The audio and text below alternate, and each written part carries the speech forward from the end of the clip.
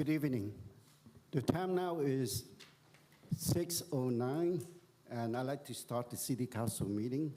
Today is April 5th, 2023, a regular session, a regular meeting. Call to order. Roll call, please. Thank you. Mayor Nguyen, I'm here. Vice Mayor Nguyen, Here. Councilwoman Fan West, Here. Councilmember Monzo, I'm here. Councilmember Ho. Here. Thank you, Mayor. You have a quorum. Thank you very much. Salute to the flag today is by Councilmember Fan West and invocation by Councilmember Ho. Please stand. Thank you. Please put your hand over your heart and repeat after me. I pledge allegiance to the flag of the United States of America and to the republic for which it stands, one nation, under God, indivisible, with liberty and justice for all. Please remain standing and bow your heads. Heavenly Father, enable those who gather this evening to discharge their duties with honesty and integrity. May we all be blessed in the knowledge of your truth and sanctified in the observance of just laws. We ask your assistance in providing all those in attendance with wisdom, understanding, strength, and patience. Bless and guide this evening's deliberations. Amen. Amen. Thank you to Councilmember Fan West and Councilmember Ho for the salute to the flag and invocation. Next is City Attorney. I know that there is no closed session report, but if you have anything to report. No, there's nothing further to report. Next is export communication. Is there any from the council? Nope.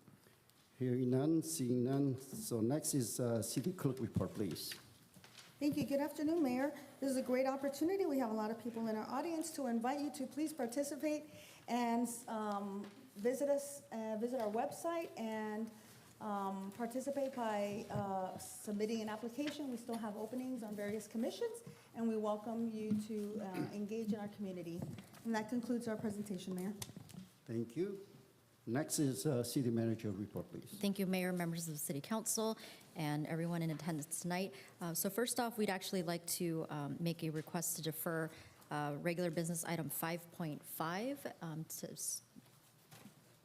So we just have that request. Okay. So we can take care of that in a second.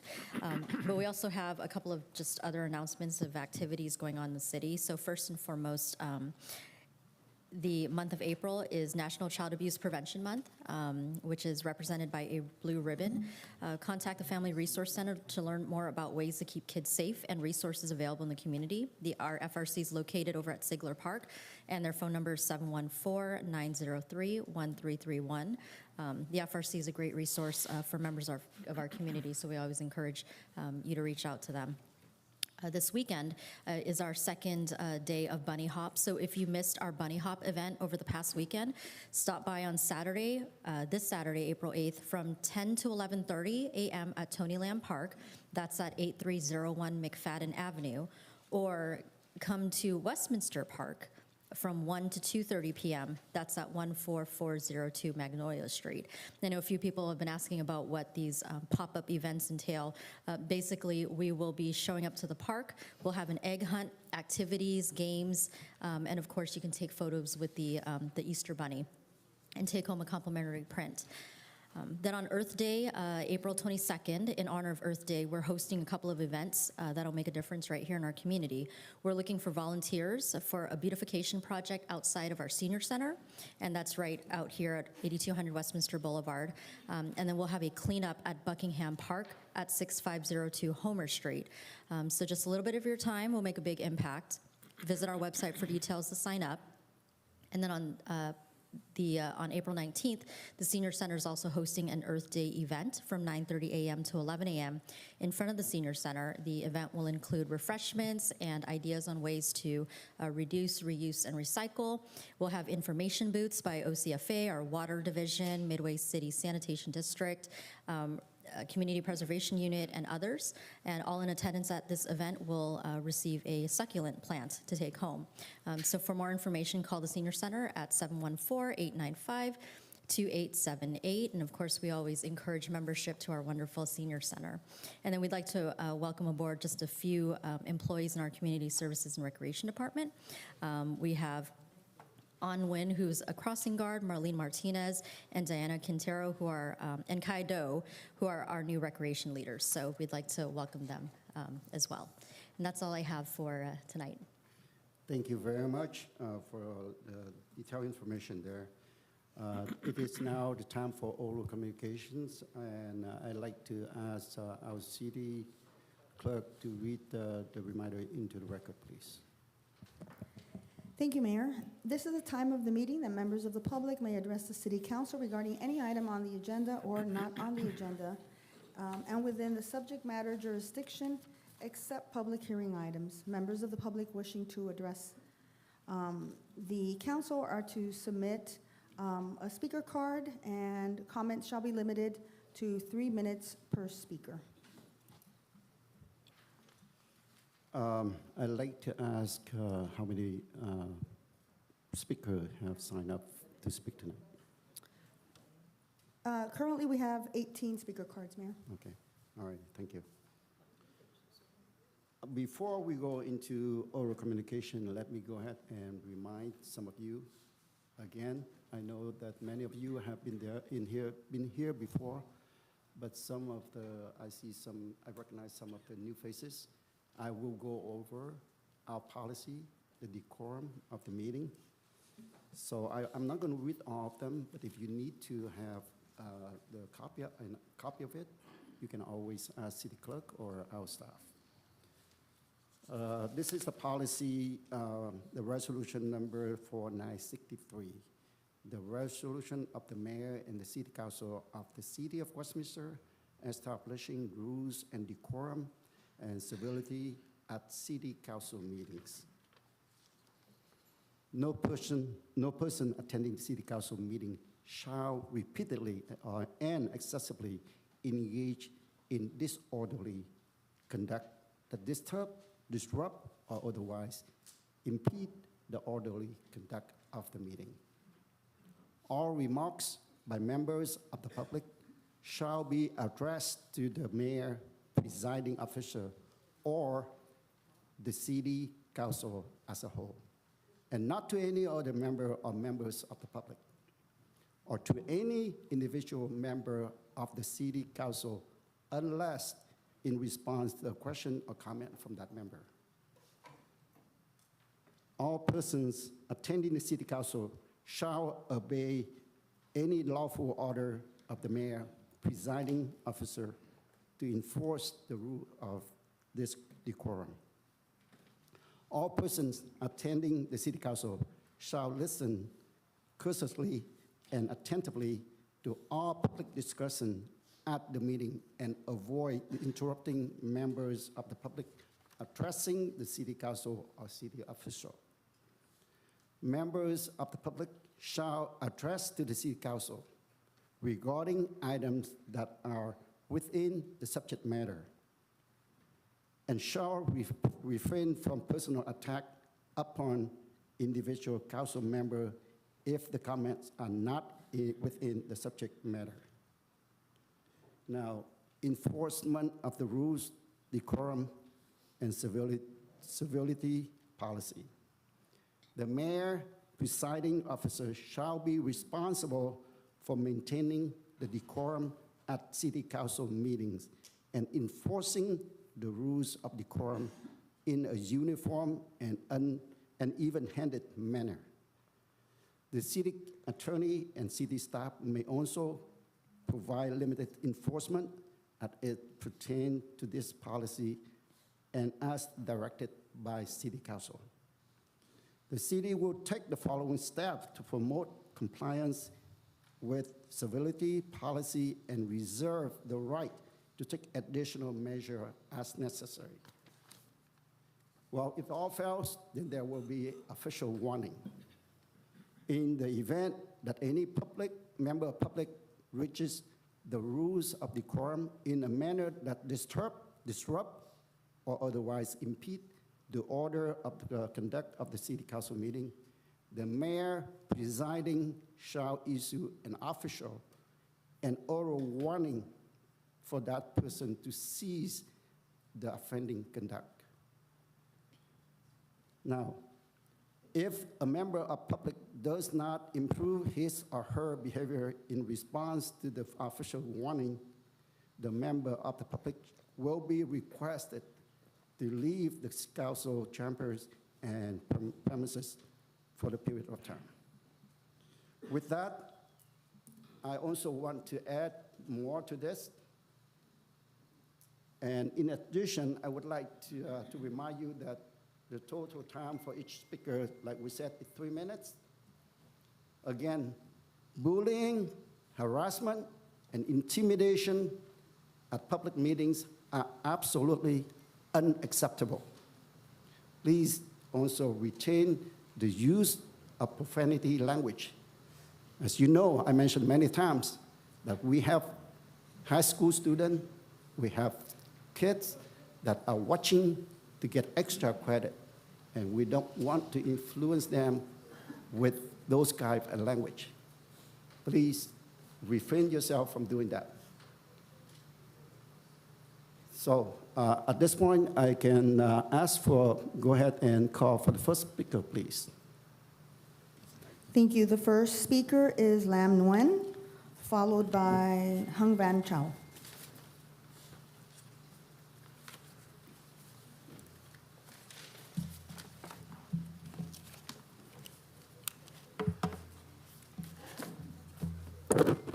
Dạ, trước hết xin thân ái kính chào Hội đồng thành phố.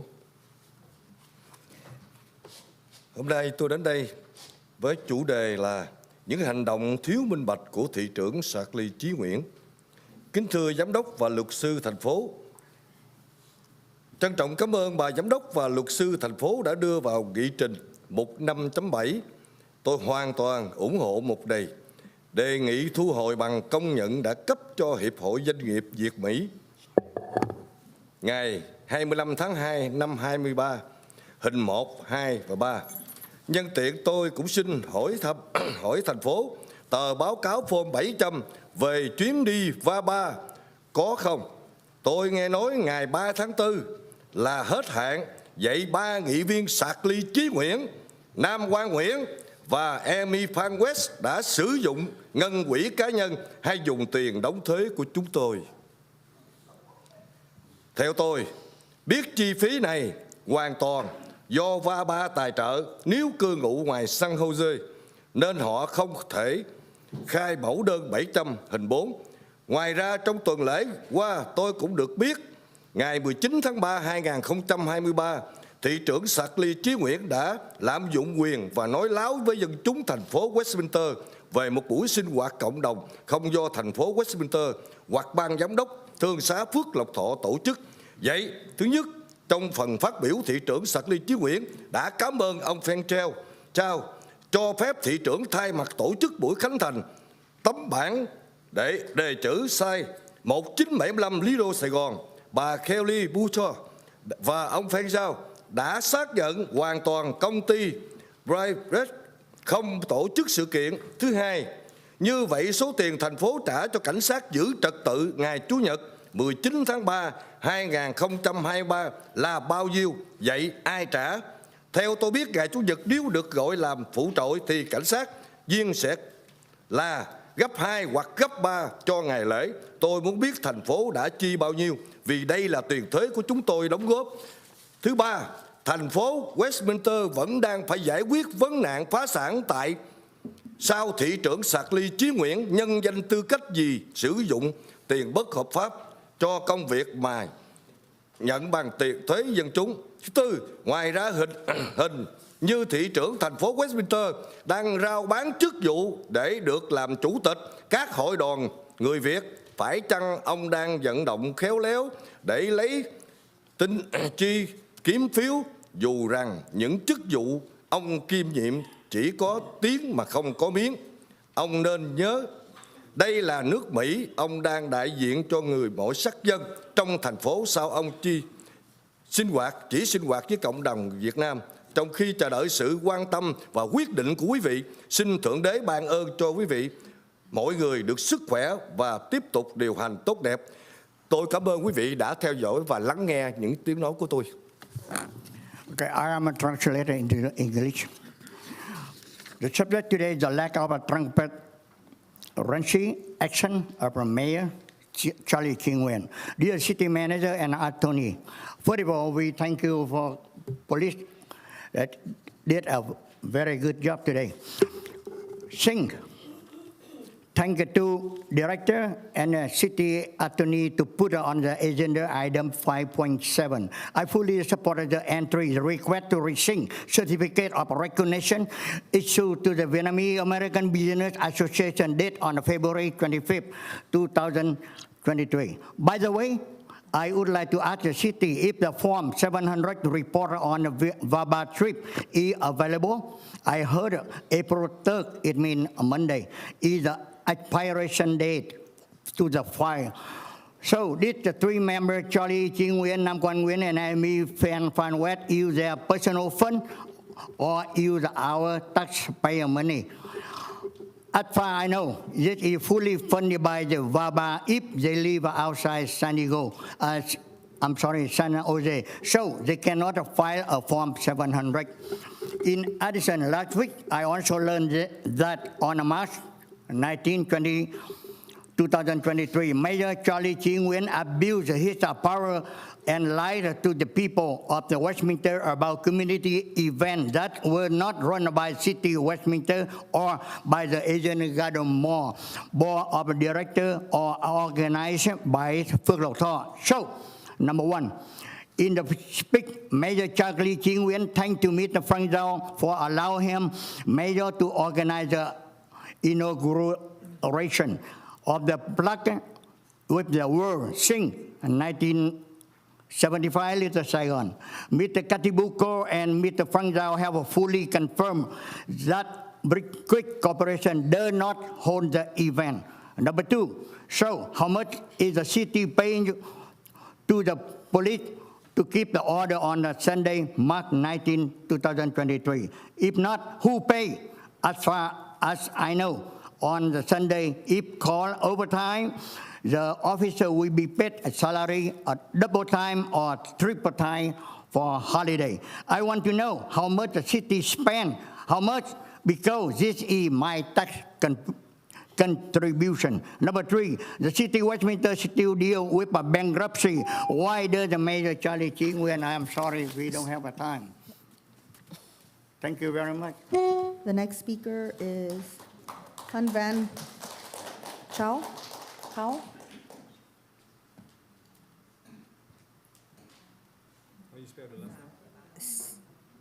Wen Van Cao. Cao. You need to speak Vietnamese. Huỳnh Văn Cao. Come on.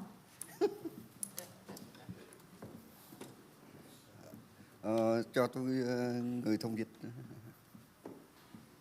Okay, free of charge. Chào thị trưởng, chào tất cả quý vị. Good evening, Mayor and the City Council. Và chào cảnh khác. Here. Ngày hôm nay tôi đến đây, tôi thấy cộng đồng người Việt ở hải ngoại này đó đã có cuộc biểu tình ngoài đó, tôi thấy tôi rất là đau lòng. Yeah, I came today and I saw that there's a rally outside the chamber, and I feel very sad. Tụi tôi là người tị nạn. Tụi tôi qua đây con cháu tôi đóng góp cho chính phủ Hoa Kỳ. Bộ Quốc phòng có, quân đội có, các ban ngành có. Cho nên người dân, người ta đã chọn lựa bầu mấy vị rất là xứng đáng. Không có để cho những cái người dơ bẩn mà để quậy phá, sỉ nhục. Cái đó là tôi không bằng lòng. Yeah, we came here as a refugee, and our children paying tax here, and we elected the officer, and we respect the elected officer, and we don't feel that those people have the right to rally against the elected officer. Quý vị làm việc cho Hoa Kỳ gồm chung cả sắc tộc. Không có ai có quyền sỉ nhục quý vị. As elected official, you represent the whole community, so nobody could insult you. Tôi cũng mong mỏi quý vị, tới đây tôi sẽ tìm những cái bằng chứng, những người mà quậy phá cộng đồng, quậy phá mất trật tự an ninh xã hội ở đây. Đó là tôi chưa có nắm rõ. Nếu tôi nắm rõ, tôi sẽ trình bày cho quý vị biết, trục xuất họ trở về Việt Nam. I will try my best to locate the evidence to who has attended a rally and who insult you. And if I found it out, I will report it to you so that you can deport them to Vietnam. Ok, tôi chỉ có đôi lời như vậy. Mong quý vị tới đây sẽ làm việc chặt chẽ. Nếu mà họ sỉ nhục quý vị, tôi sẽ tìm bằng chứng. Nếu là họ cộng sản. Okay, those are my comments, and if I found the evidence, and I will bring it to you, and then hopefully I can prove that they are communists. Ok, cảm ơn. Yeah, thank you very much. City Clerk, can you give me a few minutes? Please allow me for a few minutes. Ladies and gentlemen, let me ask, how many of you out here today talking about the issue of VABA, the Vietnamese Business Association? How many? How many? Can you raise your hand, please? Hôm nay có bao nhiêu người ra đây để nói chuyện về cái vấn đề VABA? 1, 2, 3. Okay, all right. Okay, it's your right. It's your right. It's your right. Please. The reason I ask is, please. I have the right to ask, and I ask for a reason. The reason that I want to ask that question is I want to make sure I address and I ask you to see if you can retain from that, but it's your choice. First of all, I want to go over with you on this, and I welcome each and every one of you for your comments. Let's put it clear that I welcome each and every one comments, but I want to make it clear first. You can be assured that we, particularly the Vice Mayor and myself, would not associate or in any connection with a member of Vietnam Airlines nor VinFast at the event. The objective of the event is very clear, and that is to empower the Vietnamese American community and the unity of this community as its core strength. The community should be aware of and be warned about the false messages out there. Please, it's my time.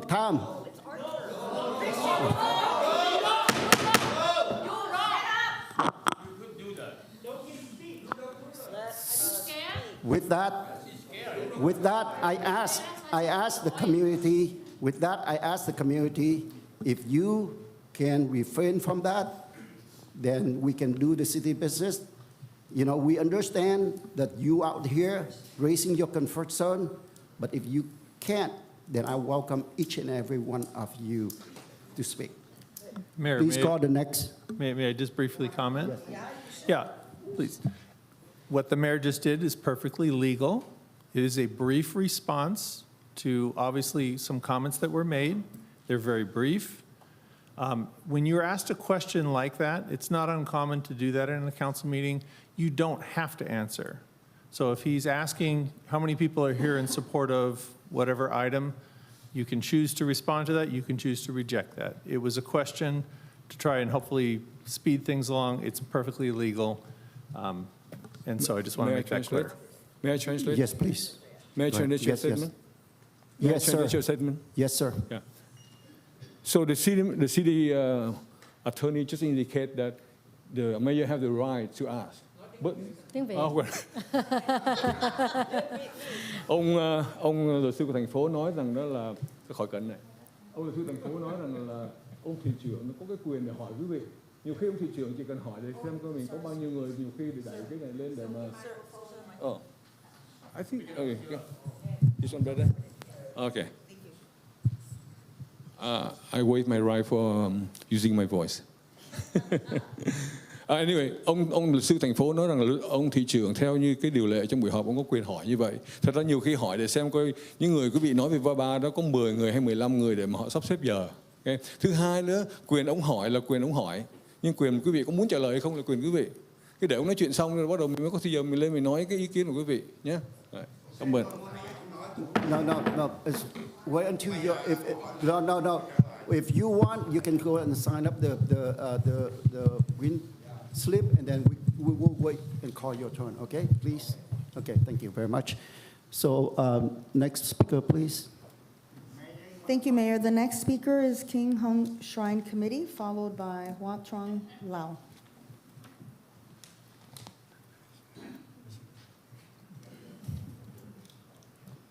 Oh, that's me. This is the name of my organization. This is me for next, right? Yes. Who is one first? You're first. Okay.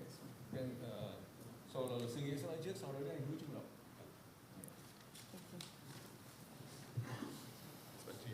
Thank you. Good evening, Mayor and City Council. Well, I have a pleasure to working with the mayor at least for the last 13 years. And Council Member Kimberly Hall, she's my main support for all of the Tet Parade in 2013 and 2014, 2015. I appreciate that.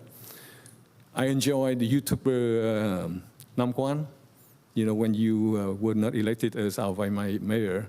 But I follow very close when you campaign for the this seat. That's why I have the. I'm sure that you remember me when I appeared at the concert on Bonsa cheering for you and Nam Kwan. So anyway, I make it my self brief because I'm within 2 minutes. I think that I remember our former Mayor Chita when he was first elected as our councilman in Westminster back in 2008. And he was very intelligent because he formed himself a board of advisor of Vietnamese, so that whenever he has something, he would ask them to have some advice. And usually, you know, in our culture, the elderly have some wise advice, so we just listen and we see what we could do in whatever project he has been dealing with. So I would like with the VABA thing, the mayor and the vice mayor as well as Amy West, you should. Right now you should form your own advisor or friends, but not only Vietnamese American. I ask you to form with Latino American, with our Americans, so that you can have more advisor. And then, but when you're dealing with issue like VABA, you know that VABA is director David Dương. He's been doing with the business with the Vietnamese communists for a long time. But that's his business, okay. But then when he come here and sponsor VABA annual 2023 gala in February, I believe, 27 of this year, and sponsored by Vietnam Airlines and VinFast, that's his right. But when he invite you to come there, I just like to remind you that even our presidents and our Vice President Kamala Harris, or our Secretary of State, whenever they come to Vietnam, we always ask them, hey, remind the regime to have human rights for the people, respect, have labor rights, all kind of rights we want them to ask the regime. So right now, if VABA doing the business with Vietnam and brought here Vietnam Airlines and VinFast, is your golden opportunity to come there and represent us, okay? Telling them that, okay, right nowadays, anybody doing business, people all around the world come to Vietnam doing business, even our U.S. business. So there's nothing wrong with that. But they don't care about whether... next time then. Thank you.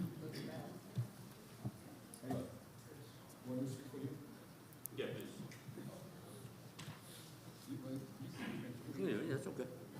Up there. Yeah, please. Tôi Hứa Trung Lập xin kính chào tất cả quý vị. Tôi có 2 câu hỏi. My name is Lập Trung Hứa. I have 2 questions.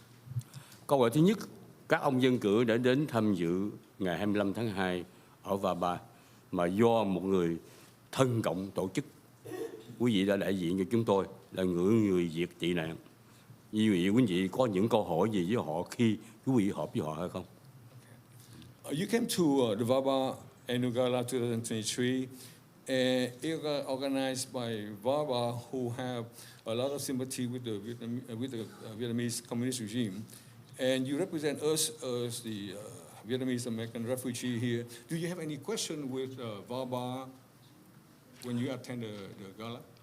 Và sau đó quý vị đã về, quý vị đã học hỏi những cái gì Cộng sản đã cho quý vị nghe và đem về đây để phát triển thành phố Westminster.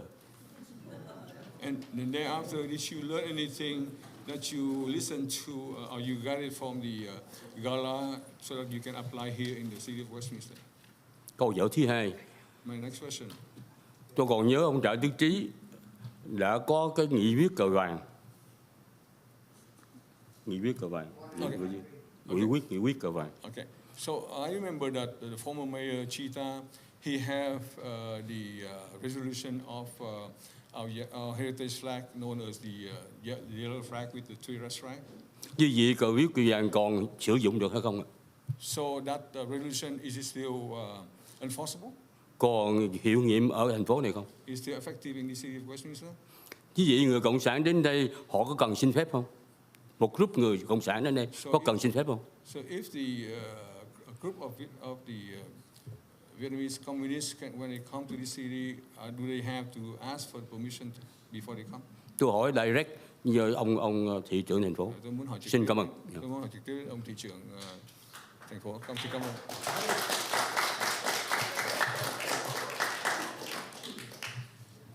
The next speaker is Camila Overbeek, followed by Ann Crete.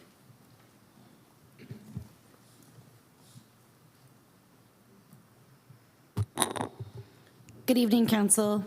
I just want to say that I'm in favor of item 5.6 regarding the TikTok ban on government devices.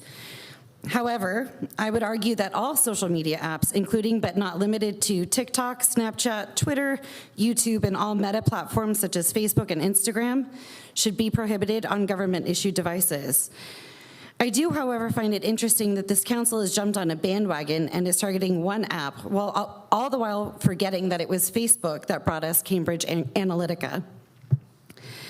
So if we're going to ban social media, let's ban them all on government-issued devices. Where you are out of line in this thinking is that it's acceptable to ban devices or ban apps on personal devices. If you begin dictating what employees can do with their personal property, how long will it be before you begin to attempt to control those in the community? This is not a fascist dictatorship. We are now 4 months into 2023, and I have yet to see any items on an agenda to bring financial stability to our city. What I do see are petty pet projects. When are we going to address our lack of solvency? When is this council going to actually do the work of the people? Also, with regard to the translation issues that are happening, I'm not quite sure how fair it is for a few people sitting on the dais when translations are not allowed to be completed. We do have a council member who does not speak Vietnamese, so when translation does not finish, you have a council member who cannot ever address anyone, so that does need to be addressed. Thank you.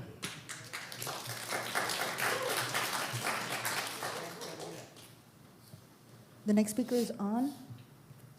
Last name K-R-E-T.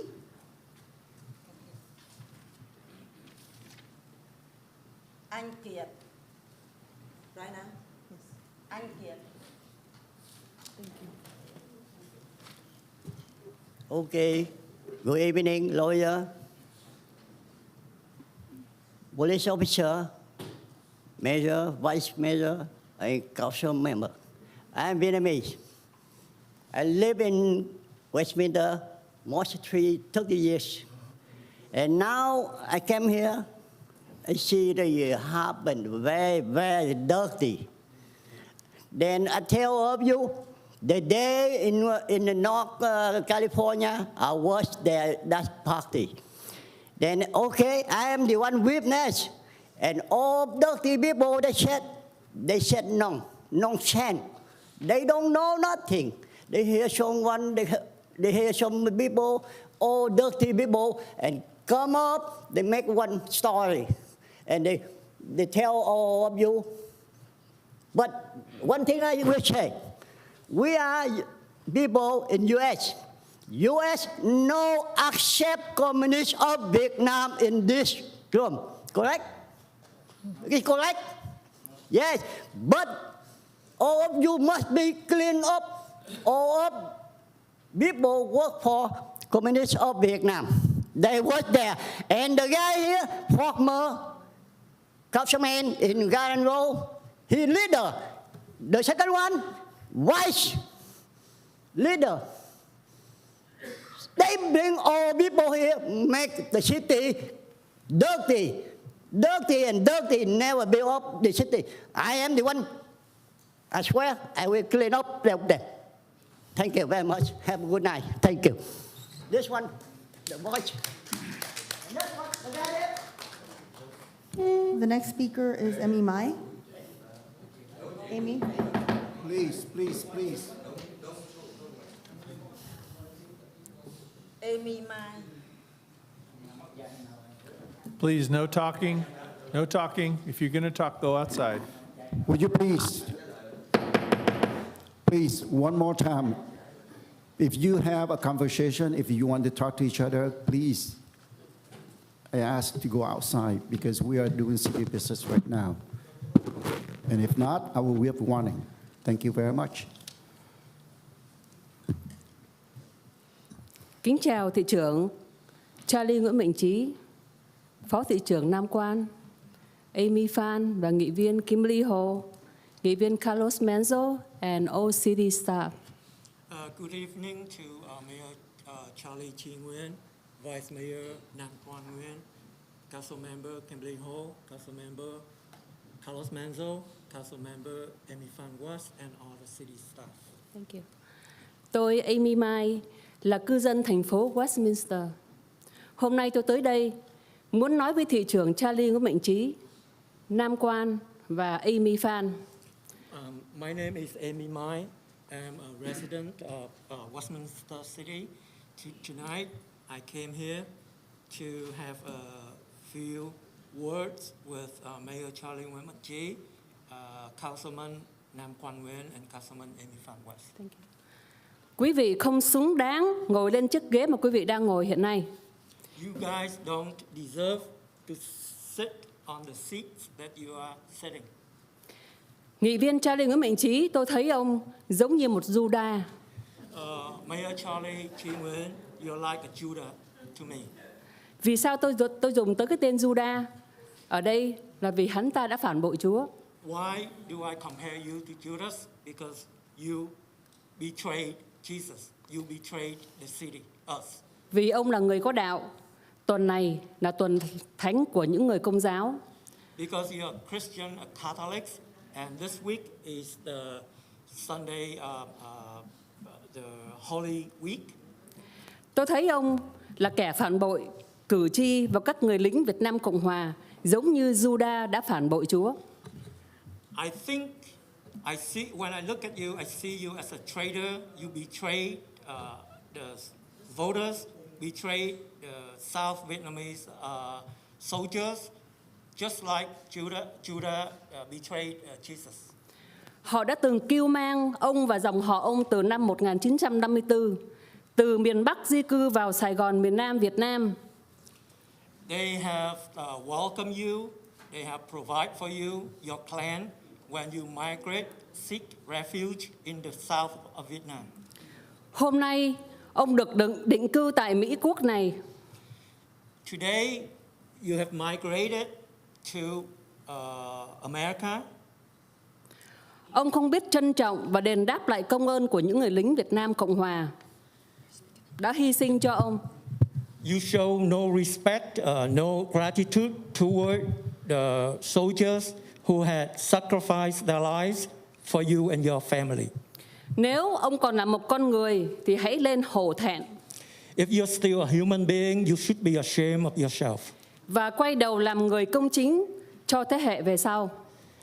And repent and become a decent human being, a righteous human being for the next generations. VABA hay là băng đảng bộ ba của các người đã khởi lại cho cộng đồng tị nạn Việt Nam một nỗi đau thương. VABA and the U Gang of Three has rubbed salt on our deep wound, the loss of South Vietnam. Thank you. Thank you. Mr. Mayor, may I make a comment? Yes, you're recognized for a brief comment. Thank you. I just want to make it clear to the public that you guys talking about me adding my name to the event in San Jose. I was not even there. I was hanging out with my family in the snow. So just want to make that clear. I was not there at that event. Thank you. Next speaker, please. The next speaker is Michael Varengia, followed by Monique.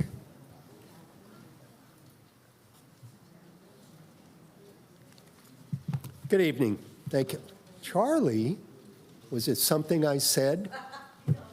Anyway, okay, last meeting I asked whether you guys were anti-communist or pro-communist. You're doing business with David Duong, who obviously has no problem doing business with the communist government of Vietnam. Do you think it's fair to these folks out here? It's not. How many of their family members were killed over there? Thank you. I had to get that off my chest because that's BS. So you give him recognition, what does he do? He gives you money. He gives you campaign donations. Yeah, you guys are doing a real good job here. Also, I want to know who on this city council authorized a telephone survey that my wife and I got at our home 4 days ago about bringing a card club casino to Westminster. And you can imagine our shock. What are you talking about? Now, the company that did the survey is out of Atlantic City, which means that there's gambling back there. There's also lots of organized crime on the East Coast. I mean, we have organized crime here, but not like they do back there. Somebody on this city council or associated with this city has authorized this survey. Now, there were 2 names mentioned in it. I'm not going to repeat them here. One of the council members I spoke with actually told me they did not authorize their name being used, and they have no idea what this is about because they weren't involved in anything like that about this survey. So somebody in here knows what's going on.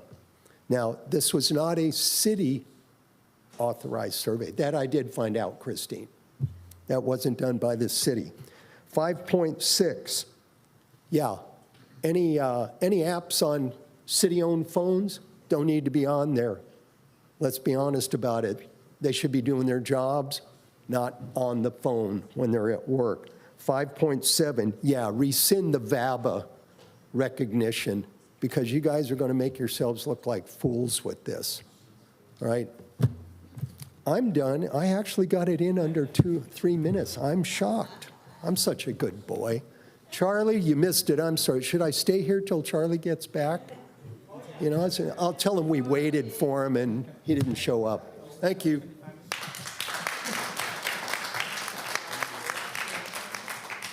The next speaker is Monique, followed by Manet. Monique, it just says Monique.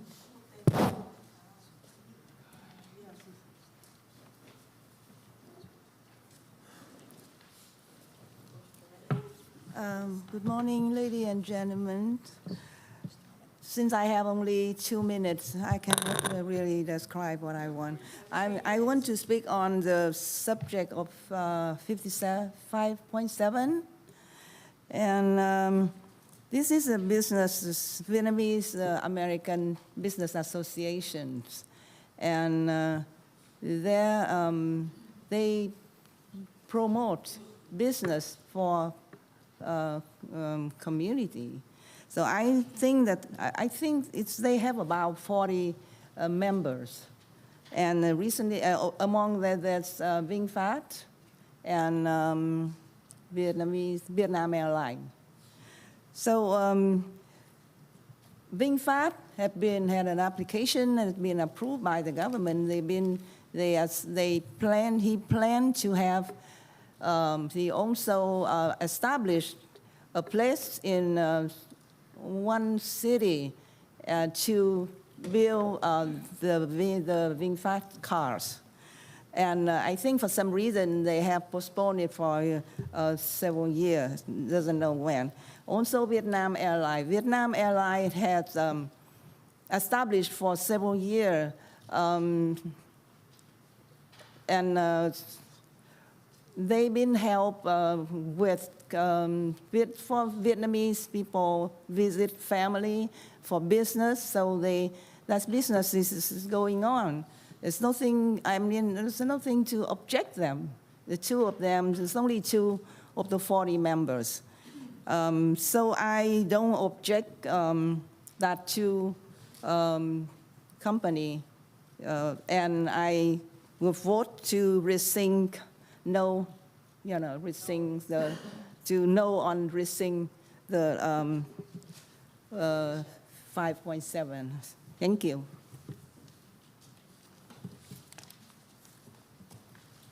The next speaker is Mane.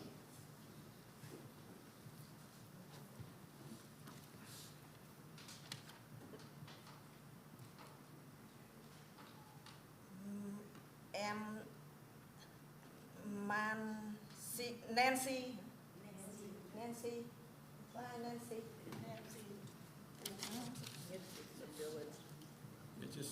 Just Nancy. Nancy lại có gì không?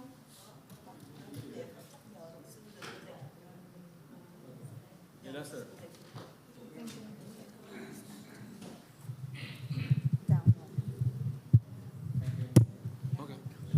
You did a great job, listening here. Okay. You did a great job. So Okay, next time, thanks. make sure you be here. I try. Em mời cô. Chào, xin chào quý tân dân cử. Yeah, good evening, elected officer. Tới đây cũng thắc mắc là sau bà Kim Hồ nói là thắng cử thì làm tiếp, còn không thắng cử xin từ chức. Mà sao chưa thấy từ chức gì hết trơn vậy? Okay, wait. Yeah. So Kim Ho, you announced that if you not winning the election, you will resign. And why you did not resign? Xin quý tân dân cử yên tâm phục vụ và cộng đồng do cho cư dân và cư dân của thành phố, và chúng tôi sẽ không ủng hộ hay bỏ phiếu cho người phá hoại hay quấy rối, mưu đồ ác ý và chủ ý. Cô đọc không được. Thông dịch đi, đọc từ câu. Cô đọc không rõ. Rồi, Okay. hãy đến đóng góp ý kiến tốt để phát triển city, rồi ra tranh cử để phục vụ và để đến đền ơn đất nước và mang ơn cho mình. Cô có cần thông dịch không? Dạ, thông dịch đi. Cô đọc không rõ, không thông dịch được. Okay. Okay. Cô nói là xin quý tân dân cử yên tâm phục vụ cộng đồng cho cư dân và vì cư dân của thành phố mà thôi, đúng không? Đúng rồi. Rồi, so the elected official, you just relax and serve the community. You elected to serve the resident and only the resident in California, in the city of Westminster. Rồi, chúng tôi sẽ không ủng hộ hay bỏ phiếu cho người khác, cho người phá hoại hay quấy rối, mưu đồ ác ý và có chủ ý, đúng không? Dạ, đúng rồi. We will not support or voted for those who disturb or have ill intent or have ill, have the chú ý, like ill intent in the action. Hãy đến đóng góp ý kiến tốt để phát triển City, rồi ra tranh cử để phục vụ và để đền ơn đất nước Mỹ, đất nước đã kêu mang mình và gia đình khi mình đã chọn lựa từ bỏ chế độ cộng sản để đến đây sinh sống. Right? Đúng không? Đúng rồi. So you come and then give your opinion so that we can help the city to expand, and then you can choose to run for the position so that you can pay respect and pay due to the country, which is USA, who have helped you and your family when you decide to leave the communist regime and to come here to live. Xin ơn trên luôn ban phước lành cho Westminster City và 3 vị tân nhân cử đang quyết tâm phục vụ và thực hiện với trách nhiệm xây dựng tốt hơn, phồn thịnh hơn, danh dự hơn và vẻ vang hơn, đúng không? Đúng rồi. So we ask the above to bless the city of Westminster and the three new elected officials that have tried to serve with the responsibility and to build a better city with honor and with a lot of progress. Được thành công bởi dân cử Mỹ gốc Việt tị nạn tại thủ đô lớn Sài Gòn, Westminster. So we trust you, the elected officer, background a refugee at the capital of Little Saigon, Westminster, California. Thế không đúng không? Dạ đúng, cảm ơn. Cảm ơn. Dạ, chào. Yeah, bye bye. I just have one short comment. Mayor Chi? I have one short comment. Yes, if I yes, may. you're recognized for it. Thank you. I just want to say, and I'm going to say it again, that I did not want to witness the corruption to continuing, and the reason I decided to stay on is because of the 6,000 people who voted for me. So I'm going to say it in Vietnamese, okay? Chúng tôi đẩy giặc ra đến cửa, nhưng vì họ đã trở vào là vì cái lá phiếu của quý vị. Nhưng chúng tôi, đó là lý do mà chúng tôi không muốn ngồi là để chứng minh, tiếp tục nhìn thấy những cái chuyện tham nhũng xảy ra. Nhưng vì 6.000 người đã bầu chúng tôi, và chúng tôi quyết định ở lại vì những cái lời yêu cầu của họ. Cảm ơn ạ. Please. It's her time. Are you done? Thank you very much. So next speaker, please. Thank you. The next speaker is Dao Nguyen, followed by Dao Tran.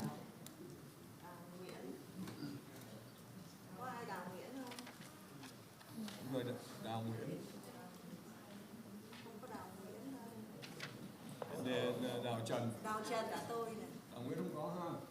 Hay Đào Nguyên? Không có Đào nào cả. He's not here? Thank you. So, this is Đào Trần.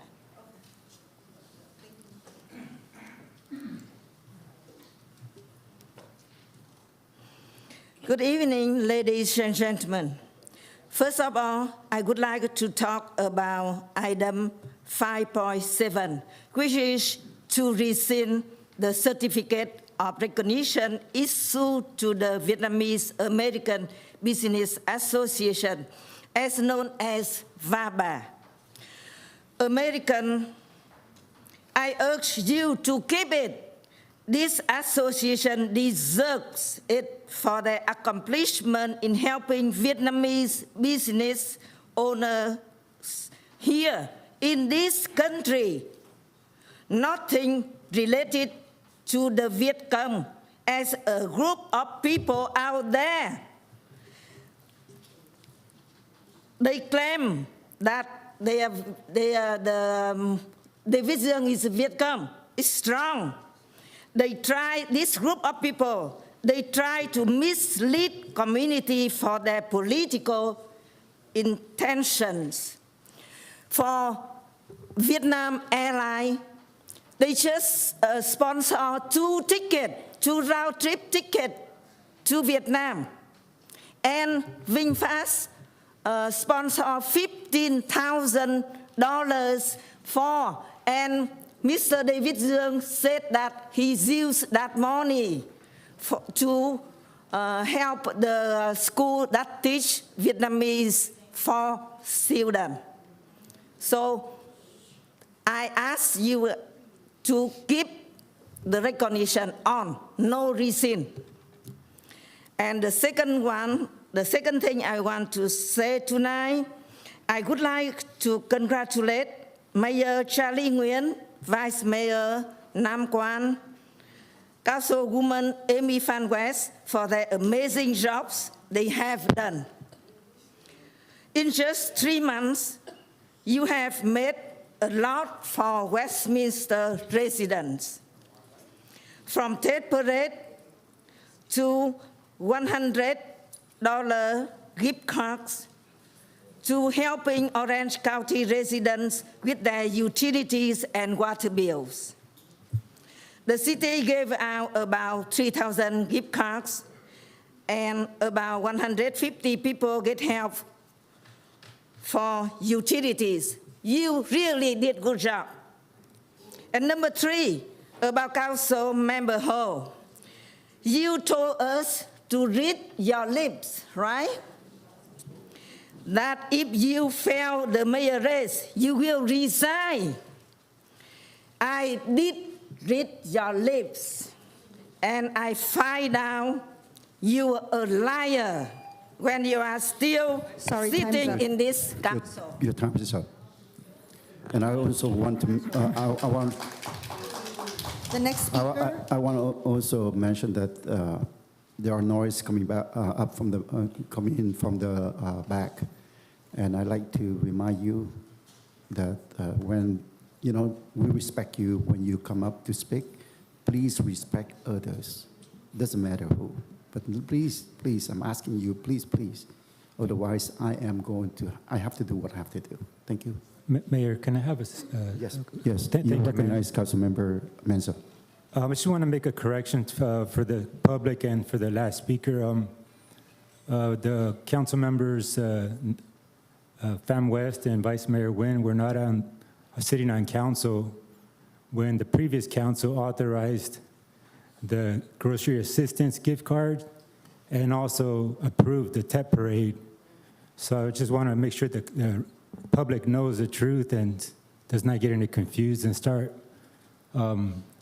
spinning the facts that are not correct.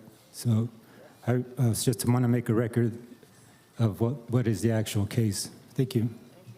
Mr. Mayor, may I add something? Yes. Councilmember West, you're recognized for a brief comment. Yes, so it did start with the old council to approve those things, that's correct, but we, the new council, move it forward. So thank you. Thank you for supporting us, and we will continue to move the city forward and to help the community in Westminster. Okay, all right. Okay, next speaker, please. Thank you, Mayor. The next speaker is Nat Lin, followed by Gigi.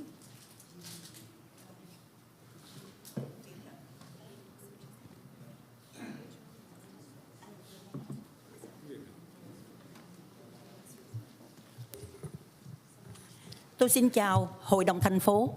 I would like to salute the City Council. Điều đầu tiên tôi muốn nói là tôi phản đối kịch liệt bà Kimberly Hồ vào 2 giờ trưa hôm nay. Bà lên channel của bà kêu gọi cư dân đi biểu tình. Okay, first of all, I would like to oppose Council Kimberly Ho when you appear on your channel and you ask the public to come here and rally. Cái việc biểu tình là tự phát của cư dân. Tại sao một nghị viên mà quấy rối thành phố, bà không xứng đáng ngồi cái ghế đó? So the rally is the free election. Exactly. Hold on. Please. Vì nói chuyện ở đây nha. Mr. Lâm Nguyen, this is the first warning to you because I've been talking about it a lot already. So this is the first official warning to you. Please, I'm asking you, please. refrain from speaking. If you continue to do it, please go outside. Thank you. So the rally, the free choice of the people, so one of the city council should not come to on air and call people to come and rally. Còn nhớ gì muốn nói gì nữa không? Nhớ nói chứ. Điều thứ hai tôi muốn nói, lúc nãy bà giải thích là bà phải ngồi lại vì 6.000 lá phiếu bầu cho bà. Tôi muốn nói nè, đó là một nghị viên không có lòng tự trọng, đứt sợi dây mắc cỡ. Okay, I just want to remind what you have just expressed earlier, that you still say in the city council because you have 6,000 votes, but you did not have dignity. Bởi vì bất cứ một người nào ứng cử đều hiểu rằng mình luôn luôn có cái fan bầu phiếu cho mình. Tại sao bà không nói trước đó như vậy? Một con người thiếu lòng tự trọng, không có nhân cách mới nói hai lời. Okay, so whoever choose to run for office know that they have his or her own fan. So I do not translate for you. Tôi nói tiếp. Bà Kimberly Hồ. Wait. Okay, so whoever speak up here, please. You know, I mean, we are lecturer.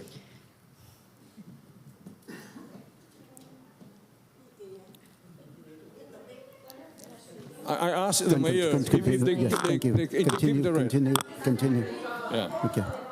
Yeah, let the mayor should direct the meeting. Let me do it. Let the mayor direct the meeting. Thank you. Cho thị trưởng này.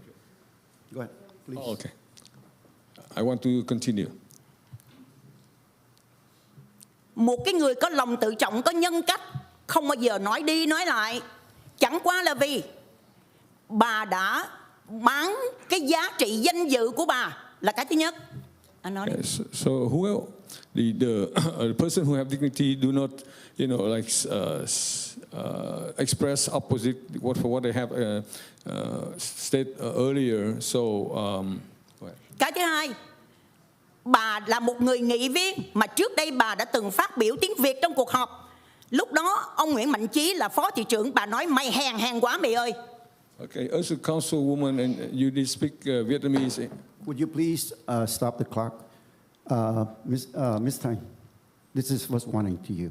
Please, I ask you. Second warning to you. Please. Tiếp theo. Okay, so you speak Vietnamese in the council meeting, and you call name to the vice mayor then, Charlie Nguyen. Bây giờ trong cuộc họp này bà trả lời với cư dân, bà nói trong cuộc họp có cư dân, bà nói là bà đã đuổi giặc ra ngoài. Ai là giặc? Các nghị viên đồng viện của bà là giặc ư? Okay, so in the meeting today, you call. It's kind of hard to translate, but just call it like yak is evil. So you call who is evil? Bà đã xúc phạm những người mà chúng tôi đã tín nhiệm gửi lá phiếu cho họ. So you insult us when we elect those elected officials such as Charlie. Bây giờ tôi nói chuyện VABA. Cái việc mấy ông dân cử đi dự ở VABA và không thể nào vì thấy Vietnam Airlines và VinFast mà phải quay trở về. So now I talk about VABA. So those elected officers who came to VABA and saw that there's Vietnam Airlines and VinFast, and there's no reason for them to return to South California, right? Đó là chống cộng cực đoan. So if then that's chống cộng ngu xuẩn. So you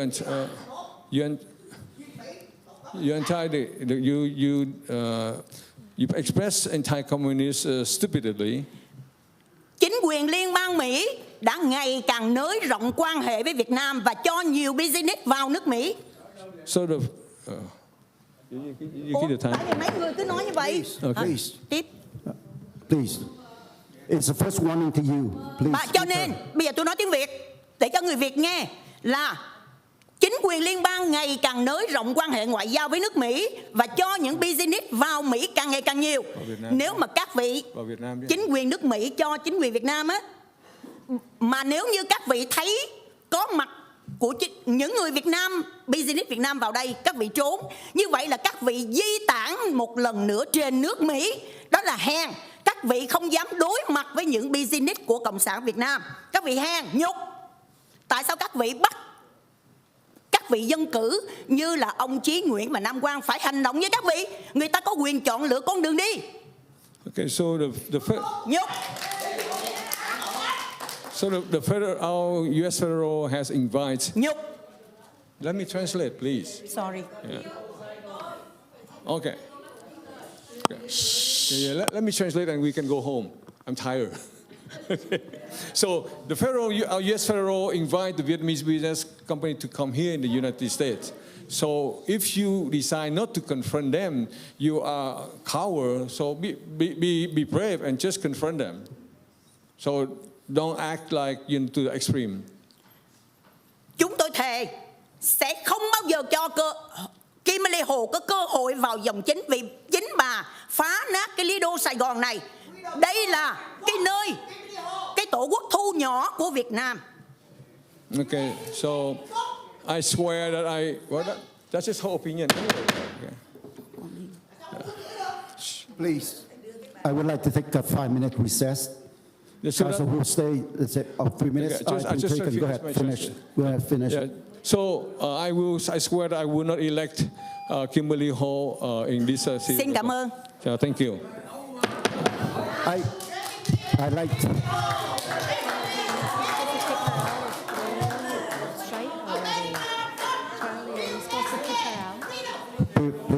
Please, I would like to take the 5 minutes recess. So disrespectful.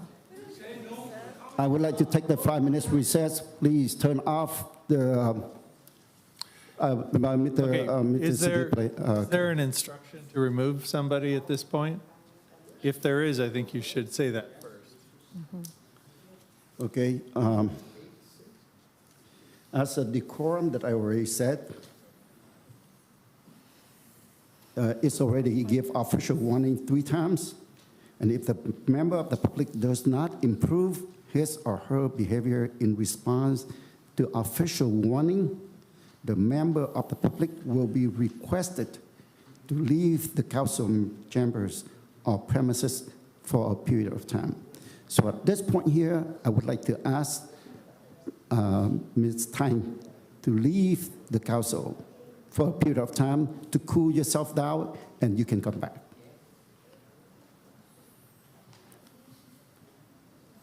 So I read the warning, so City Attorney. Yeah, and so you wanted to take a 5-minute break now? Yes, I want to take a 5-minute recess. So we can go on and yell. Council. Okay, 5 minutes. Please come back at 7:21.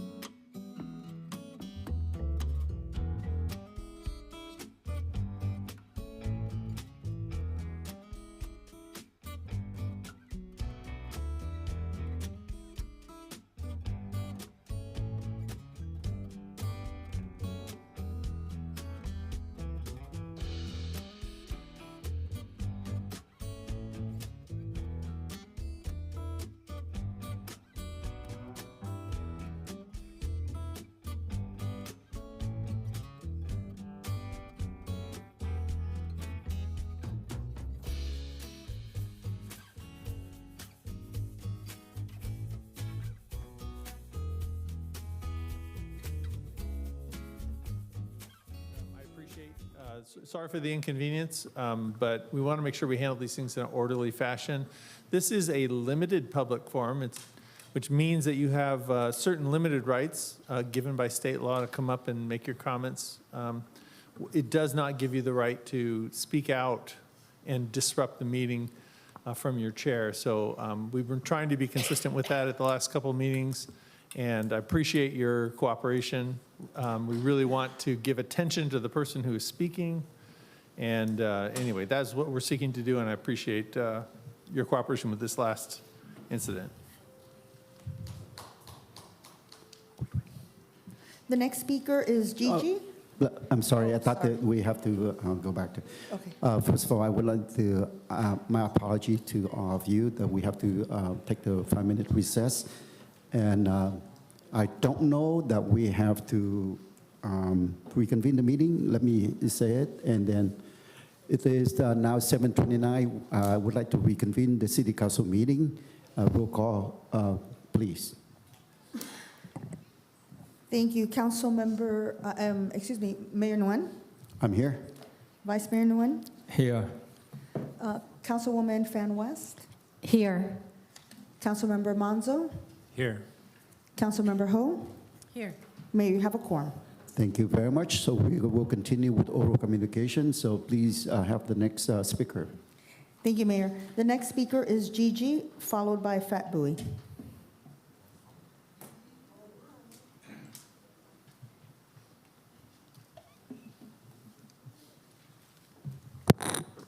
Thân chào tất cả quý vị.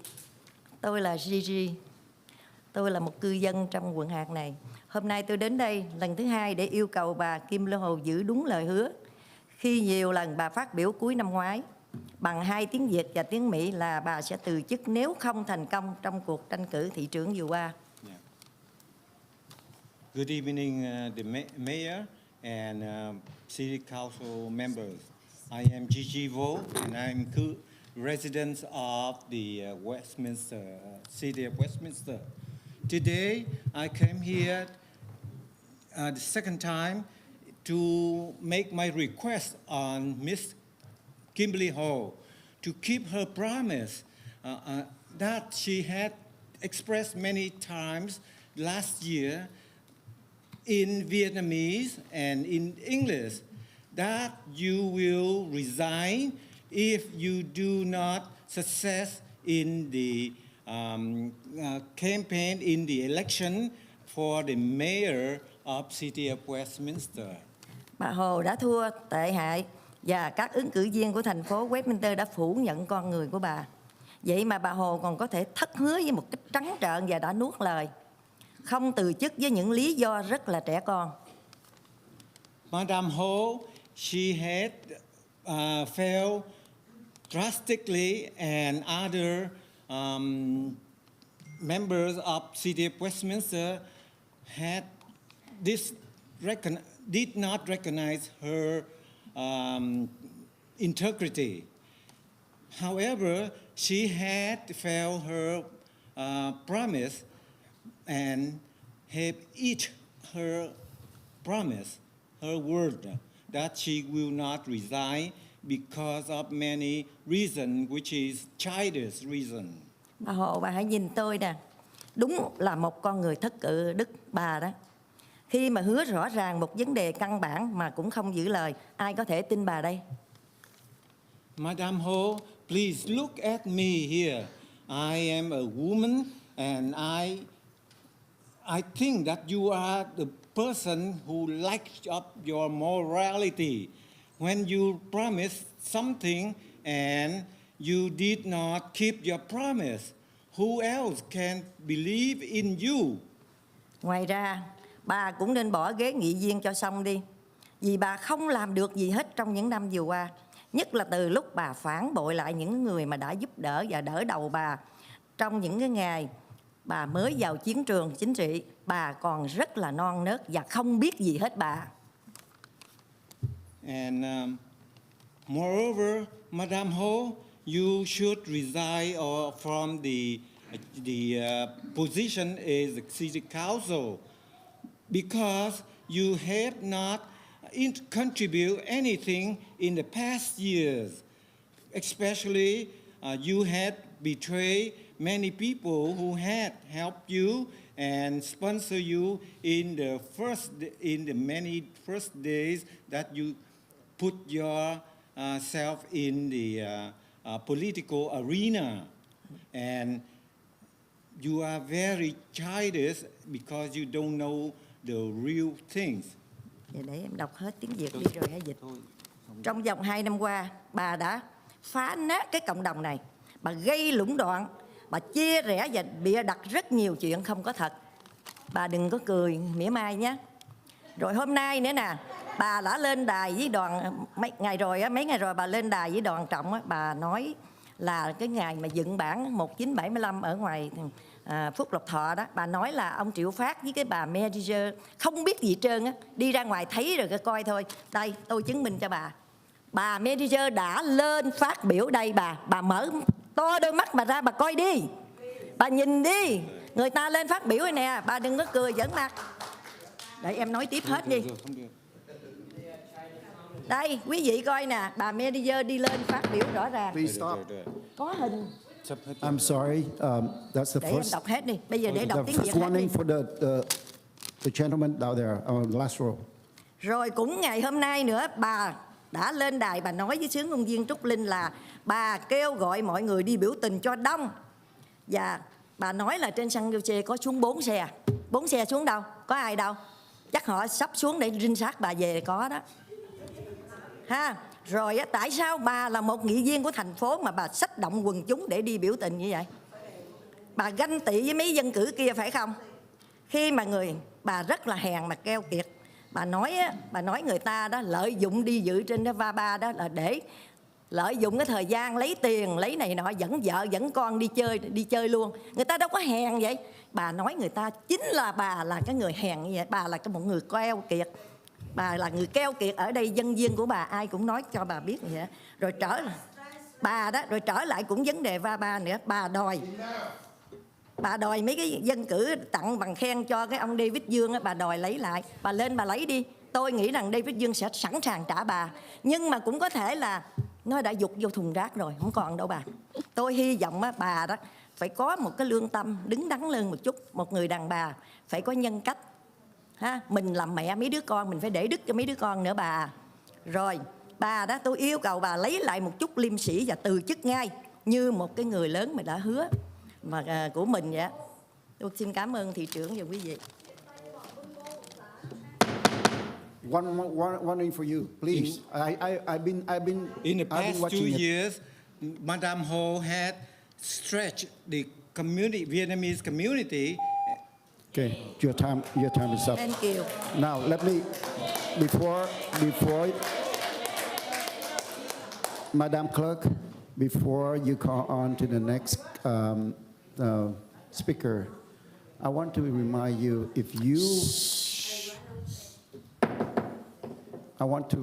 you you have the total of 6 minutes if you use the translator. But if you use up your time, it's your fault. Okay, we are not going to extend the time. So people from the public, don't worry if they don't use their times wisely, that's their problem. So please don't make noise. Don't make. Well, that's. I can extend more. The policy is the policy. We need to follow the policy. I'm not going to respond to you anymore, but I am letting you know we have the policy. We need to follow the policy. Next speaker, please. The next. I guess they don't want May I me, just sorry, Mayor, respond really quick? I guess they don't want me to understand, so that's fine Yeah. with me.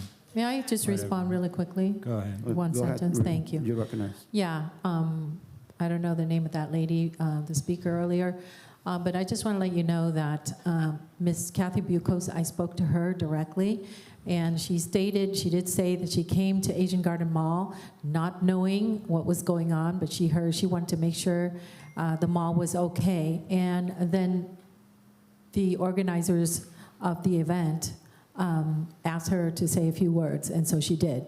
But it was not intended, she didn't have any intention of making an appearance.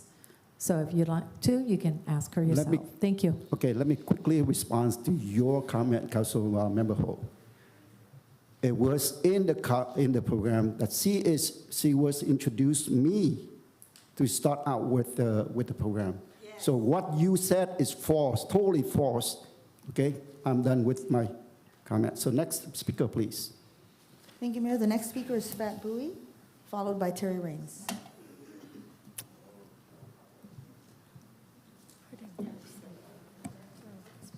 Please do not start the clock yet because I have a question first. So does that mean that if I speak No. in 6 minutes? You have the 3 minutes as everyone else. If you stop speaking, then please time the clock for me.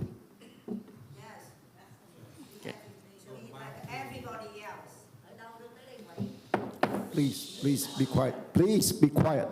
Otherwise, I'm going to give. Okay, let him speak. It's his time right now. You have 3 minutes, sir. 2 or Right. 3? 3. Okay. You want 2? No. It's Just up to want to you. make sure. Okay.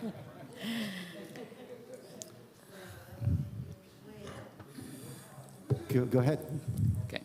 They still speaking, so. please.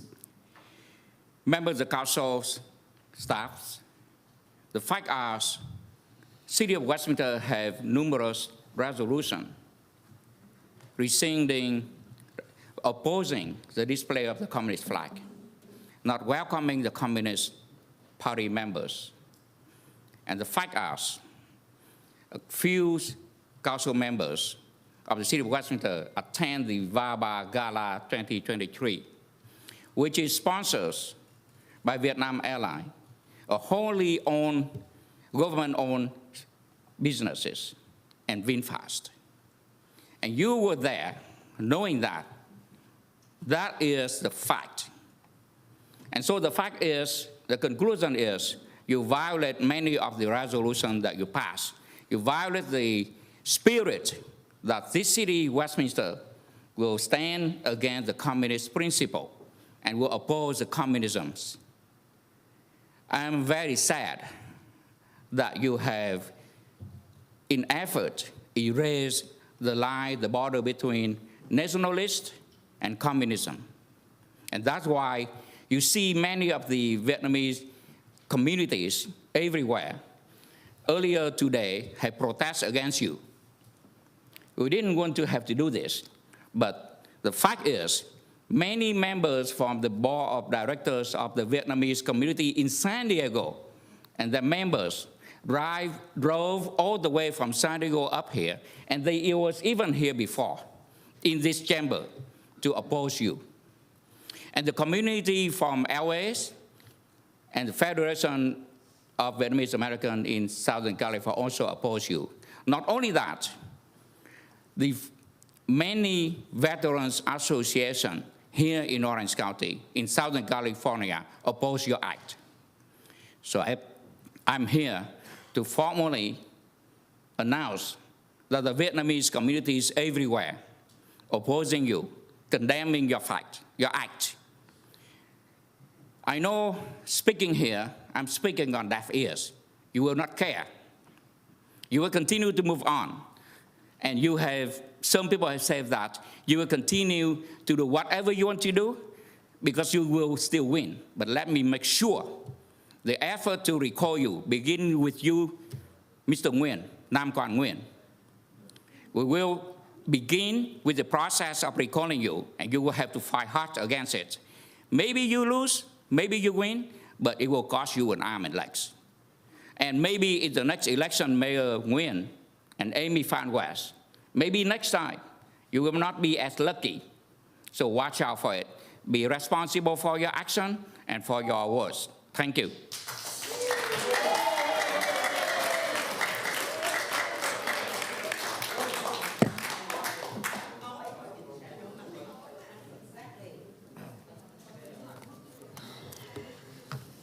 My turn?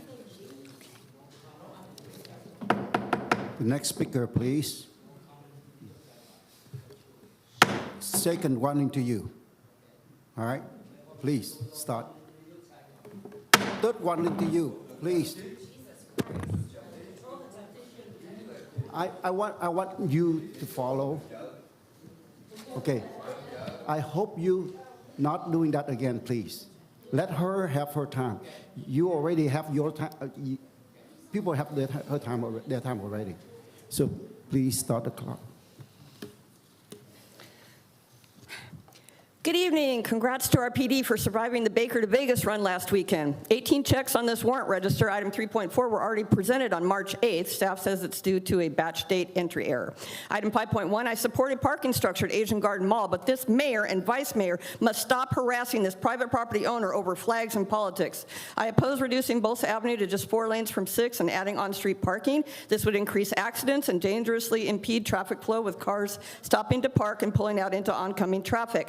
Item 5.3, CPU should not shift focus away from patrolling the entire city, even if just for 6 months. I support working with MCSD, but not putting large trash containers everywhere. CPU's organizational structure and job description should be revised to address staffing issues, and fines should be levied at the maximum amount to address habitual offenders. Item 5.6, sure, ban TikTok, but the city should ban all council members from using cell phones on the dais.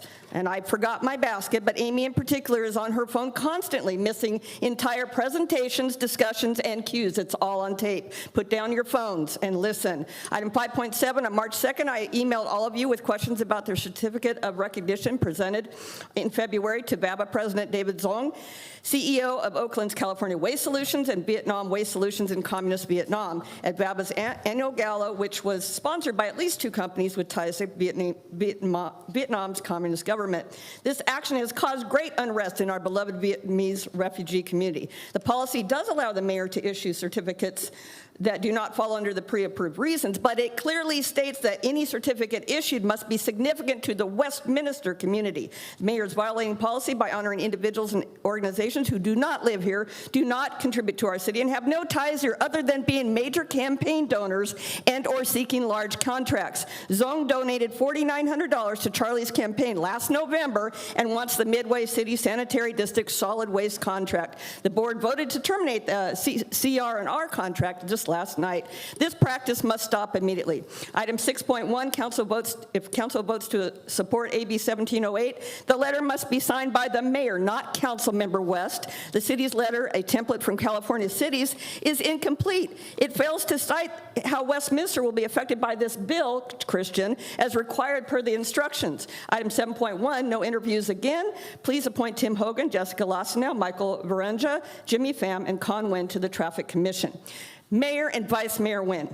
Per Section 2 of Resolution 4953, we, the residents of Westminster from all ethnicities, are raising our voices against you for aiding and abetting individuals who actively support and sustain the communist government in Vietnam, causing great turmoil and disorder in our community. There will be consequences, and you can bank on that. Thank you.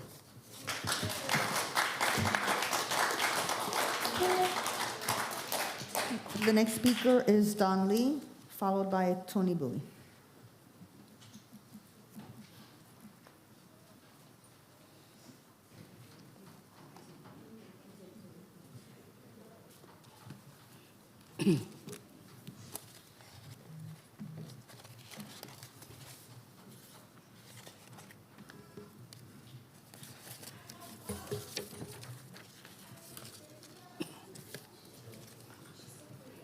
Good evening, Mayor and Council Member. Đã sắp đến ngày thành phố Westminster sẽ tổ chức lễ tưởng niệm quốc hận 30 tháng 4. Chúng ta ngậm ngùi tưởng niệm tới hàng trăm ngàn chiến sĩ Việt Nam Cộng Hòa và đồng minh đã bỏ mình trong cuộc chiến bảo vệ miền Nam tự do.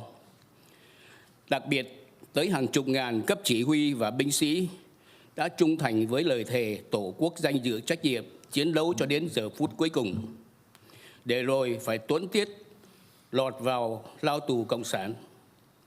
Đồng thời, chúng ta cũng cực lực lên án những cấp chỉ huy đã hèn nhát, đào ngũ chạy trước ngày 29 tháng 4. Pháo binh là binh chủng an toàn nhất trong quân đội vì họ chỉ ở hậu tuyến bắn pháo để yểm trợ cho tiền tuyến, không phải trực diện với quân thù. Thế mà tên sĩ quan pháo binh cấp tá này rất hèn nhát, phản bội lời thề Tổ quốc danh dự trách nhiệm, đã đào ngũ bỏ chạy trước ngày 29 tháng 4, đem theo tất cả tài sản cùng vợ con cao bay xa chạy. Xin mọi người tránh nhắc đến tên này và người con hư đốn mất nết nào đó có người cha hèn nhát này nên giấu kín, vì nó sẽ ảnh hưởng vô cùng tai hại đến danh dự của gia đình, đến tương lai và sự nghiệp của cá nhân mình. Kế đến, tôi xin được hoan nghênh ông Triệu Phát, một trong 5 chủ nhân của Phước Lộc Thọ, đã có thiện chí bước đầu là cho thiết kế một biểu tượng cờ vàng 3 sọc đỏ vĩ đại ở mặt tiền của thương xá mà trong suốt gần 40 năm qua không hề có. Biểu tượng rất có ý nghĩa, nói lên sự có mặt của cộng đồng người Việt tị nạn đến đây từ 1975. Biểu tượng này đang được đúc bằng vật liệu đặc biệt, cao 7 feet, có hình khối và sẽ được vĩnh viễn dính liền với thương xá mà không thể vứt bỏ đi như biểu tượng cờ vàng ở trên áo hay trên cà vạt mà Việt gian Phát Bùi phải giấu đi khi lén lút gặp tên đại sứ Việt Cộng để xin được dự tiệc, và trên bàn có lá cờ đỏ sao vàng. Và hy vọng rằng bước kế tiếp là một trụ cờ vàng sẽ được thực hiện sau khi tất cả 5 chủ nhân chấp thuận. Và cuối cùng, xin được chúc mừng các dân cử đã được mời đến dự tiệc VABA. Đây là một sự kiện hoàn toàn có tính cách ngoại giao mà quý vị cần phải tham dự để có tiếng nói, để học hỏi kinh nghiệm, vì đi một ngày đàng học một sàng khôn. Những kẻ nào được mời mà không dám đi là vì họ không có khả năng giao tế.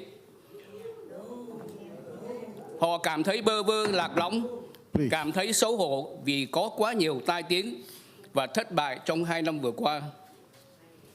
Vietnam Airlines và VinFast chỉ là một trong hơn 40 doanh nghiệp bảo trợ cùng với hơn 500 khách mời và gần 40 dân cử. Không có doanh nghiệp nào tuyên truyền cho chế độ mà chỉ quảng cáo để cạnh tranh với các doanh nghiệp khác. Đồng hương có thể thích họ vì họ nói tiếng Việt, phục vụ đồ ăn Việt. Tôi là người Việt Nam, vì tự ái dân tộc nên tôi không hề có dị ứng với các doanh nghiệp thương mại Việt Nam, vì nó đem lại việc làm cho đồng bào tôi. Đã có trên 90% người Việt tị nạn đã từng vượt lằn ranh quốc cộng bay về Việt Nam ít nhất một lần, bao gồm rất nhiều cựu quân nhân và HO. Và phân nửa số này đã từng bay qua Vietnam Airlines, và chính tên Việt gian Phát Bùi đã bay về Việt Nam nhiều lần qua Vietnam Airlines trước năm 2015 mà hắn gọi là lằn ranh quốc cộng. Đúng là một tên khốn kiếp, ngậm máu phun người. Thank you for your time. I would like to translate whatever he wrote here. Good evening, Mayor, Vice Mayor, and City Council members. It's about time for City of Westminster to celebrate the commemoration of the year 30, April 30, the year we lost our country.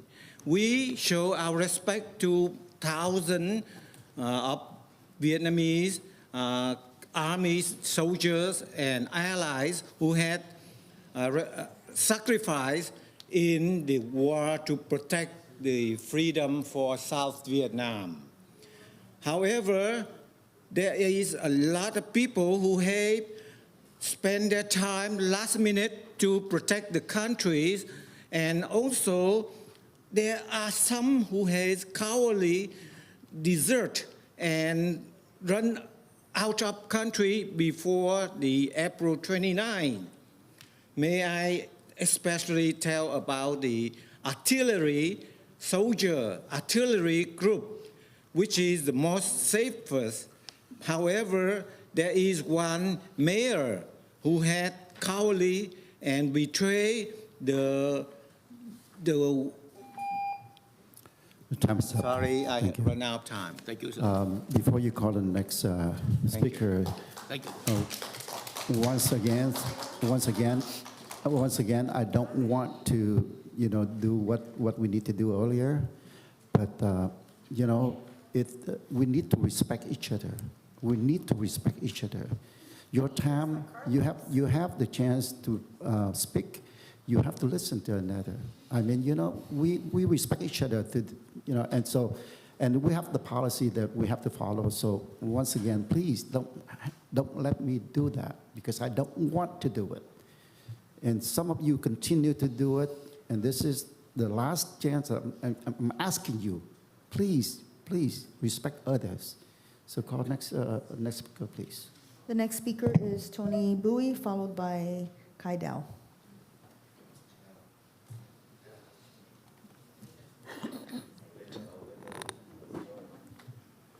Good evening, Mayor Charlie Nguyen, Vice Mayor Nam Quan Nguyen, Council Member Amy Phan Quest, Council Member Menzo, and Council Member Kim Lee Ho.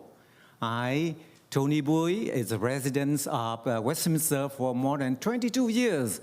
However, I respect this city. It's growing for many people to be a good place for many people in social, in educational, and in many other activities. So first of all, I thank you, all of you who has appointed me to be a planning commissioner last week, 2 weeks ago. And as a planning commissioner, I pledge my allegiance and my capability to protect, to help the city thriving. And I already attend the 3 days conference and learn a lot about the laws of improving. And also, I would like to, I saw the pictures of Mr. Tita. He has been demanding Vietnam to improve on human rights. He is a leader and has been the leader, and I hope you all follow him to protect our city, and also, especially, this is a city of American, not only Vietnamese American, but there is many other ethnics.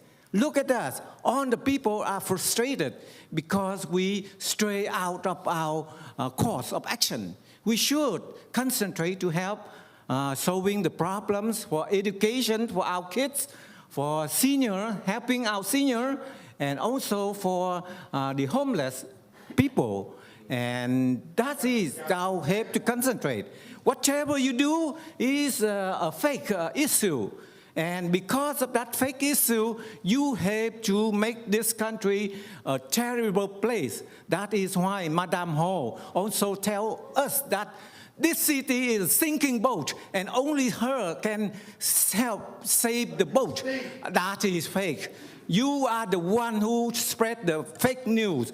I am become a member of City of Westminster, and I will, together with all of you, rescue or protect the City of Westminster.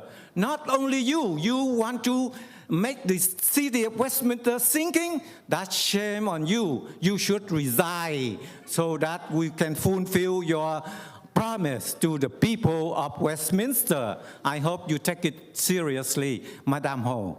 Thank you for listening to my things. I like to issue a second warning to the gentleman over there with your hat on. This is the second warning to you, please. Okay, all right.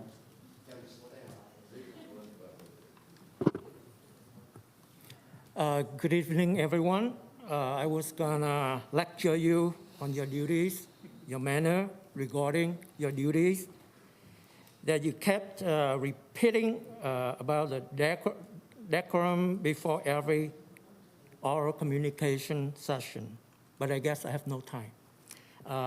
I cannot congratulate him because I guess just like Nam Quan, being attack dogs, you got rewarded. So Nam Quan, you were given this chair because of your faithful good job that you've done, being a tech dog for those before you, and the same for him. But I hope you will be recalled, and I wish they will succeed. You brought this onto yourself. People are protesting against, people are not protesting against VinFast or Vietnam Airlines or doing business with Vietnam.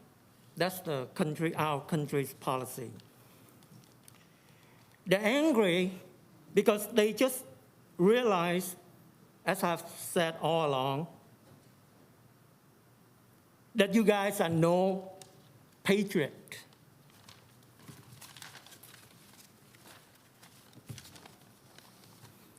You got elected based on lies, based on the false platform that you guys were pretending to this, lying to these people, that they have to vote for you in order to keep Westminster communist free.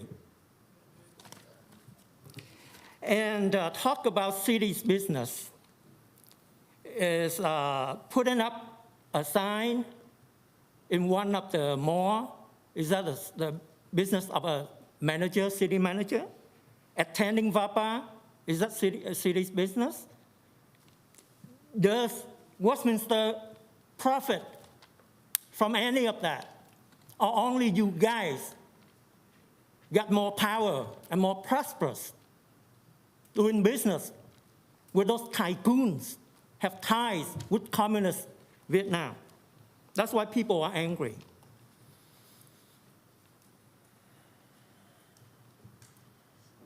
Did you consult with any of us when you present the resolution of commendation to David Young?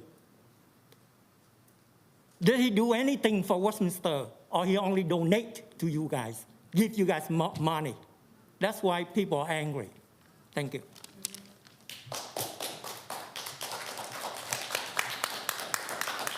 The next speaker is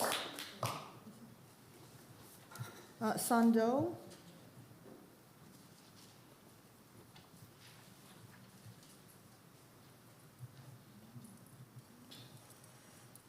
Good evening, city councils, city officials, and all the present guests. My name is Sando. I have some concern and express to you tonight. And first of all, I want to show you this picture before it go away. This picture is right here. David Young, the president of the VABA, he's sitting next to the top guy of the communists. Right here. Right here. Okay, for that reason, for the agenda section 75, I'm asking you to retreat the certification that maybe you mistaken given to the VABA. Secondly, I want Kim Lee Ho to stay there to keep our city check and balance.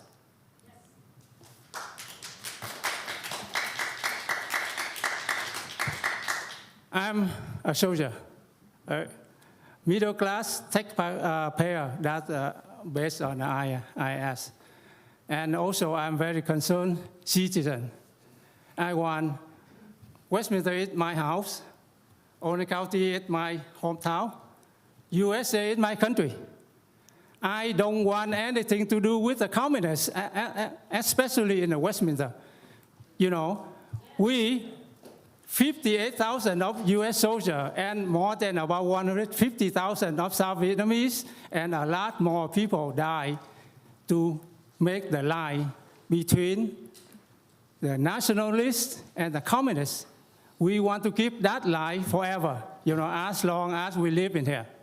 So we don't want to do anything, business or whatsoever with communists. I like to say no to communists. I want our elected people say no to communists. No communists.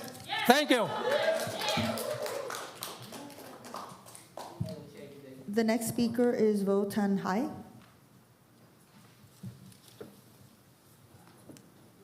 followed by Tony Lee.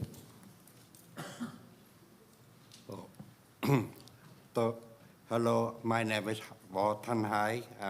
Thank you, Mayor G, and all the city council, and city manager, and city board.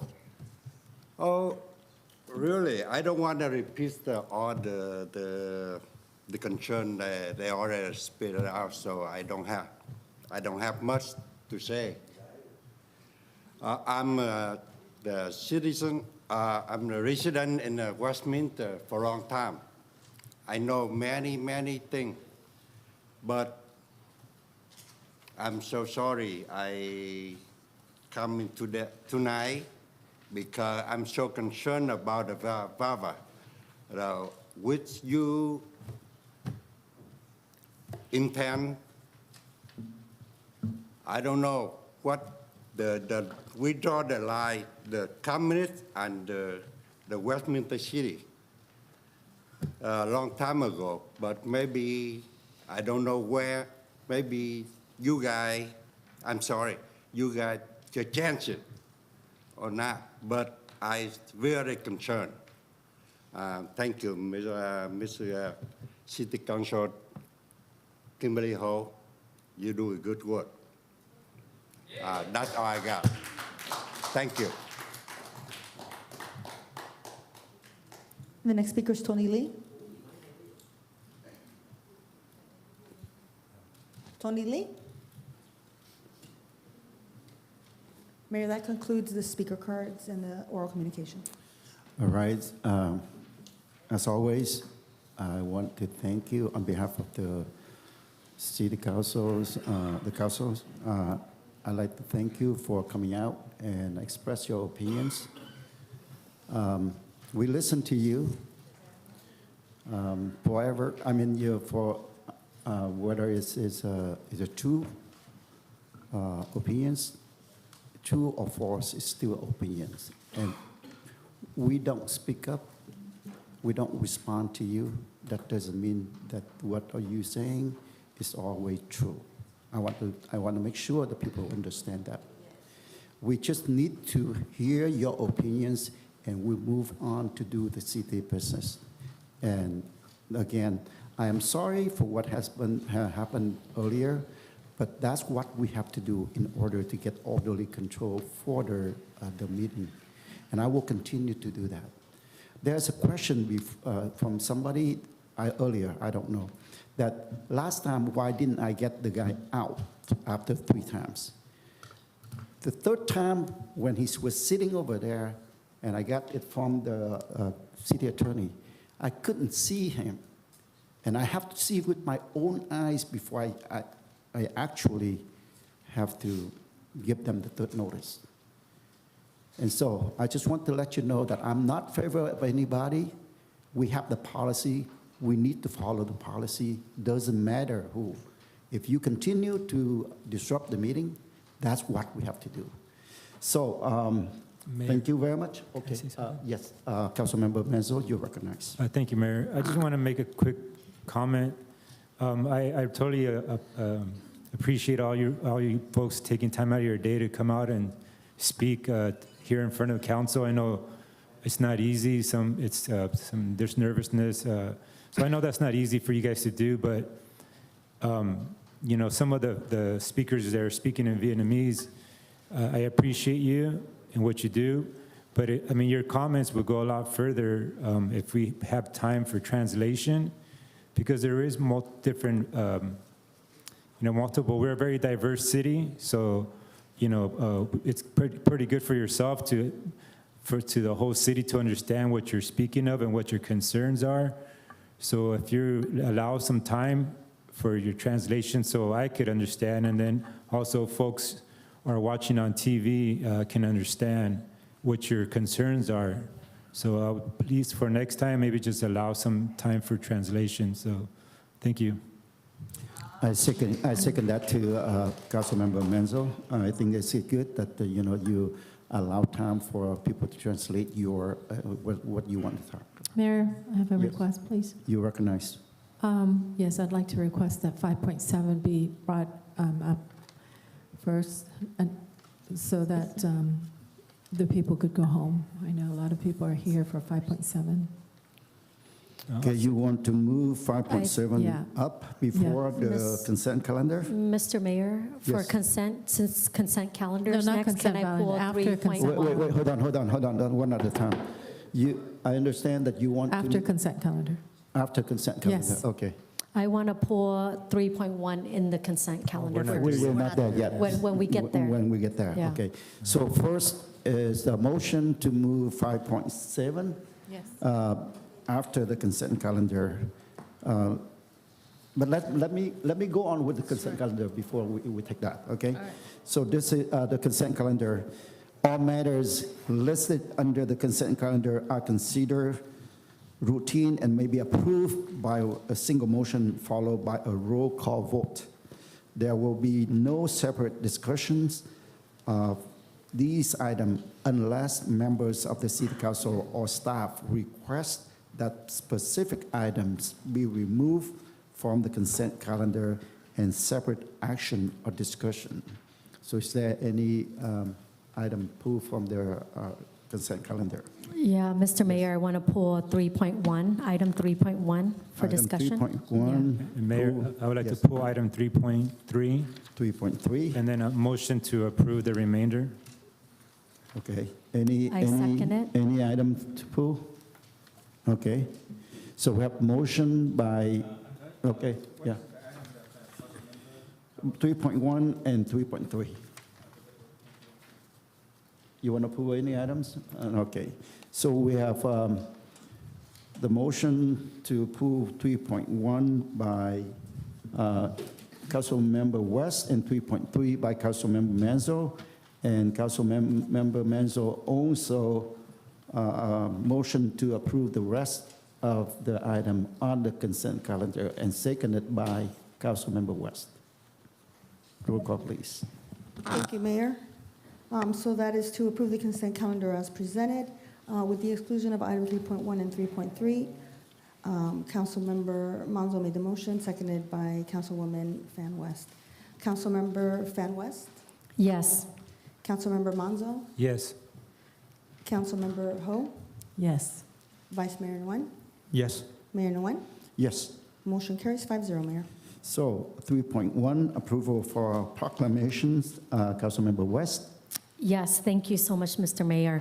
So 3.1, I appreciate that we did a proclamation for the public safety, which is the dispatch and the animal control officers in our city, Westminster PD. We appreciate you guys, and I know that you guys are here later to receive that proclamation. But what I noticed as well in this month of April, for those who celebrate Easter, the religious group, I see that it's not on here. And I know it's too late to put on, but for future, if we can put something for next year, that would be great for the month of April. As we know that we're heading into the Easter month, a lot of people in our city and across America are celebrating Easter, and I just want to recognize that for those who are celebrating that special holiday, which is also considered Passion Week, also known as the Holy Week as well, from Sunday, Palm Sunday to Resurrection Sunday, which is coming up. And Passion Week is described in the book of Matthew, chapters 21 to 27, Mark's chapter 11 to 15, and Luke chapter 19, 23, and John chapter 12, verse 19. This week is called Passion Week because Jesus Christ truly revealed his passion for us in suffering on our behalf for those who celebrate Easter. So I just want to bring this up. And for those who understand this Passion Week, I think it's important. They would appreciate to be recognized and to be celebrated. So I just want to move forward with that recognition. But hopefully next year we can do something like that on the proclamation. Also on 3.1, I think that the city manager have a comment about that. Yeah. So staff had wanted to pull the item. So next week are these particular, weeks of for these proclamations. And so because our next meeting is not going to be till April 26th, we actually have staff present to receive the proclamation. So of course, if council approves the proclamations, we actually do have our team here from our PD to receive these proclamations in their honor. Thank you very much. So do we have a motion to approve 3.1? Approve, Well, motion to yes, approve. It's already approved. No, we haven't. No, We haven't. didn't. You So, pulled it. Motion to You pulled approve it. by, I second it. okay, motion to approve by Councilmember Manzo and second by Councilmember West. Roll call, please. I just want to say something Okay, really please. quickly. National Animal Control Officer Appreciation Week. I just want to say that I know I got a lot of phone calls, and I guess to express their appreciation for our Animal Control Center, particularly one from Mayor Dave Shaver that kind of at the top of my head right now is that he was really raving about the service, where I think I can't remember exactly the animal that came to his house, and remember that? It was a big dog. It was. Maybe that's a different one, because I remember it was one that was like new, baby animal. It was some, anyway, so he found it in his front porch, and it was on a holiday. And so I thought I'd tell that story, and our officers came over right away from Animal Control Center. And so I think that, wow, we have really good, compassionate, and a very passionate animal lovers, because if you come over immediately like that and on a holiday, it really speaks volumes about your service and your passion for serving and helping animals. So I just want to tell that story. Thank you. Mr. Mayor, may I say something briefly? Yes. Okay, so I just want to thank you again, echoing what Kimberly said. It is so important that you guys, love our animals, and you guys are fast and specialized in helping our four-legged furry friends, but also the dispatch. We really appreciate you guys, the quick response that you guys tailor the call to either, the fire department, Westminster PD, or whatnot. I think that's amazing. We really appreciate you guys, and I'm very honored to be cooking for you guys this Wednesday on my actually 14th anniversary. And baby, you're listening, happy anniversary to you and us. But thank you guys for your service to this great city. Thank you. If there's no comment, so go ahead and roll call vote, please. Thank you. That motion was made by Councilmember Monzo, seconded by Councilwoman Fan West, and that is to approve the proclamation for 9/11 Public Safety Telecommunicator Week, April 9 through April 15 of 2023, and proclamation for National Animal Control Officer Appreciation Week, April 9 through April 15th of 2023. Councilwoman Fan West, Yes. Councilmember Monzo, Yes. Councilmember Ho, Yes. Vice Mayor Nguyen, Yes. and Mayor Nguyen. Yes. Motion carries 5-0, Mayor. So next is 3.3, receive of fiscal year 2021-2022 annual comprehensive So financial report. I'm sorry. So because we would love for our staff to get back to, first responding, it would probably be best now to Yeah. present the proclamations to our dispatchers. We can do that, or we can finish with 3.3. No, let's do that. Yeah, let's Okay. do that. Well, if Yeah. that's the case, then we can go ahead and present the appreciation, the proclamation.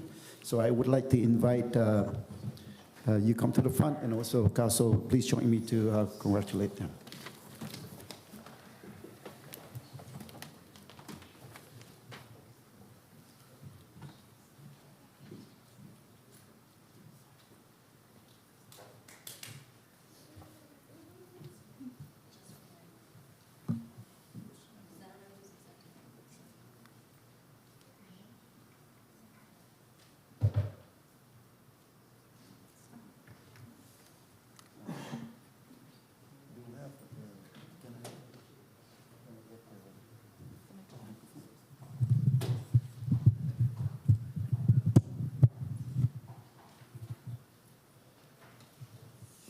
So this is the first of the two.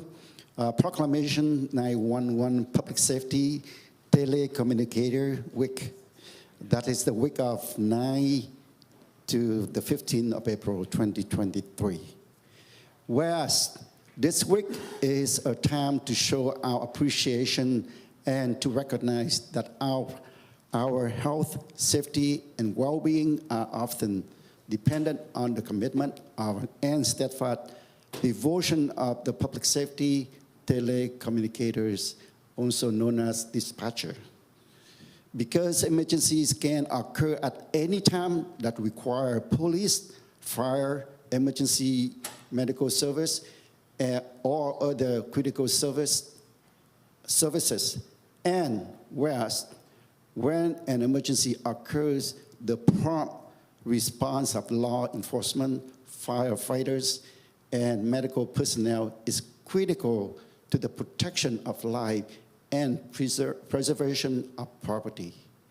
And whereas public safety telecommunicators are the first and the most critical contact our citizens have with emergency services. These dedicated men and women are the first responders and are more than any anonymous voices on the telephone lines. They are local police, fire, medical professionals who use public safety telecommunications to quickly respond to emergency calls.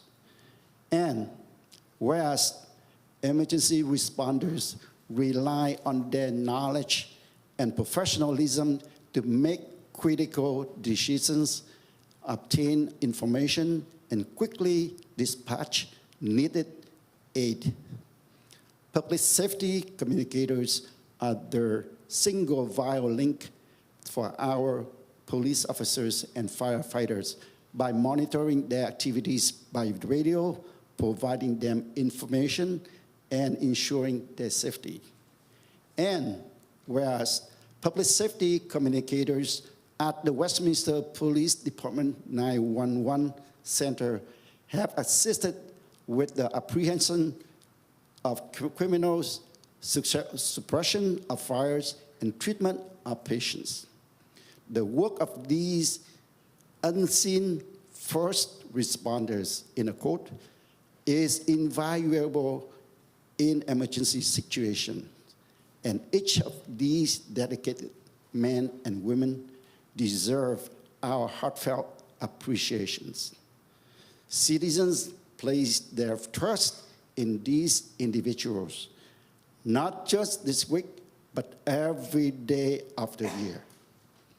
Now, therefore, I, Chi Charlie Nguyen, Mayor of the City of Westminster, on behalf of the Vice Mayor Nam Quan Nguyen and Council members from Amy Fan West, Carlos Manzo, and Kimberly Ho, do hereby proclaim the April week of 9 to the 15th of 2023 as 911 Public Safety Telecommunicator Week. In the City of Westminster, in recognition of the men and women of the Westminster Police Department 911 Dispatch Center, whose diligence and professionalism keep our city and citizens safe.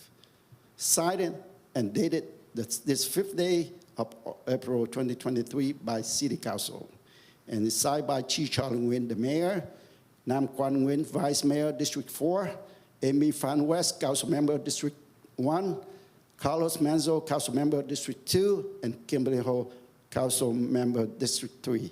Congratulations.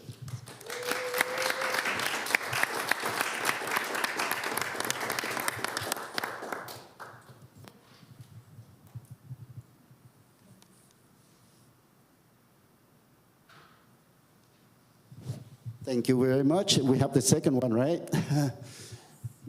Can I have the second proclamation, please?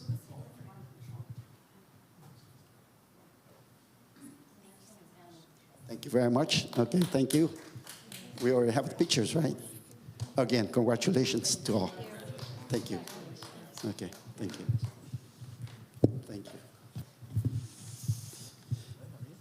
All right, thank you very much.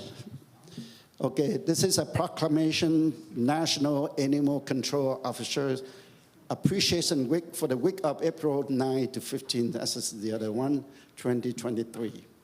Whereas the National Animal Control Association has designated the second week of April each year as Animal Control Officer Appreciation Week.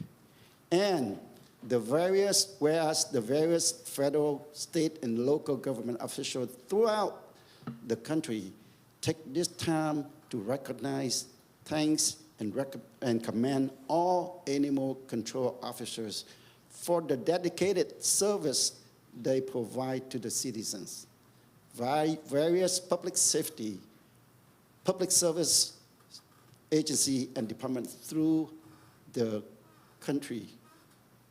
And whereas the City of Westminster would like to express its sincere thanks and appreciation for the outstanding service the Westminster Police Department Animal Control Division provides daily to the citizens of the city.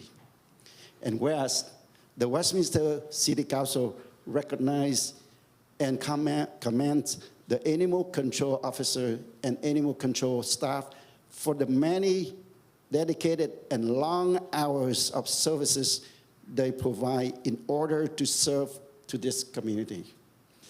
And fulfilling the Animal Control Division's commitment to providing the highest and most efficient level of customer service. And whereas the Westminster City Council wishes to commend each member of the Animal Control Division for their services, which is in keeping this long and distinguished tradition of the animal control profession. So now, therefore, I, G. Charlie Nguyen, Mayor of the City of Westminster, on behalf of Vice Mayor Nam Quan Nguyen and Council members Amy Van West, Carlos Manzo, and Kimberly Ho, do hereby proclaim April 9 to 15, 2023 as National Animal Control Officer Appreciation Week. In the City of Westminster, and respectfully ask all citizens, public safety, health, and public service personnel alike to join in expressing our sincere thanks, gratitude, and appreciation for the many long hours of outstanding services and quality performance these individuals provide throughout the year to ensure the safety and the welfare of all. Signed and dated this 5th day of April 2023 by the City Council. And it's signed by me, G. Charlie Nguyen, Mayor, Nam Quan Nguyen, Vice Mayor, District 4, Amy Van West, Council Member, District 1, Carlos Manzo, Council Member, District 2, and Kimberly Ho, Council Member, District 3. Congratulations.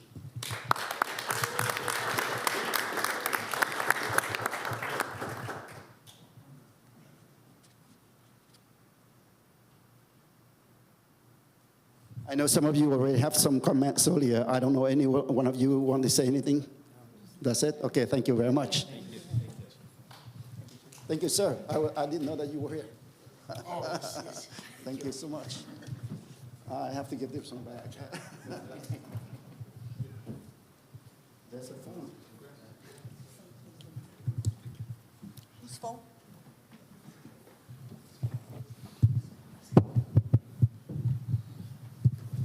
Does this belong to any council member? Oh, mine. Thank you.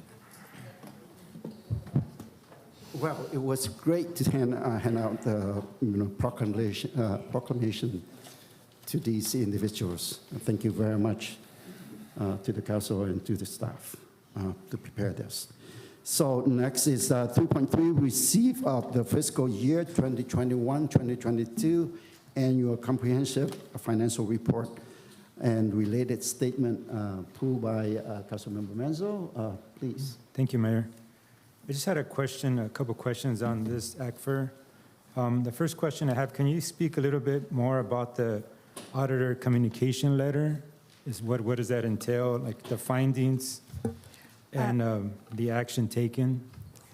So that's just, actually, good evening. That's information that the auditors are providing for transparency purposes and letting you know the process that they've gone through, and that we were issued an unmodified opinion, which means they didn't find any issues in their audit of our financials and our processes. Okay, I noticed it says corrective action reduced.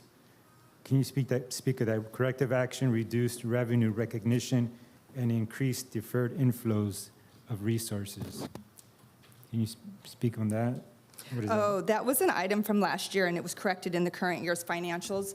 So we had received, we were due to receive and had booked that we were going to receive some grant revenue.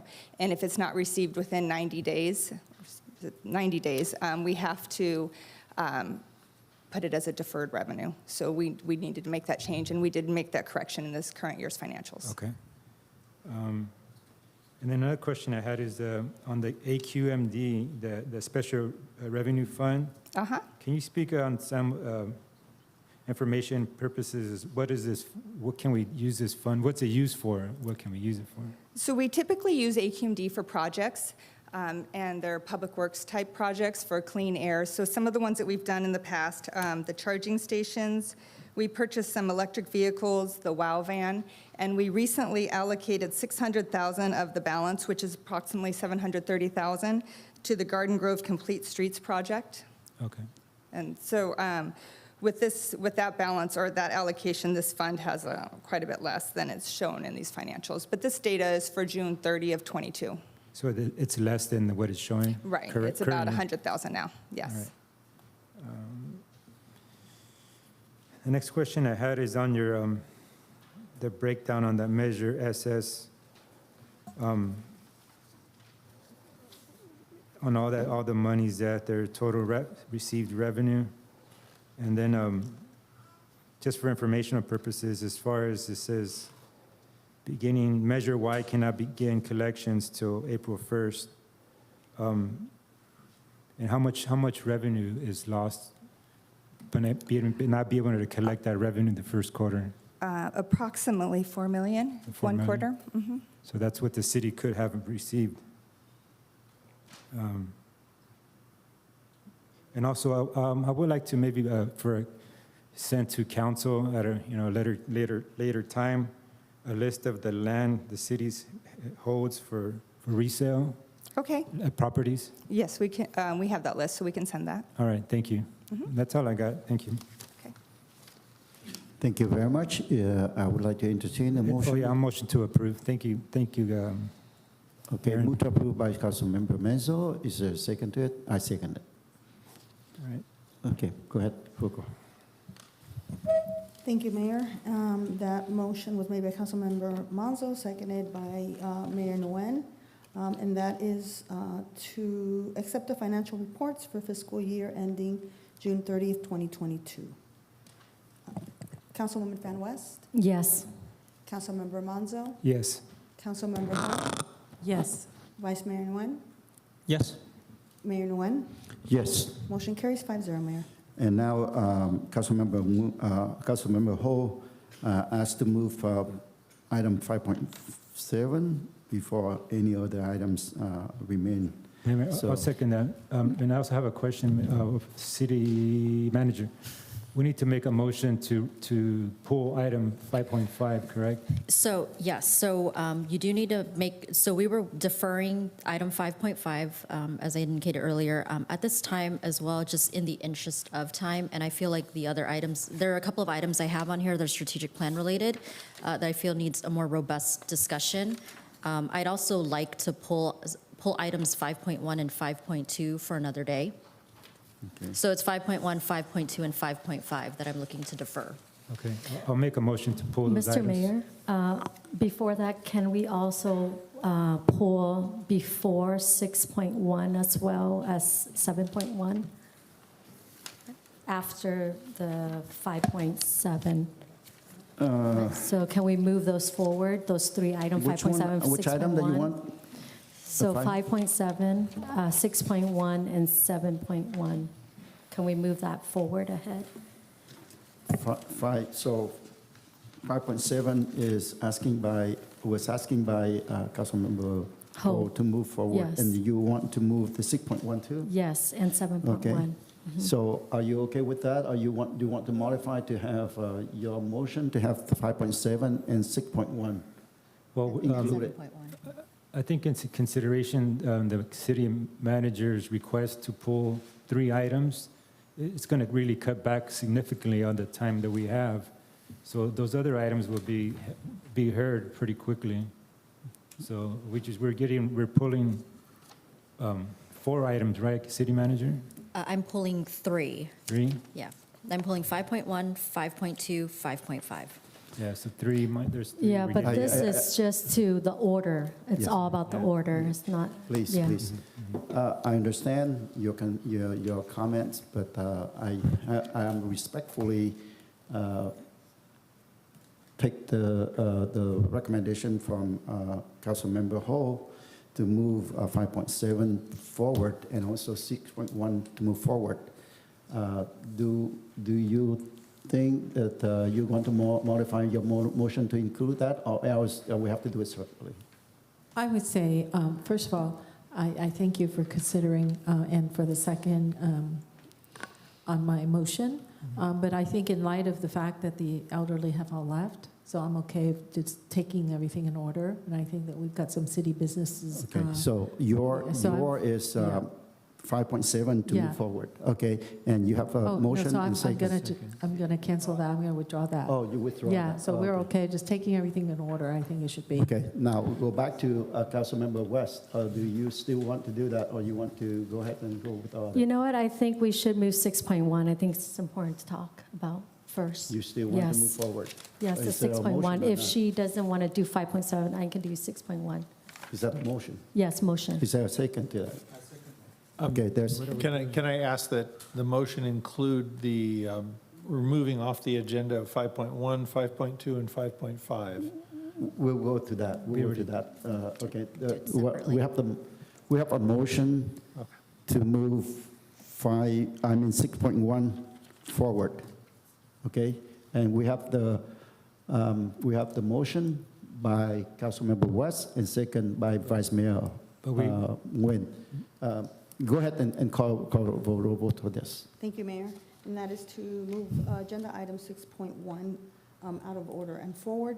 Councilwoman Fan West? I Yes. have a question. So we had a motion and a second already. We're not going to vote on that The maker of the motion? motion withdrew. Oh, you withdrew Councilmember it? Ho withdrew Oh, the Yeah, okay. motion. she That's fine. withdrew. Got it. Yeah.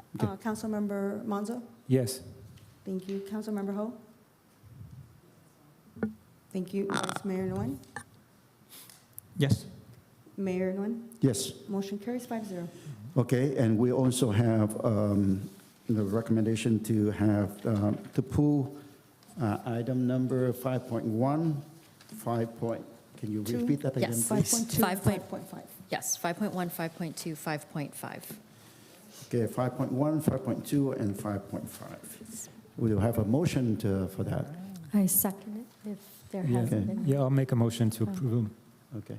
Motion to pull those So, items. motion to approve by who? Me, Carlos. By Councilmember Carlos and second by Councilmember West. Yeah. Roll call vote, please. Thank you. And that is to pull item 5.1, 5.2, and 5.5. Councilwoman Fan West? Yes. Councilmember Monzo? Yes. Councilmember Ho? Yes. Vice Mayor Nguyen? Yes. Mayor Nguyen? Yes. Motion carries 5-0. Okay, that means we will start with 5.3. Am I correct? 6.1. 6.1. Oh, 6.1. Yeah, See, I 6.1. know. I'm missing something. Yeah, my staff Okay, that's here. 6.1, excused. request to support AB 1708 to increase accountability to repeat theft offenders and offer pathways for pre-plea diversion programming. This item brought up by Councilmember West and second by Vice Mayor Nguyen. So I would like to call on Councilmember West. Thank you, Mr. Mayor. So we understand that Proposition 47 that was passed in 2014 has, there's consequences, and it basically tie our police hand from doing their job. And the crime has increased by 21%, and we've seen that throughout the neighborhood in the city of Westminster. Now, AB 1708 will make that change to Proposition 47. And AB 1708 will define of certain crimes to basically increase the accountability and also to persecute them with the higher sentences. And I think with this bill, AB 1708 will provide law enforcement, prosecutor, and courts the tools they need to better hold criminal accountable. It will help law enforcement to be more effectively reduce crimes which are negatively impacting our neighborhoods, businesses, and local communities.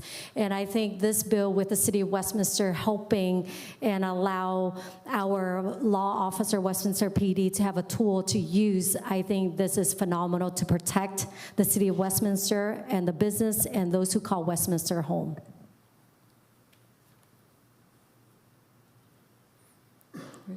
I guess I'll have a question. The mayor's gone.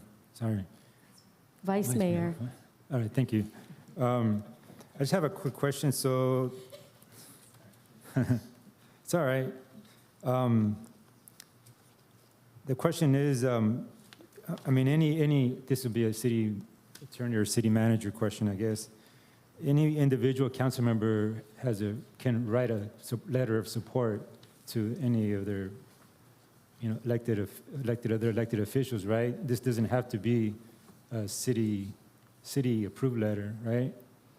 This is just a letter of support, right? Well, generally, if the city council wishes to support something as a whole, then it would require the council to adopt, but. Yeah, I get that. My question was, any council member can write their own letter? Yes, essentially. Yeah, that's my question. Yeah. And the other question is, which I'm reading the staff report, and my questions are whether I'm for or against this bill. My question is, here in the city, doesn't our mayor sign our documents? Yes. Generally, when it's on behalf of the entire council, yes, it's traditionally the mayor as the presiding officer. Yes, so Yes. I don't understand the request for Councilmember West to sign this document that the mayor should sign. So I'm just wondering what was the reason for that? Do you want me to? Yeah, can you answer So that, please? basically, we have the resolution as well to this. City Attorney, can you address that for me? Well, my question isn't about the resolution, my question is about the signature. That's where the signature of the mayor. Actually, if I could clarify, this was, when it was put on the agenda, it was requested as a letter, and subsequently, I think the intent was that there be a resolution which would be signed by the mayor. And that is kind of covered within what's on the agenda, which is to seek support from the council for this bill. So we basically prepared a resolution which would accomplish the same thing. And the letter is also attached. So in a sense, what Councilwoman Fan West is asking is for the council, and this was put into I think you each have a copy of it. And it was provided also to the public in the late communications. It's essentially the same language supporting this legislation and asking the council to adopt this resolution in favor of it, and then also authorizing her to send the attached letter on behalf of the city. So it would be both. That's what's being requested. Okay, so why not just send the resolution? well, the letter serves as a cover letter. Yeah. And so essentially her request is to be the signer of said cover letter. When we send a letter out with a resolution, there's always a cover letter that goes to it. That's essentially what this one would be. And Well, I think if it's there's the a mayor cover. who signed the it's- resolution. Yeah, but I think this is not typical that we're trying to promote one council member over the mayor signs for the entire council as a body. And in essence, I feel like this is like political, trying to, I mean, not to be disrespectful, but it sounds like to me like just trying to get some sort of political gain on the behalf of the city when the mayor signs it for us. The mayor is the one that is representing the body of the council. So I'm not saying I'm not for or against this bill, but I am against one council member signing a letter over the mayor. The mayor is the one that signs. You know, there is a cover letter, and if the cover letter requires another signature, that signature should be the mayor. Now, my questions to the city attorney. Understanding that we have the policy that the resolution is going to be signed by the mayor. There's no question about it, right? There's no question, that would be Okay, signed by that's the no mayor. question. Do we have any policy to prevent any council to have a cover letter or a letter associated with the resolution to send it to, to the agency or government or whatever? Do we have any policy not to allow the any council here to do that?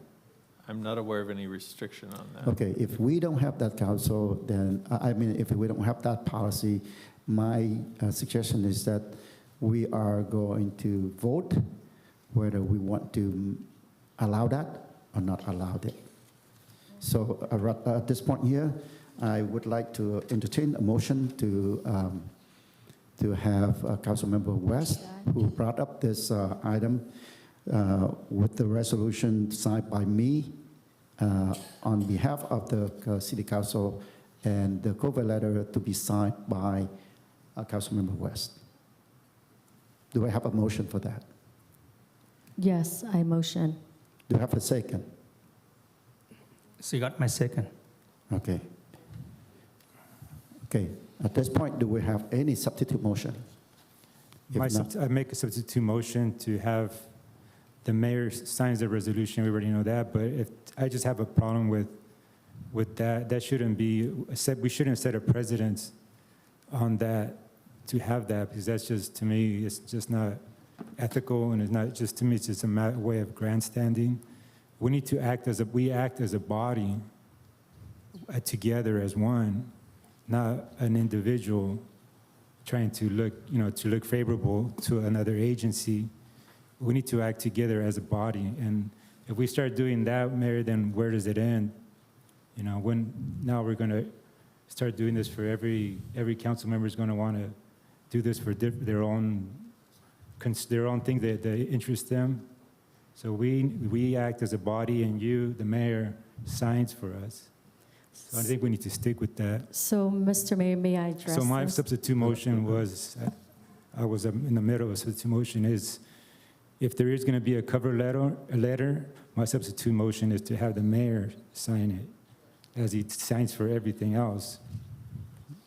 Okay. May I Do we say have- something? Yeah, go ahead. I think with anything as the body of the council here, we have 5 council and a mayor. So I think whoever want to bring anything that is concerning and that would help our law enforcement to different department in the city, this is just a letter. If you want to write a letter and sign it and send it to this agency in Sacramento regarding this bill, you're more than happy to do so. But the question This is my agenda that I put it on here because it's important to me. But then also the resolution was mainly, we understand, the mayor's sign. So this letter, this agenda was put by me because it's important. But I want the signature of the mayor, because he's the mayor of the city, to send this resolution as well attached to this letter to show the support of AB 1708 and to show support to our law enforcement that we support them 110%. Yeah, the question before us is not whether we support this bill or not. For me, I'm answering the question that I'm speaking of is the signature. I think we understand. Yeah, so I don't understand why you're bringing that forward. I think we my understand issue is that we are setting a precedence. The mayor was a duly elected mayor by our entire city. There's no districts, and he should sign. So my substitute motion is to have the mayor sign both the resolution and the cover letter because he represents us as a body. So that's my substitute motion. We have a substitute motion. Do we have a second? I second that. Okay. I mean, I agree. I just don't like, one individual to grandstand his or herself. I really think that, it's not about liking the mayor or not liking the mayor or the individual council member. It is the mayor who's the person representing us. And the individual, as stated earlier, the individual council member can send on her own letterhead. That's you've got the letterhead design. All this time we didn't need to have a letterhead, but it is designed. You could use it and send it. But when you say you want it to be we, you say we, so then we should not be just one individual, District 1. It should be the mayor.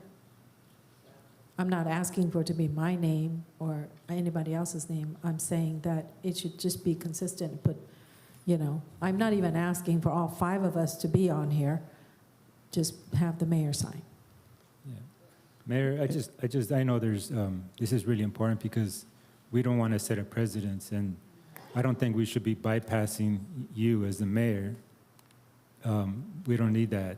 We need to be a cohesive unit as a council, and you are the one who signs for this council, and it should remain that because I'm not for trying to grandstand and take away what you're been elected to do. So that's just the way I feel. I That's don't just think my only this feelings, and we don't have to agree. undermining the power of the mayor at all. I think so. If Council Member Kimberly Ho or Carlo Menzo want to, if there's a bill in the state of California that they want to put on as a cover letter, they're more than free to do so. But of course, the resolution is always the mayor. That's where, we show respect. So it does not undermine, but it shows the power of the council and how passionate we are to make sure we move forward in helping our law enforcement or different bills that's about to pass. I think it's powerful to have the mayor for the resolution and the cover letter with any council here that brings up any bills that they're passionate about. I think that is perfectly powerful to come hand in hand. It's not undermining the power of the mayor at all, in my opinion. So, Mr. Mayor, would we continue with the vote? We have a motion, a substitute motion. I want to make sure that we have a chance to talk. Anybody else? Yes, may I? Yes, please. You recognize. This is what I'm thinking. With all due respect to our council member, Carlos Manzo, everything that you said is fine to me. But there's one thing that I love about America when I came here is we can speak our mind, we can do whatever that the law allows us to do. Okay? In this case, I think the law or our policy or our ordinance did not keep Councilwoman Van West from signing that letter. As she said, later if you come up with a good idea, Council member Carlos Manzo can sign it himself. I don't have a problem with that. Okay? And as well as Councilwoman Kimberly Ho, she can sign it herself. Okay? So why we make this a deal? Okay? Anyway, the resolution have, all 5 signatures on it. Just go ahead, vote. Well, let's, please, it's time for the city council. Yes. Yeah, please. Yes, Mayor, may I? Yes. Mayor, yeah, like I said, this is, I mean, you have to see it for what it is that one council member is trying to,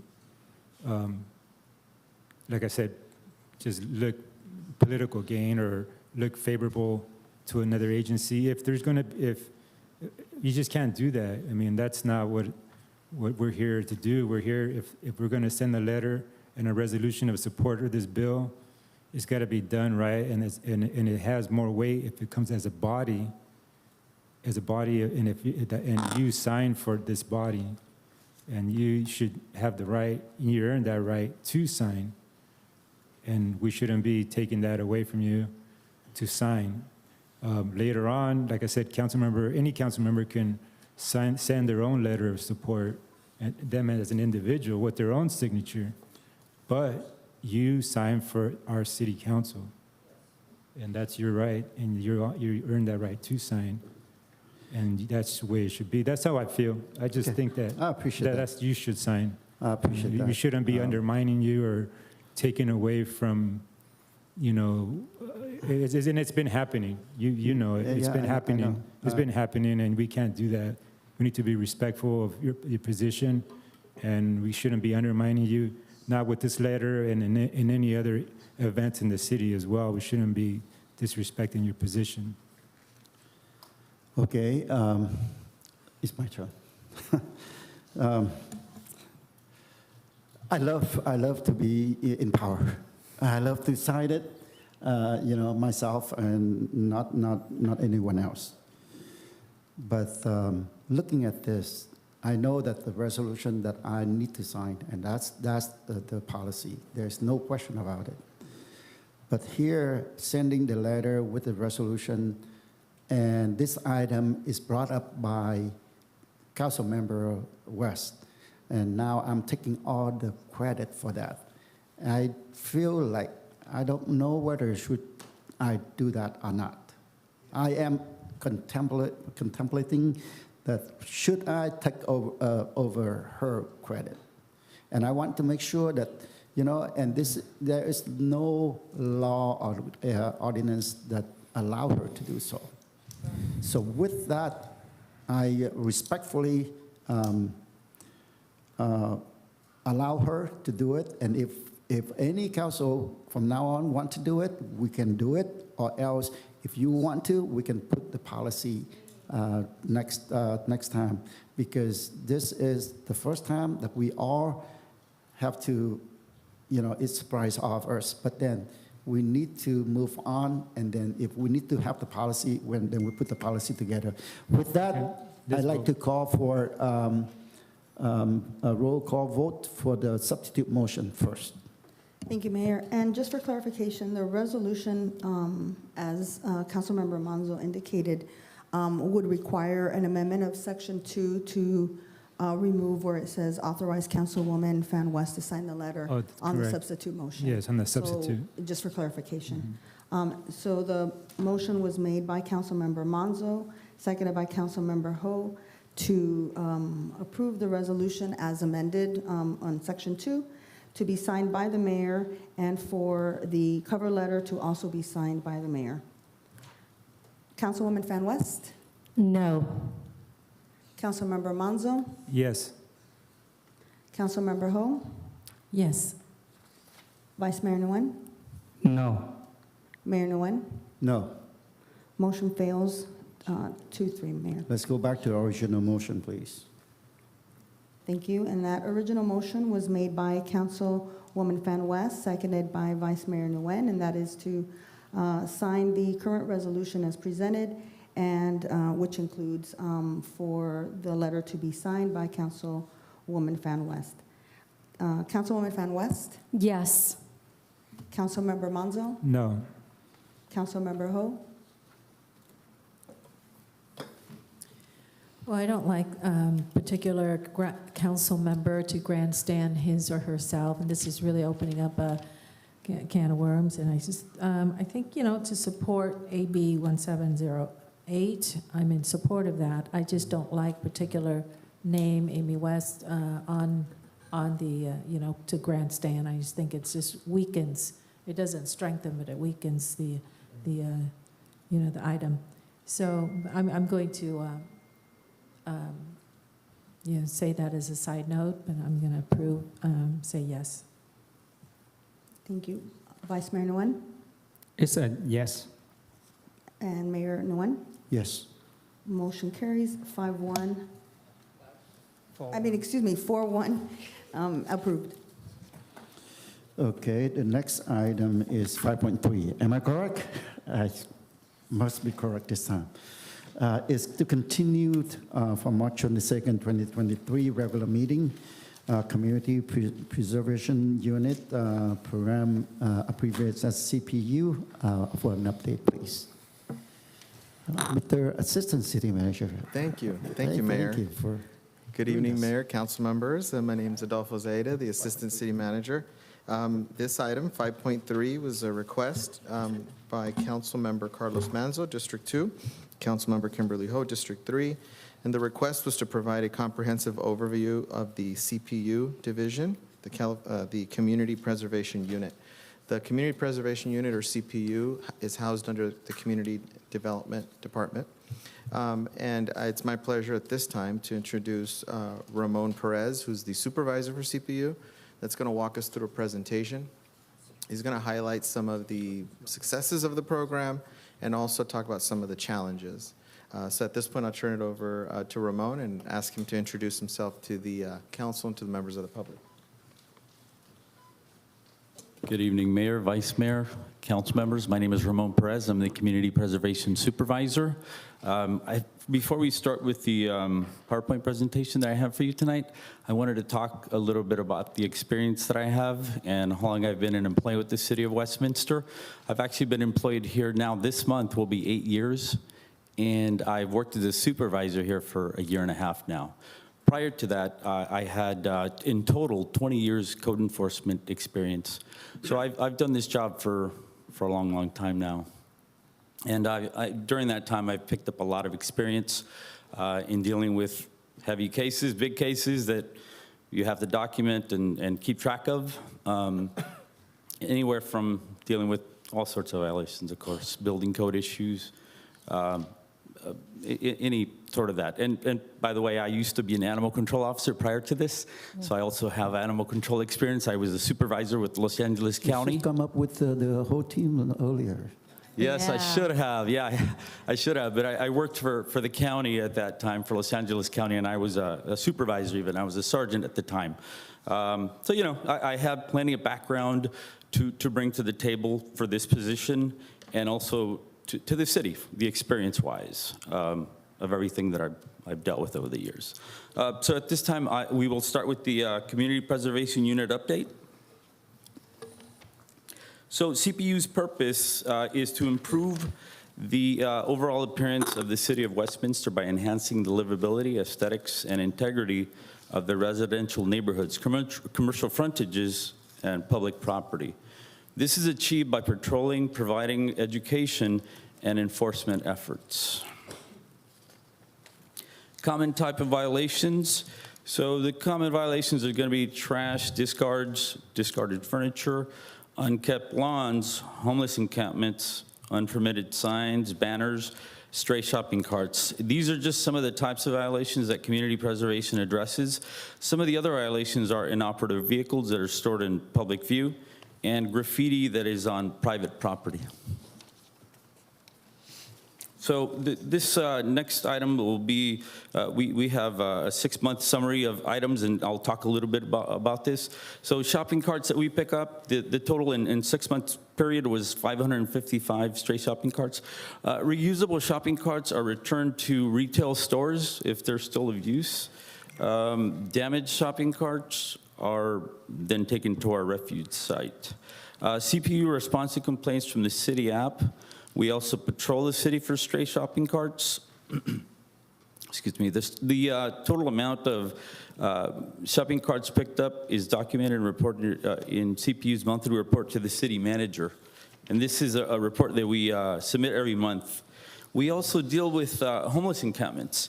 So CPU works closely with the Westminster Police Department Homeless Liaison Team, known as the HLO team, to remove encampments throughout the city.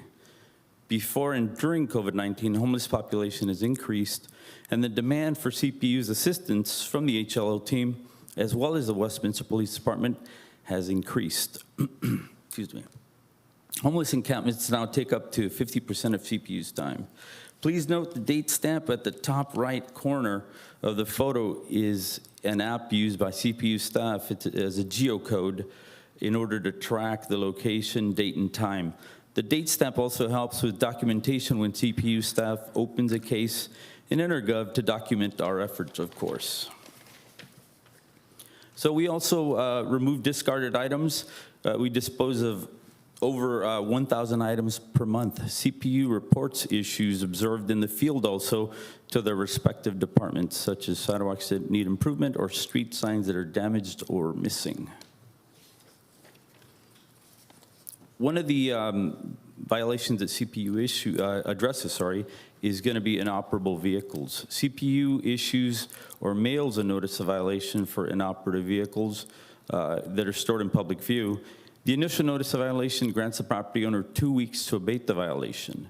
We conduct a reinspection after the 2 weeks. If the vehicle remains in public view, we then mail a final notice of violation, granting the property owner 2 additional weeks to comply.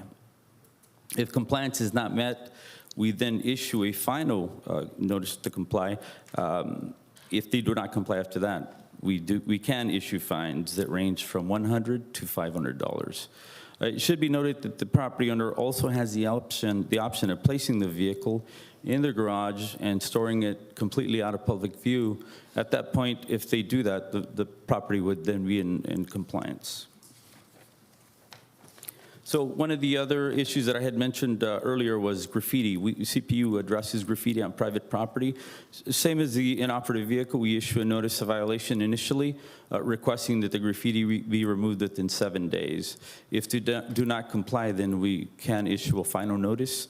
And if there's no compliance after that, we can issue a fine for non-compliance. But of course, CPU always requests voluntary compliance from residents as well as business owners. Yes, sir.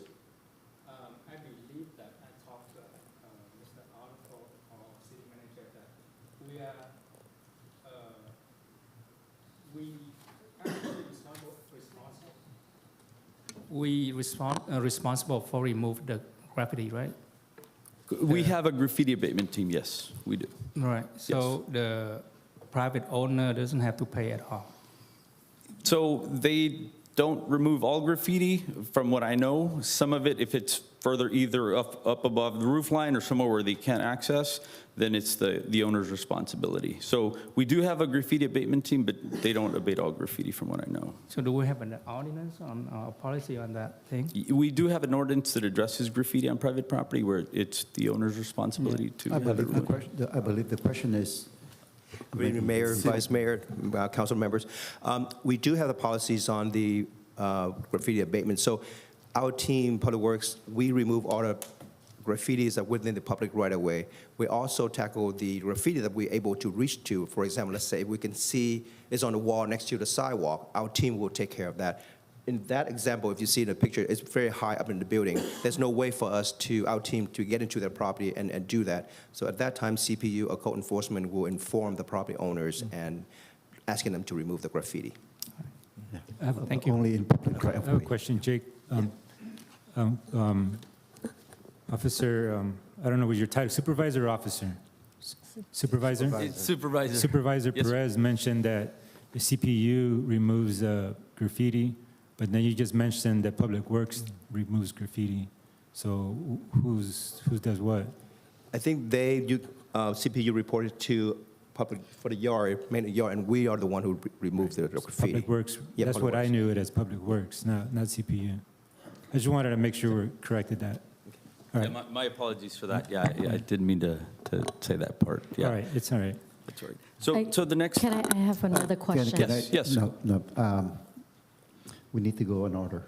His item. So I need to call him first, and then the second item is Kimberly Hall. So Well, I Councilmember have a She question. go ahead, go ahead. He's not done, you're not done with your presentation. No, the presentation still continues.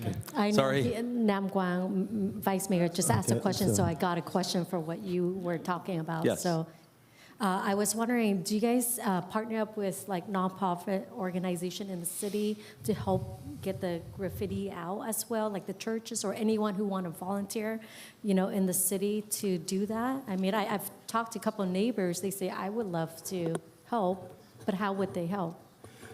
Absolutely. I mean, it's just if they are able to assist the city staff to remove, for example, like a certain area, that our staff will work with them. But just make sure that we have to go through and understand what we need to remove. We cannot go into further into the private property. We have to make sure that we do it within the public right of way or where we can reach, and it have to be safe as well. So, but yeah, any organization that if needs to assist the city, just contact Public Works, and we're more than happy to accommodate that. Okay, thank you.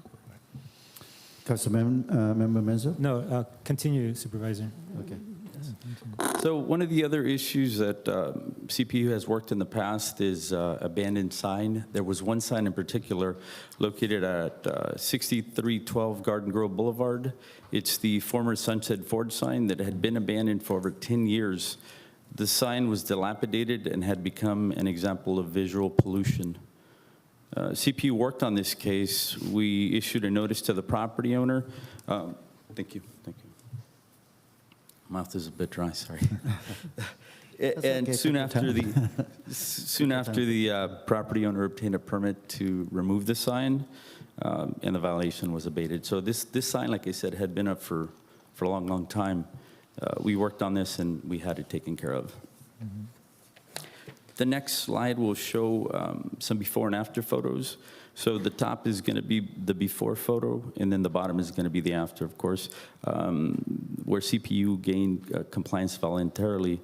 The first photo, beginning with the top left, shows a vacant lot located at the 7300 block of Westminster Boulevard with overgrown weeds and graffiti. The second photo shows an illegally occupied camper at the 14,800 block of Moran Street, which was removed after the property owner was contacted because it was occupied by a person that wasn't supposed to live in it. The third photo shows dry palm fronds which were dumped on what used to be the railroad property behind Blackpool Road near Bolsa Chica. And again, we had all these voluntarily comply. The next slide is also before and after photos. The photo at the top left shows a homeless encampment that was cleaned up by CPU at the 13,500 block of Iowa Street. The center photo is at 13720 Beach. This property in particular has been vacant for a while, so it had a small structure that was occupied also by transients, and we talked to the property owner. He had no use for the structure, so he went ahead and removed it. And then the last photo shows the 8100 block of 19th Street, where there was an accumulation of trash and debris. We issued a notice of violation, and they went ahead and abated the issue. Excuse me, Ramon. Just to highlight, we talked about the fact that you guys do not remove the graffiti. You just essentially pass it along. Correct. We are not responsible for removing it, no. Now that we've clarified that, I did want you to focus a little bit more on these cleanup efforts. This is your crew putting on gloves and relocating this into the trash dump. Correct. Yes. The next slide will show discarded items that are dumped illegally, and CPU patrols the streets, removes these items, and disposes of them, of course, at a refuse site here. So again, moving on with this one, these are just before and after photos, top being the before, the bottom being the after, where again, items were dumped. And these are items that we patrol, or areas that we patrol regularly and remove items weekly. We can go by there and that's just the way it works. The next slide will show a 6-month summary of activity. So this will break down for 6 months what we had for new cases, which is 313 cases that were opened. And then closed cases, we had 499 active cases. And then we had notices of violation, 370 issued. And then fines, we also issue fines. I'm the only one in the CPU department who issues fines. So all the cases come to me, and then I continue on, and if a fine needs to be issued, I make that decision. So we issued a total of $7,400 in fines for 6 months. And then the encampments total was 87. Tonnage, we had 176.5 tons of discards. And then shopping carts, again, we go back to the 555 that we had. And again, all this is reported to the city manager in a monthly report. So what we're proposing is to, moving forward, reduce the area patrolled to focus on coverage on problem area, to achieve CPU goals, and schedule community cleanup events in coordination with Midway City Sanitary. This would be something we would coordinate with them to bring out large bins, place them in areas that we see ongoing dumping, so that residents we're going to make them aware of these cleanups. They'll come out and dispose of items they have that they no longer want in these bins. And hopefully, by doing that, we can reduce the illegal dumping that happens often.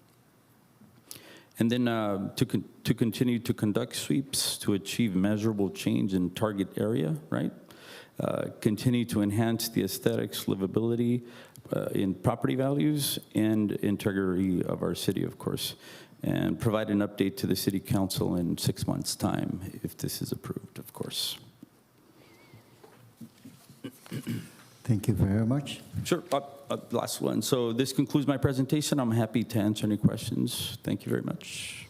So before we move on to questions and comments, I did want to state that this program was initiated by the council in 2019. Shortly thereafter, we started to see an uptick in homeless activity. It's safe to say that when the program was approved, we were not anticipating the level of effort that comes with the homeless situation that we're dealing with now. So that is something that they've had to essentially pivot and work with our police, HLOs, to take on something that was not exactly outlined early on in the program goals. They were going to pick up discards, but working on homeless encampment sites to the level that they do on a regular basis isn't something that was envisioned when this program was approved. And then working with our city manager as the communications officer at the beginning of COVID, they were also our outreach to businesses. So when our communications director at the time, Christine Cordon, put together information packets on COVID, social distancing, other safety information items that needed to be passed out to the public, CPU went from a patrolling force to more of an outreach force, knocking on doors, making contact with businesses, providing this type of literature, essentially reaching out on behalf of the community, on behalf of the city, to businesses throughout the community. So I wanted to point that out, because that is something that none of us envisioned what we would be doing during COVID, and that's something that they took on and did a great job in doing. That's Thank awesome. you. Go ahead. Yeah, can I go ahead and ask? Are we finished? We're still in. I just have a Yeah, go ahead. okay. Question. Yeah. Thank you. So Supervisor Perez, I really appreciate what you do and your team. Thank you. Because I met your team out when we do the homeless cleanup. They're phenomenal. Thank you. You know, Thank you they much. just roll up their sleeves and just go in there and clean, the homeless belonging, all these things on the ground, and they just do it with a happy heart. And thank you. You have Yes. such a great team. I do. In reality, they're very hard workers. There's no doubt about that. So, they get involved. Thank I agree. you. Thank you much. Any more questions? Mayor, I have a multitude of questions. So. Okay. Thank you. So thank you for your presentation, Ramon, and Thank you. Adolfo, for your comments as well. I just had a question. I know that this, like you mentioned, when this program was first initiated in 2019 by that council, and then also the scope of work that was presented was to this unit. And that scope of work, the way it was presented to the employees that were hired, was completely, like you just mentioned, it was not the case, right? What they agreed, what they signed on to was not what they were doing eventually. So my question is that, because I also mentioned on your staff report, how you mentioned something about the exit interviews with some of the CPU officers that are no longer with us, that moved on, and they mentioned that they didn't sign up for what they were doing. So my question is, so why is that been updated, their scope of work, and Yes. every single officer knows exactly what they're expected to do? Correct. I myself conduct the interviews with the help of staff at City Hall. So anytime we interview potential CPU officers, we make it clear that we wear many hats. We do many things. And one of these things that we do is help PD with encampments, of course. So they're made fully aware of that. Yeah, because it says that they were initially thought the idea they're going to be pretty much like outreach coordinators and informing residents, businesses of whatever violation there needed to be. Typical, like a code enforcement officer, basically. Yes, and So that's one of the duties that we do have Yeah. to take care of, yes. But that wasn't initially what they signed up for, so you mentioned that you updated that? Correct. That has They been know updated. exactly what they're signing up They know what they're signing up for. If you speak to any of the CPU officers that worked under me today, they will make it clear that they were talked about this when they were hired. Okay. So you answered that question. Another job, been updated. How many you mentioned earlier, how many notifications do you give up the same property before it becomes a citation? 2 notifications. We issue the initial, just like code enforcement, the initial notice of violation, and then depending on the violation, if it's graffiti, we usually give 7 days. If they have a vehicle that doesn't run, it can go to 14 days. Now, if they request an extension, we don't have an issue with granting more time. Like I said earlier, what we request is voluntary compliance, of course. And if that happens, then even better, right? And then if they don't comply, we do issue a final notice of violation. One of the, if I may, one of the terms that was used early on to describe CPU's effort was a kind of code enforcement light. Is that instead of sending officers out to essentially cite a resident because their trash cans were visible, why not talk to them, friendly, educate, without issuing a citation, getting people upset about maybe the heavy hand of government, right? So that is one of the reasons that Ramon's crew does not have the authority to cite. Is they're intended to, and even the way they dress, Ramon can talk a little bit about the way that they look. They don't look like an officer, they look more like a community worker, right? Somebody that's going to reach out to them, work with them on some low-level compliance issues. So I just wanted to mention Yeah, they that look like the helpful Honda guys. They do. They do. Exactly. That's a good thing, right? That's a good thing. So which is good. Yeah, you're helpful Honda guys. Yeah, that's exactly what my question is, that you do, that's what I would like, and you're doing it, is to make contact, not just address the issue, like on a discard, for instance, not just pick up the discard and move on down, but to make that resident or preferably property owner in a multifamily complex know that that's not allowed. Yes, and that's our aim. That's what we try to do, is to educate the residents, of course, by talking to them and speaking to them about how to dispose of these items. We do have flyers that are printed out, and we hand those out in the field also. Yes, because I've noticed driving around the city that it's a lot of repeat offenses, the same property. Yes. So that tells me that information is not getting to the property owner, and the tenants it's easy, tenants are going to just keep doing it because, hey, somebody picked it up. That's what you must do. Just put it there and somebody eventually pick it up. Yes. But if we get to make contact with the property owner, and the property owner is responsible to getting with their tenants to make them aware that is not allowed. Yes. And this is what you do, because I just keep seeing the same offenses on the same property over and over again, and that's not, so that's something that needs to be, to me, what I see is be addressed, and I'm sure, like you mentioned, that you are addressing that. Correct. It's just not happening. Correct. One of that leads us to one of the strategies that we're discussing tonight, is that in order to identify those problem locations, and Ramon can talk a little bit more about the staffing. He has only part-time workers, and he's half-staffed all the time, meaning he can't fill the 9 positions that Correct. he has budgeted. So he's got less employees that work part-time, And that's that's the logic behind essentially shrinking the area that they're going to do heavy patrolling on, to give them an opportunity to succeed, because they're spread thin and they're not staffed properly, right? So something has to give. Yeah. And that was kind of the logic we wanted to bring before the council tonight, not ignoring the rest of the city, but focusing on the problem areas. And Ramon has already identified, in working with our CDBG code enforcement officer, who patrols that portion of the city, they're working on identifying problem locations that require more of a task force approach.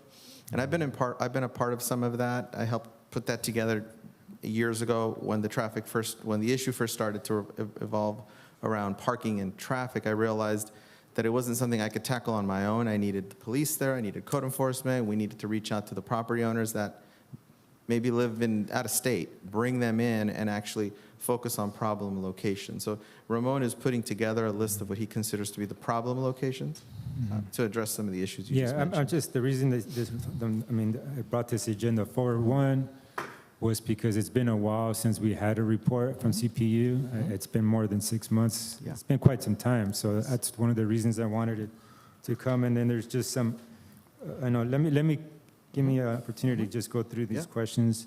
And the other question I had is the app. Like, how often the app is it monitored? Because I'm going to just tell you my mindset is that we as elected officials are not special. I'm not going to take advantage of my position, and I use the app. Yeah. When I see the app is not working, then I'll call whoever's in charge. But I don't think that we're special. We're just regular people, and so I use the app. And I've mentioned this to their city manager in the past, that the app, it just seems like there's nobody on the other end of that app, because there's when they're reporting back, it seems like you never get it, or months and months go by, and eventually, like I think last year I reported something in May and July, and I didn't get a response that it was addressed until December. So that tells me something's broken.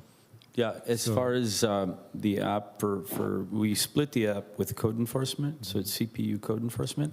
The app is monitored daily. I can assure you, I check it daily, so does code enforcement. So whatever complaint comes in and belongs to either code enforcement, and then they take that complaint. If it's a CPU complaint, then I assign it to the CPU officers. So it's an everyday task that is part of what I do. And the response for, like, when the issue's been, completed? Yes. So on the app, you have the options of, if it's been completed, you can close out the case, of course. Yeah. And initially, we assign the case, right? And then once the officer completes it, then it can be closed out. Okay. Yeah, I just don't see the closeout. So it's some of the things that I know, I'm not going to sit here, and I don't want to bash. I'm not, this item is not about, picking your work apart. I know, completely understand the issue that we have in our city everywhere. Every department is understaffed, and I'm of the mindset of, now even more, we have to work as a team. So, and I've asked Jake a question in the past that is there, since CPU is not fully staffed and we're part-time, when in regards to some of the homelessness campments, cleanups, can Public Works help out in that case, and that department? That's correct. Yeah. So we always offer to the CPU group, whatever they need help from as far as staff or equipment, we're always there. And our staff have been doing that and been helping them with CPU with some of the cleanups. Yeah, and I get it, and I understand maybe the mindset of some of the folks is that, that's not part of my department, but now, and I know our crew, I've dealing with them for years and years. Our crews are all about helping, they're really good folks that want to work as a team. It seems like lately, we're losing the front we have way more homelessness folks in our city, which, compared to years ago, we have way more. Some of the stuff from Stanton is getting pushed in our city, and our officers are dealing with it, seems like on a daily basis. And then we're short-staffed on our police department, we're short-staffed on our CPU, and then it's just compounding. I think it's just compounding the issue that it's just making our city look like we're not taking care of things, when in reality, we're doing as best as we can with what we have. So what can we do, like, to try to help out that situation? And one of the things I mentioned, I asked if Public Works can help in that aspect.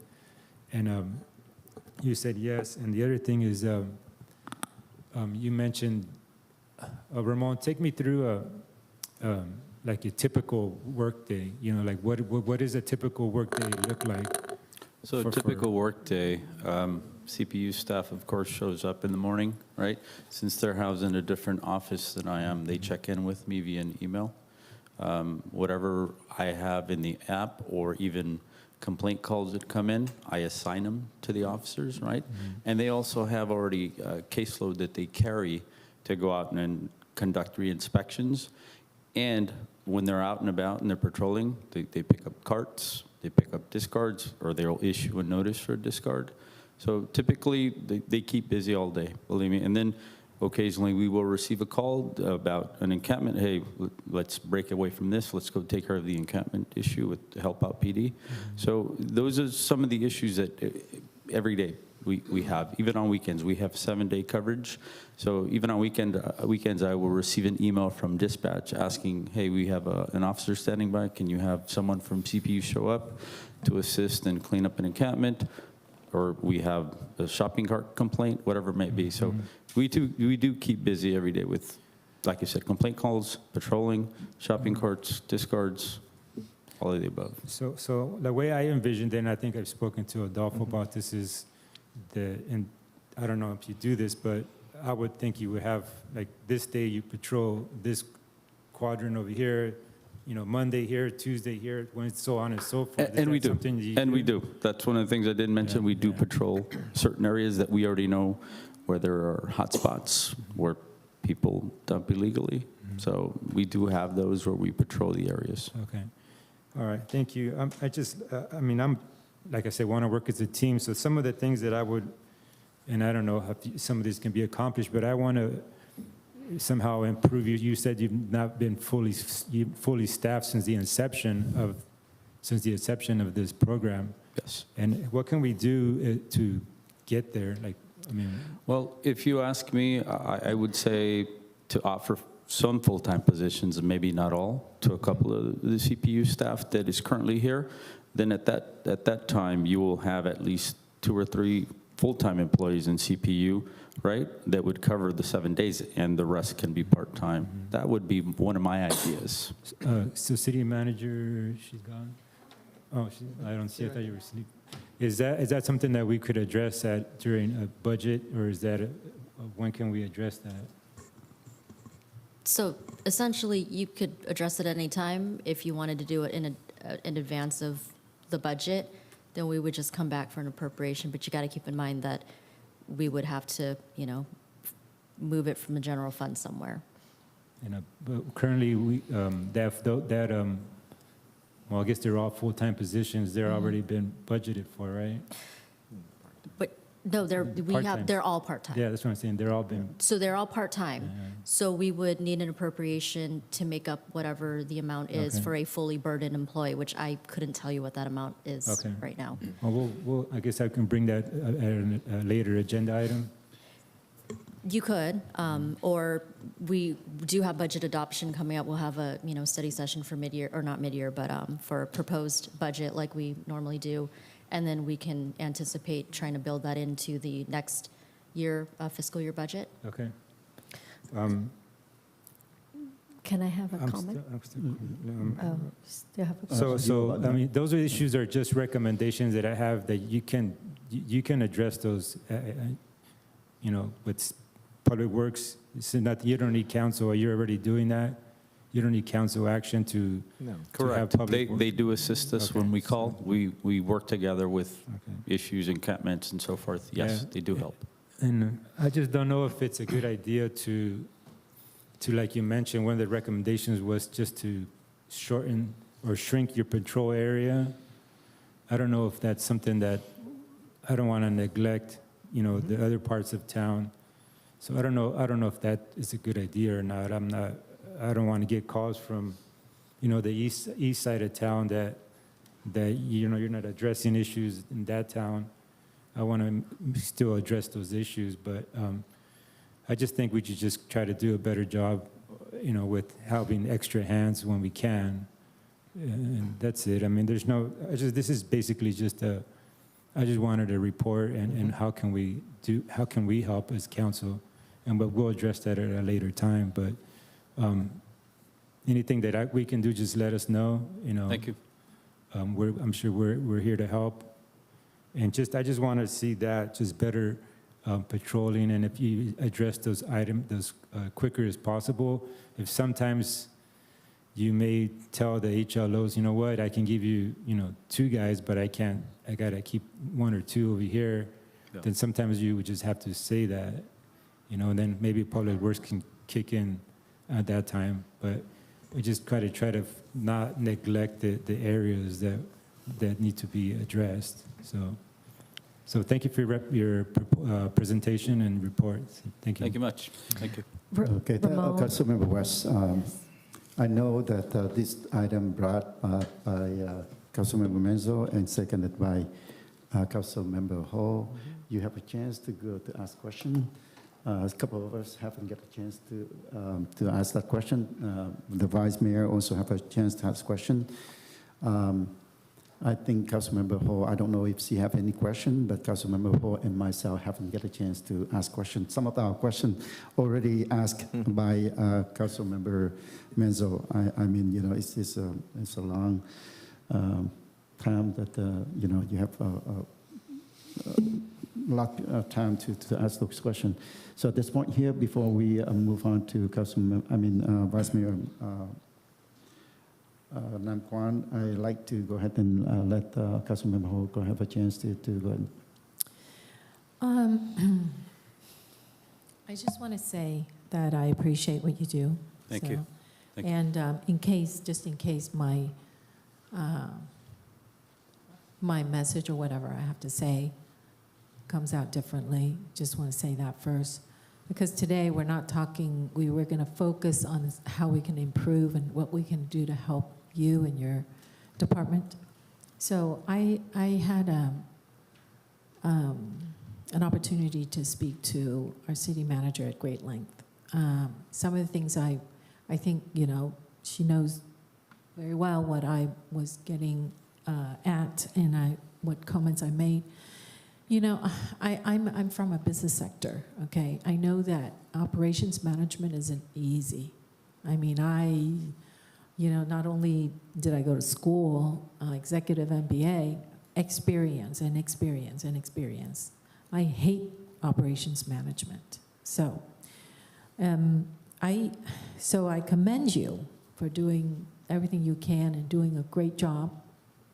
Thank you. And so some of the things, I'm just going to throw out my 2 cents and I can tell you.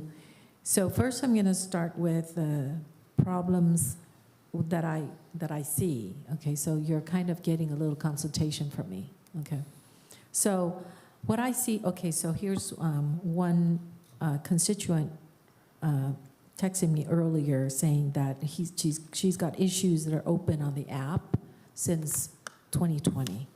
So I know she probably heard Councilmember Manzo, talking about something like that, very similar. She said the same thing, so then we know there's a problem. So maybe those are 2 isolated incidents, but hope so, but I don't think so.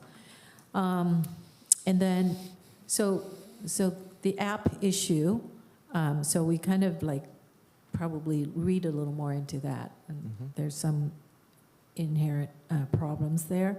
So number 2, I believe that I see that you stray from your main goals. And I think that as supervisors, as leaders, we always have to kind of revisit. We tend to kind of stray, but in order to kind of pull ourselves back and get back on track, we have to look at our mission statement, or in your case, I wrote down as you were going through your slides, and I didn't really catch it entirely, but What you said was, education, right? Customer service, I mean, in terms of education, so I know that that is lacking. Okay. So if I may just kind of, not going to repeat what Councilmember Manzo had already said, but what I see are just straying from the main goals, okay? And then number 2 would be illegal dumping that you reactively clean up. That's a lot of work, and that's why I'm saying that you have put in a lot of work, okay? And your crew, okay?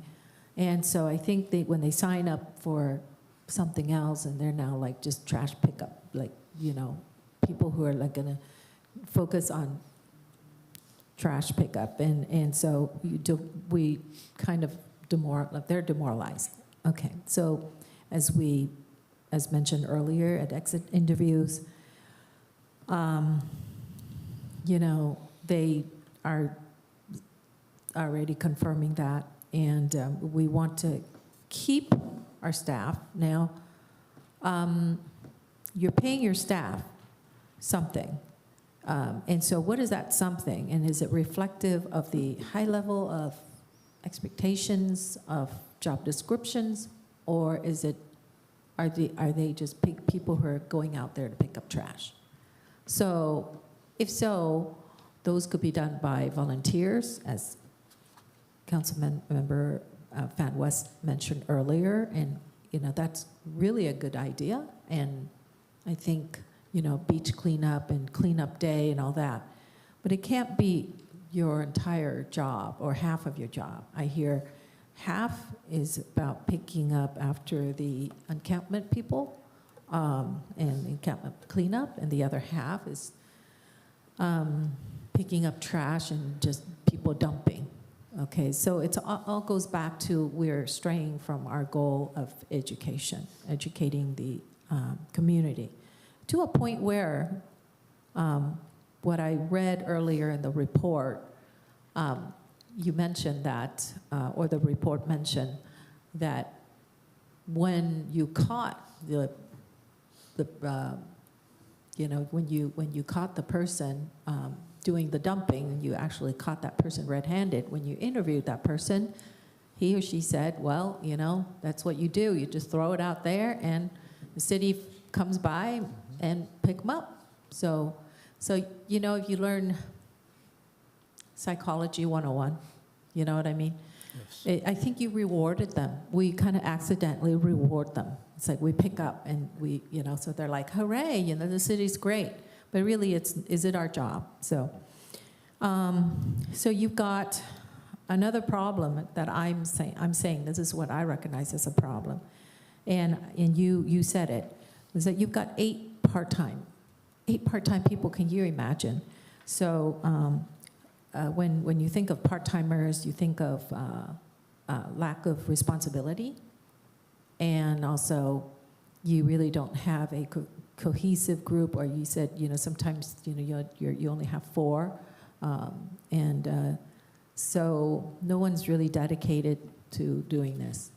So I do, agree with you that some of those part-timers could be turned into full-time, but I don't agree with throwing money at it, and that's not how you fix the problem. So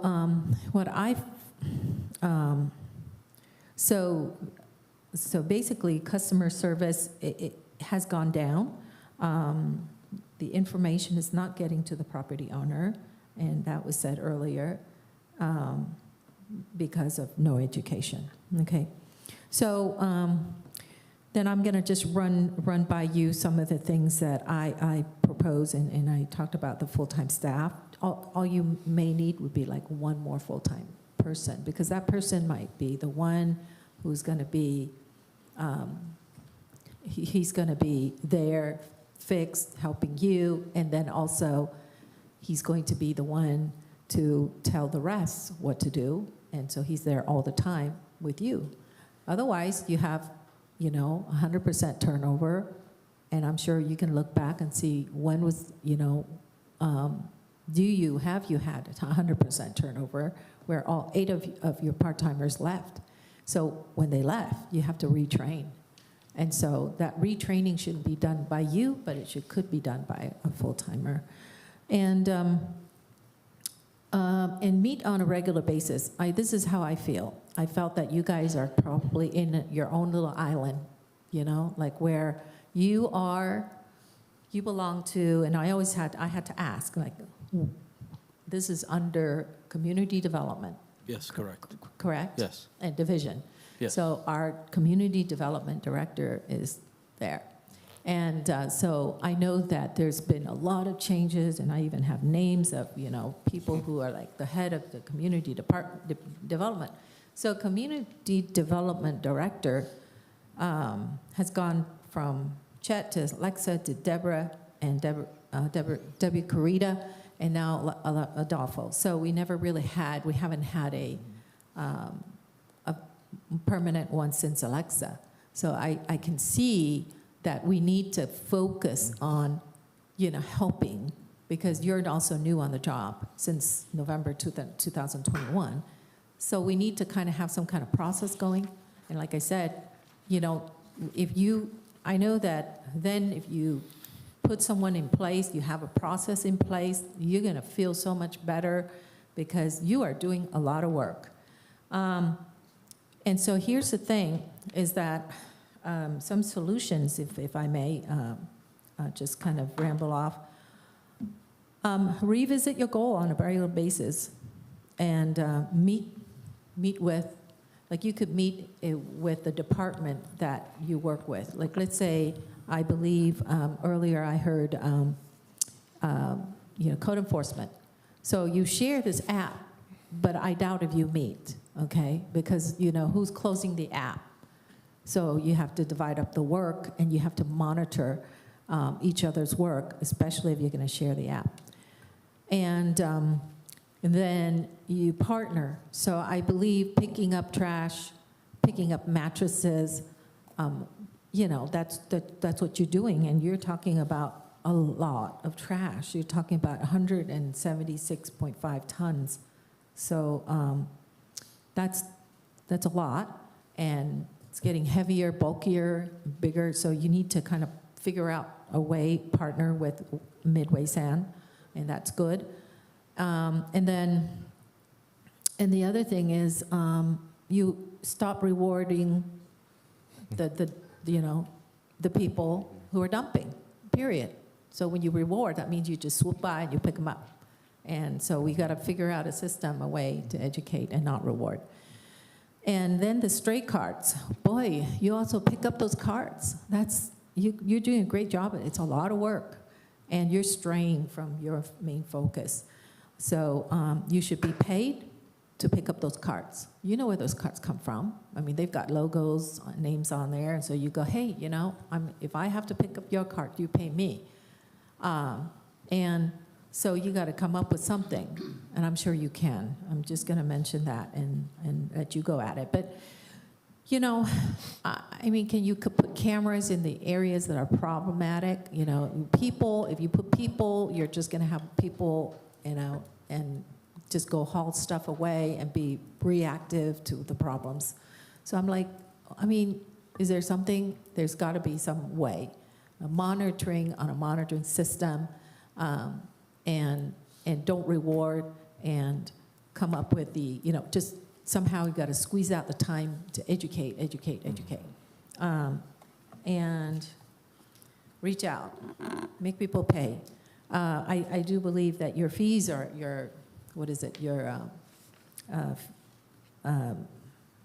that would be tickets or fines. Your fines are really low. If you're doing all this job and you only fine $100 for the whole month of December, wow.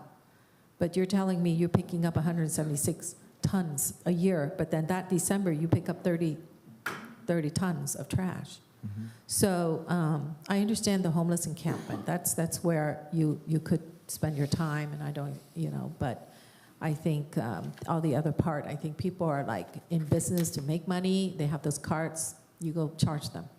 you know, and I think we just have to, I would recommend go back and look at your process and have meetings and come up with ideas to, as, you know, just as a cohesive group, and put your heads together. But then I think what's really important is that if you want to incentivize people to use the app, you know, these days, like even McDonald's, they want you to download the app, use the app, and you get a reward, you know. So I know once you give them the incentive, well, it's what would be the term? Like, it's not an incentive, it's a disincentive to use the app, and then no one cares, no one goes in to close the app, right? And that's the message I got on my phone from one of his constituents. And that's very similar to what he said, Mr. Councilmember Carlos Menzo. But, you know, overall, I just think this is a great, you know, department. CPU is good that you are being you should be proactive to help code enforcement, because when CPU was created, I was there. So I was on the council at the time, and I gave the vote. But the thing is, the complaint at that time was that, hey, code enforcement didn't have time to get to some of the stuff. So code enforcement should be working together with you.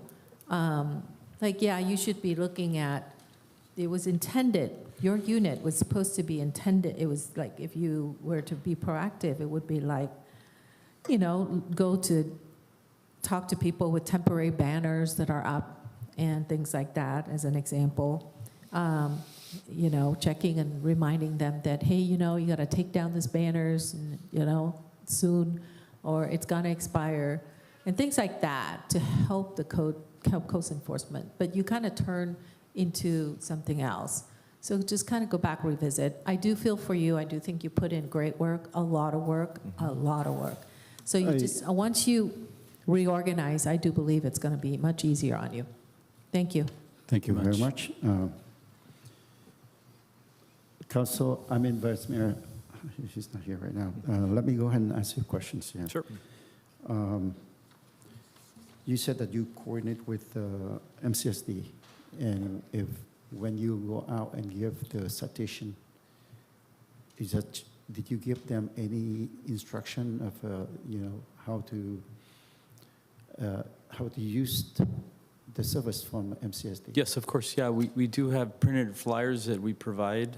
If we issue a notice of violation, we do give them the bulky item pickup, which Midway City provides. Right. So we do let them know about that service and ask them to take advantage of it, since it is free.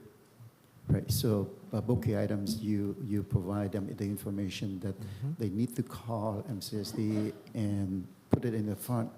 And, Yes. And so on and so on. Yes, we regularly provide that contact number for Midway City, Okay. and let residents know about that service. Okay. I don't know that I missed this, but let's say that you give the notice, notice violation for the first time, and you charge an amount, I believe it's $100. Well, if they abate the violation, then we don't have to fine them, of course. Okay. But let's say they have a discarded item, we do leave a notice, and we also leave a flyer for the free bulky item pickup. If they abate it, then we close out the case. No need for a fine. Let's say that you give them the ticket, the violation ticket, and for the first time, and you also give them the instruction to take the advantage of this MCSD, which is they're there for. Yes. And they still continue to do so, then what is the second time? So the second fine, if they are issued a second fine, it doubles. It goes up to $200. And then if we go back and they still haven't complied, they can receive a fine for $500. So it does increase as it. Now, a question to you is in the alley. Normally the house have the alley in the back. And let's say it's not because of the people, your resident that they put there, but somebody go there and put it there.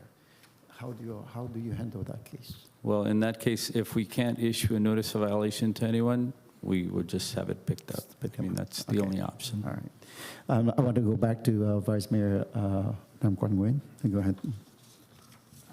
No, at this time, I have no question.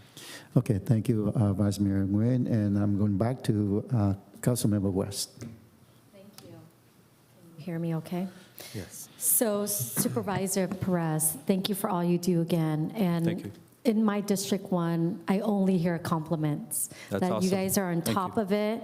You know, when issue that they put on the app, you guys respond right away. So Jake and Supervisor Perez, thank you. You guys Appreciate are doing it. a great job. Thank you much. All right, thank you very much. I think that we have a lengthy discussion about this. At this point here, I would like to entertain a motion, if there's any. It's just a receive and file, so Yeah. we don't need any, do we Yes, need to? We do need to have the motion in second. I motion to receive and file. I second it. Okay. Motion by Mayor Nguyen and second by Councilmember West to receive and file. Thank you, Mayor. Councilwoman Fan West, Yes. Councilmember Monzo, Yes. Councilmember Ho, Yes. Vice Mayor Nguyen, Yes. Mayor Nguyen. Yes. Motion carries 5-0. Thank you very much. Thank you. Thank you. Thank you for your time. Thank you, Ramon Okay. and Adolfo.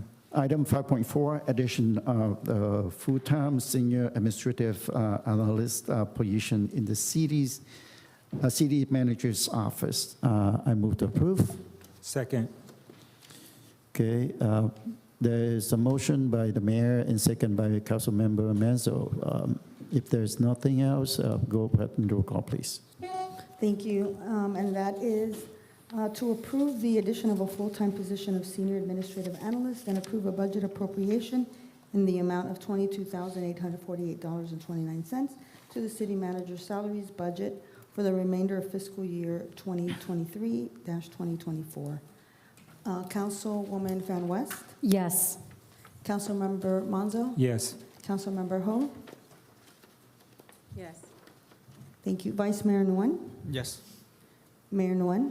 Yes. Motion carries 5-0. And next is item 5.6, consider. So we're almost at 10 o'clock? So we Right, probably need to do an you want to extension. go ahead and vote now? You should, yeah, you should. Okay, why don't we go ahead and I move to extend the time until 11 o'clock. A second. Okay, motion to extend the time, meeting time until 11.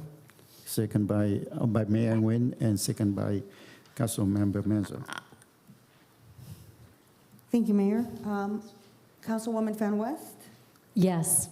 Councilmember Monzo, Yes. Councilmember Ho, Yes. Vice Mayor Nguyen, Yes.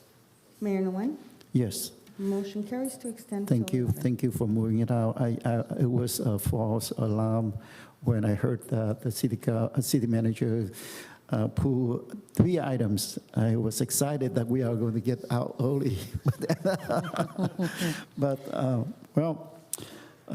I think it's a good item to discuss, and I appreciate for allowing this lengthy discussion there.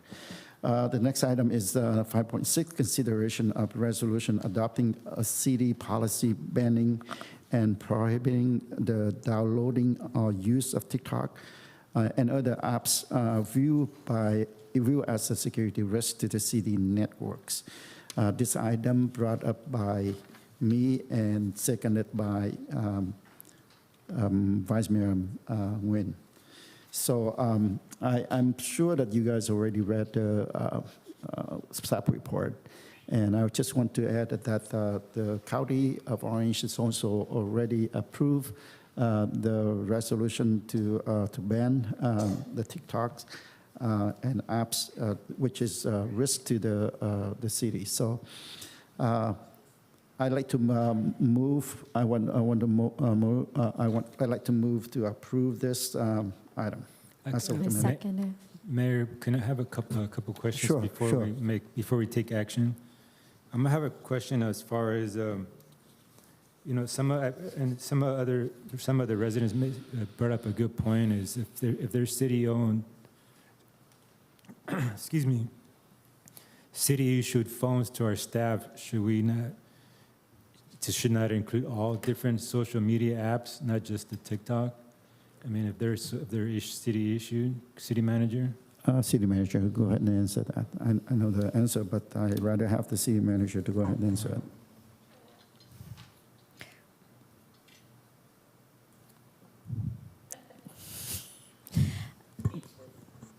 Well, tell me, this is your professional assessment, or what do you think? I mean, well, it would be really hard for us to do our job to ban all social media apps, because we do have social media apps that we are using, and we are using them on our mobile devices. Like, it's not the most convenient to try to get to a computer if we're doing live stuff on, you know, like when I'm out at Bunny Hop doing a live feed, et cetera. So there are apps that we do use at the city. So Facebook, Instagram, Twitter. You know, yeah, Twitter. No, I get it. That's the question. I just wanted you to. It's not pragmatic for us to ban all social media apps. Okay. We would have a hard time communicating with a huge platform. Sorry, go ahead. The second question I have on the resolution, it mentions volunteers. It says volunteers on here. People who are volunteers issued a city phone?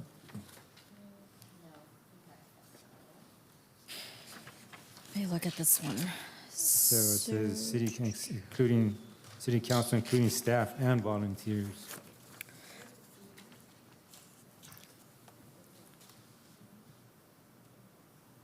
Okay, so I mean, city staff who report to city council, including staff and volunteers. Okay. I mean, we do have volunteers from time to time that are performing functions that are similar to the staff, and I think this is more of an effort to try and get them to also comply. I think there's probably going to be limitations there.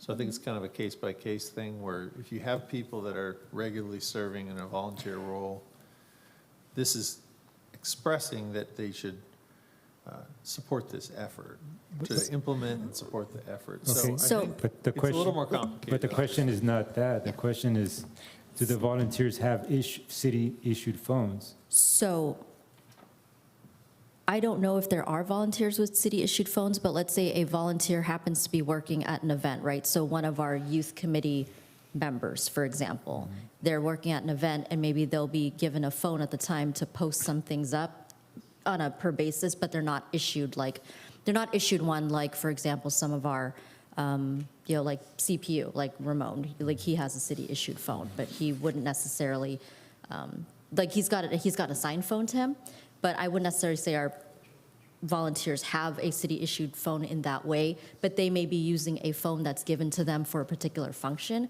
So not quite the same thing. No, it's not the same. So they need to just be made aware that you're not allowed to download this app. Yeah, so there's two different things based on this resolution. So number one, any city-issued device. So a city-issued device would ultimately be one that the city has paid for, that the city is providing to you for your use. So for example, some of our staff members do have a city-issued phone that they are provided, or like an iPad, for example, that's provided to you, or you as council members some of you have devices, whether it's a phone or an iPad, issued to you. And so those would fall in line with this. The other side of that is any personal device that's used to access city networks. So when you are logged onto our Wi-Fi, which is a private Wi-Fi, that is where it would be applicable. So like for me, for example, I don't have a city-issued cell phone, but I have a personal device, but it won't be logged on, on the Wi-Fi network. So if I was gonna have TikTok on my device, which I don't, not my thing, then I would not be able to use the Wi-Fi network because I have that. And so that's the point of this resolution. So just, you need to inform any volunteer that it's prohibited.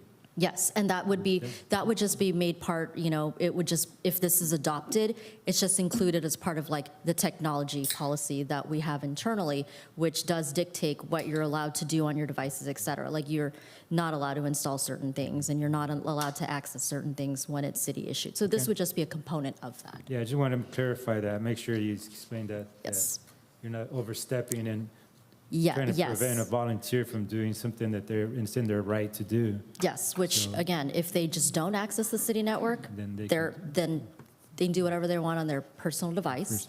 And then, of course, city-issued anything, just don't put it on. Okay, got it. Thanks. Okay, thank you very much. We have a motion and second on the floor. A motion by Mayor Nguyen, second by Councilmember West. Roll call vote, please.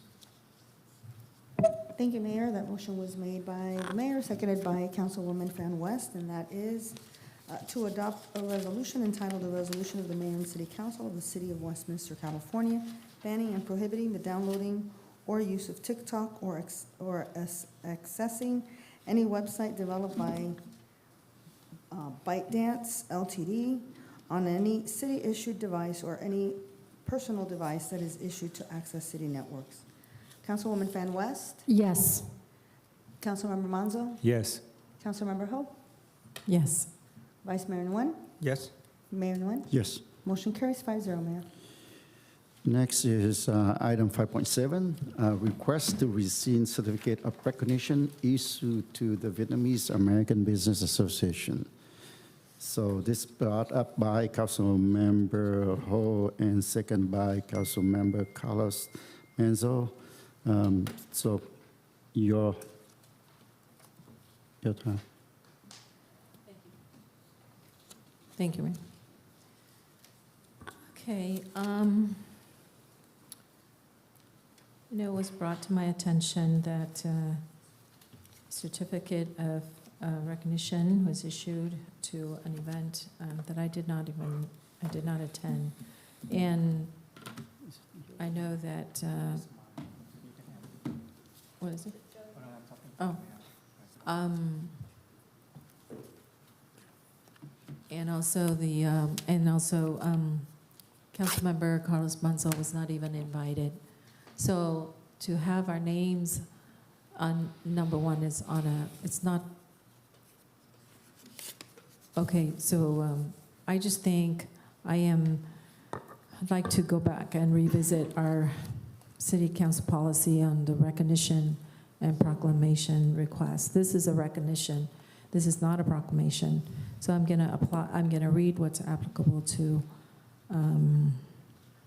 it. So what I see, I have so many pieces of paper in front of me. Okay. That the recognition should be from the city council as a body and not from an individual member. So as a body, we did not all attend, and as a body, we should not be taking this as stated on our policy that we should be recognizing companies that are from the city of Westminster. And so these folks are clearly not from the city of Westminster, and as a matter of fact, I deliberately disassociated myself from VABA. When I looked at it wasn't by chance. When I looked at and reviewed the invitation, I saw the chair, the name of the chair was David Zong, and I knew that he's a very controversial figure and a communist sympathizer, at the least. And I did not want to associate with him because knowing that I'm representing the people, so at least from my district. So when you go and represent the people, when you're giving in recognition, I'm not saying you can't go to that event. So I'm saying that when you go and represent all of us as a body, I don't think that's not right. And if I had to, today I had to look further because, from looking at that and the invitation, I knew this is not something that can benefit our city. Number one is the invitation says gala. It says New Year celebration, New Year gala 2023. So it really clearly stated that. And so gala is a social gathering, social event. And so as you can see, you eat, you wine, you dine, and then also they paid for hotel. So they paid for my food. They would have paid for my food had I gone, and paid for hotel, lodging, and the beer or the wine that I drink. So no, thank you. I already said no to that, and I declined the invitation. So on the certificate of recognition, it is clear that it wasn't for any contribution that they've done, or they've, contributed to our city. First of all, because they're not even in our city. They're from Oakland or San Jose. As stated clearly on their State of California Secretary of State. And I will give all of this information to our city clerk. So if anybody wants it, they could always get a copy. And it is not a nonprofit. It says Vietnamese American Business Association, LLC. And it is, the first address they had it was in Oakland, and then the other one in San Jose. So they don't do business here, and we've never heard of VABA. I have never heard of VABA. So it says on the certificate of recognition, you're recognizing congratulations on your VABA New Year Gala 2023 event and your outstanding achievements. The City of Westminster looks forward to building a strong business and network partnership with VABA in the future. So basically, it's like for something that they're going to be doing in the future. So we don't give recognition for something that hasn't been done. So let's go over the Secretary of State information, the history. So if I may just kind of pop that up on the screen. Where's my... So if you could see that, I'm, like I said, if you want to go and be with your friends, you may. I'm not stopping it. I'm not fighting that. I'm just saying that you're representing the people, representing me with my name on there, with Carlos Manzo's name on there, and I'm sorry, Councilmember Manzo. And we both were not there. And again, Councilmember Manzo was not invited. So I just want to go from the bottom up. So, okay, so their license, basically the,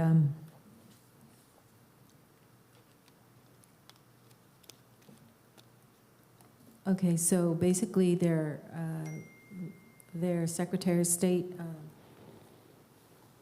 limited liability corporation was suspended in 2025, March 2nd, 2025, and then it was revived 2 years later in April 2017. And then it was, and then a month later, it became delinquent. And then 4 years later, it became a delinquent. And there was a penalty assessed. There was a penalty in August of 2021. And then there's pending suspension at the same time. And then there was a SOS, I'm not sure what that stands for, but it's suspended. And then, again, March, so basically it was suspended the whole time. Even when you issue, while you issue, at the time of this certificate was issued, okay, it was suspended. Okay, so it was suspended and you just revived it because we were looking into the certificate. So March 6th, that's when the statement of information was filed. And then March 7th, it was revived. So this revivership, as a matter of fact, for it to be revived this quickly, I can tell you by experience, they walked it in, okay? And it had to be been walked into Sacramento, okay? And so I can tell you that they knew there was something very wrong and that we would be looking at it. So I only looked at it, I pulled this up today. But like I said, I didn't have to look too far when I made a decision not to attend, that I declined the invitation. I already knew I didn't want to be associated with Tony Zong, and I did not want to be, had no idea what VABA was all about. And I know that it was very clear that you know what VABA is all about, because the Mayor, Chief Charlie, and the Vice Mayor, and, you know, and I know that at Mayor Chief Charlie's, during his mayoral campaign, there was a YouTube segment where Tony Zong stood up and said, "I will match all of your donations." And then again, that I believe a couple weeks ago, when Van Tran, former assembly who's running against me for supervisor, District 1, also, that was just a couple weeks ago. So it was really clear. He again said, "I will match any donations." Okay, so do we want to give a recognition as a city to someone who, number one, been in the news, and this was like 1998, the title of the article was "Massive Wage Fraud Discovered in Oakland Garbage Sweatshop." Okay, and so he ran a quote-unquote sweatshop, and talked about how the people were underpaid. And so I mean, again, I had to do my research to look it up further about David Zong, but just as I suspected, I did not want to be associated with this person. So, so basically that was massive wage fraud discovered in Oakland garbage sweatshop, an old article that talked about 70 workers who walked out of this Recycling California Waste Solutions owned by David Zong on abusive working conditions and poverty wages, a de facto municipal sanction of a garbage sorting sweatshop operated for years in violation of its own city contract. Okay, and then another article written by Oakland side, and the title is "Accusations of Political Money Laundering Under Investigation in Oakland." The Oakland Public Ethics Commission launched a major investigation. So, David Zong is an individual who's really really concerns me, and in his tight connection with the Vietnamese communists really concerns me as well. Certain members of our city council, like Mayor Chi Charlie, is, you know, on Midway Sand District and have received money, and a perception of being beholden to him. So I really have a this is an ethical issue. If we continue to represent the entire council and as you've seen today, people are upset. They're so upset because we all represent 98,000 people, this population. And so when you walked on stage with the proclamation or with the recognition, and you know that you are in back of you, behind you, are the people that you represent. So, I mean, this is David Zong right here in this picture with the Viet Cong flag next to him. So I know that we need to, this is April, okay, Black April. So this is really the time that we need to show respect to our refugee population that we represent. We have to be sensitive to their pains and sufferings. So over the years, many have, you've stood by them and you know what these are very sensitive issues and this is very sensitive time. So I ask that you please rescind this VABA recognition. And if you're going to go on your own time, I have nothing to say about how you spend your time. But if you go on and you give a recognition and that's got our names, please do the right thing, please. Thank you. Okay, this addressed to me and Vice Mayor Nguyen, so I'm going to respond to this.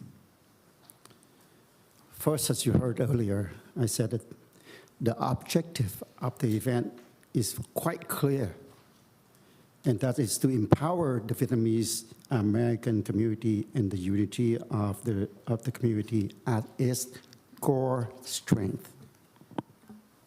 Basically, that's it. Now, were you invited to the event? Councilmember Ho, yes? Yes, I said I was, yes. You decide not to go. I said I decided not to go because I did not like Mr. Tony Zong and what he stands for, and that he is communist sympathizers, and he's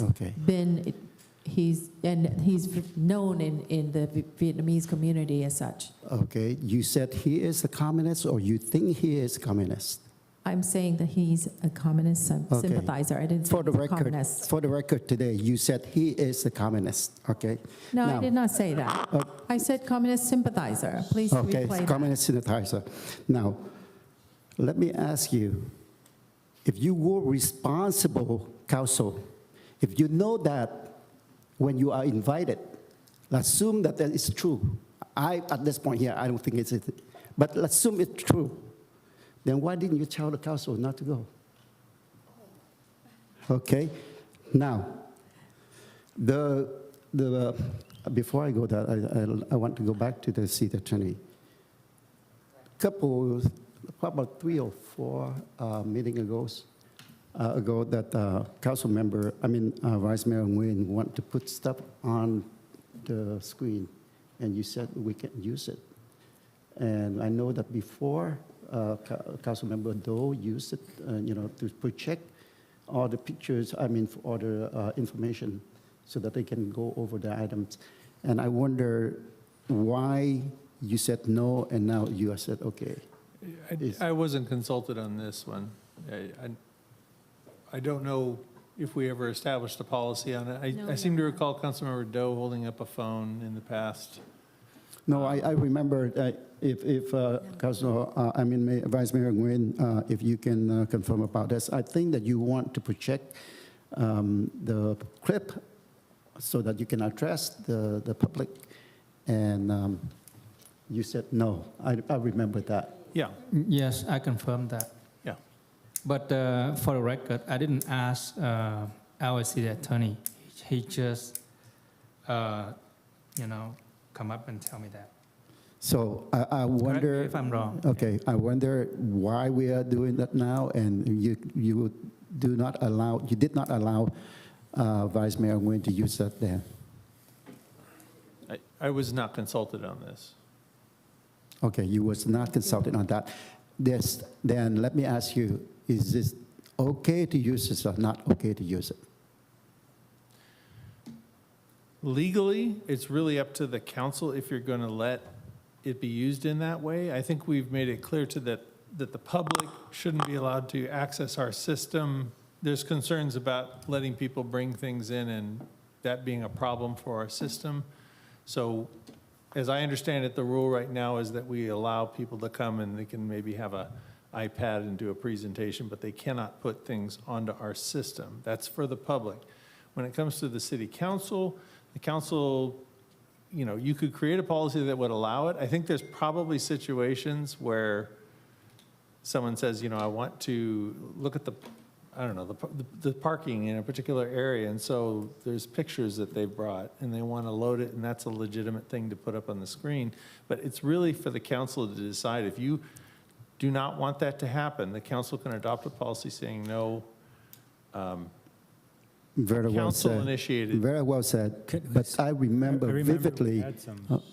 What? Sorry to interrupt, Mayor. I thought we had some, I think Councilmember West had something projected on. That is to report back on what I learned at the Vector. It's the same difference. We're talking about Okay. projection, All right. not the That's concept. So the I end don't of care the- either way. I just want to make sure what we, if we can do it and then anybody can do it. I remember vividly that I have conversation with you. I don't know, after the meeting or the day after in my office.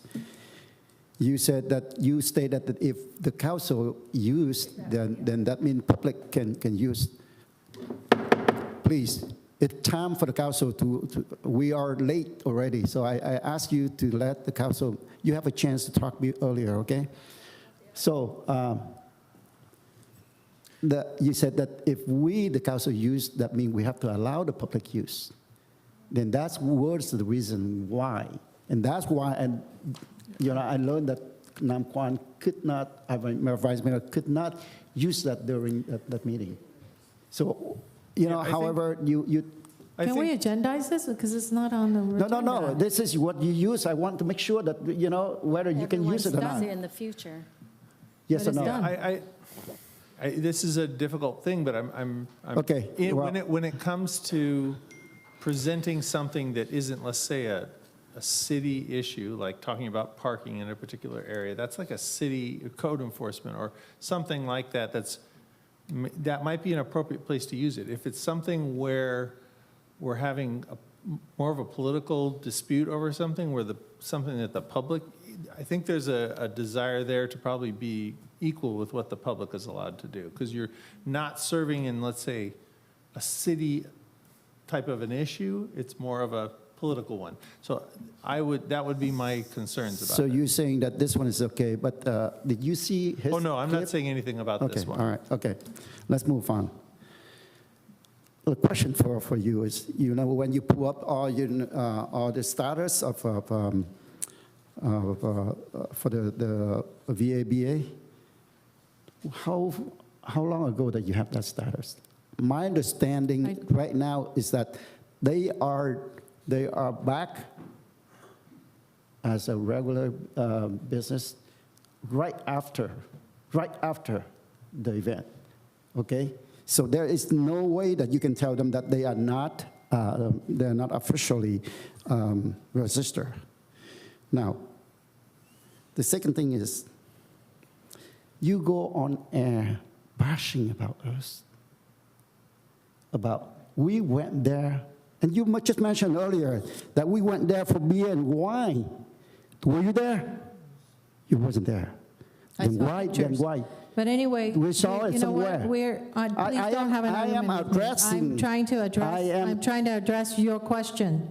Is according to this history, it was printed today. And I know I looked at the history, but I didn't print it out. That was like days after the event. So the event was on the 25th of February. I must have looked at it like beginning of March, and it was suspended. And so as you could see, this is from the website of Secretary of State. It says the statement of information was submitted March 6th. It was suspended from October 5th, 2021, I don't know all the where way you- until March 7th. Yes. I don't know where you get that data, but Well, that this is regardless, This is from the Secretary of Now. State website. Tell me, where did you see beer and wine? You see it from the counter, or you see it from somebody else, and you say that we You know what? went there for That's- beer and wine? I'm not saying, That is, I'm okay, just that- trying let to me tell you that this is not on the That is agenda. the to discuss. accusation, and it's shame on you when you are saying that, when you go on air and say that we attend the event, we have to come back here and report at the city council on AB 1234. You know what that is? You've been in this council for how many years, and you don't know the rules of the law? Let me tell you. You only report it back at AB 123 when you use the expense of the city, or the city is, you're going on the city business. Well, Okay? So you act I'm like not it was going- a city I business am because not you going went to on report and on you that. presented a Okay? a recognition. Now, let me tell you, it's worse than that. You heard that from the publics. You go on air and urging people to come out today to rally it. And you were there You know with what? them. If You you were there with them. don't twist my Let me tell words. you, My words are still there. You It's can not- look at it. It's not. You can go watch again. I'm okay? telling you, it's shame You on you did for not- doing that. you Okay, did- we I- are here to you do the watched- city business. You reread Okay? or what? You know what? Now, let I me was tell- out let me there go- watching let me you go back. with your That's fake supporter. news. Let me go I back was and out say there. I this. have pictures of you with your Okay. supporter. What? Let me finish. You were out there. Let I me was finish. out there. I saw you with your supporter. But what whispering about in their it? Ears. Yeah. You were encouraging this. You know how it looks Wait to a the minute. council? You know what? You're straying from the main topic here, okay? First of all, You lie I a did- lot. This is the second time we caught you in a lie. Now, That's not a lie. I Another- did not. I saw you out there.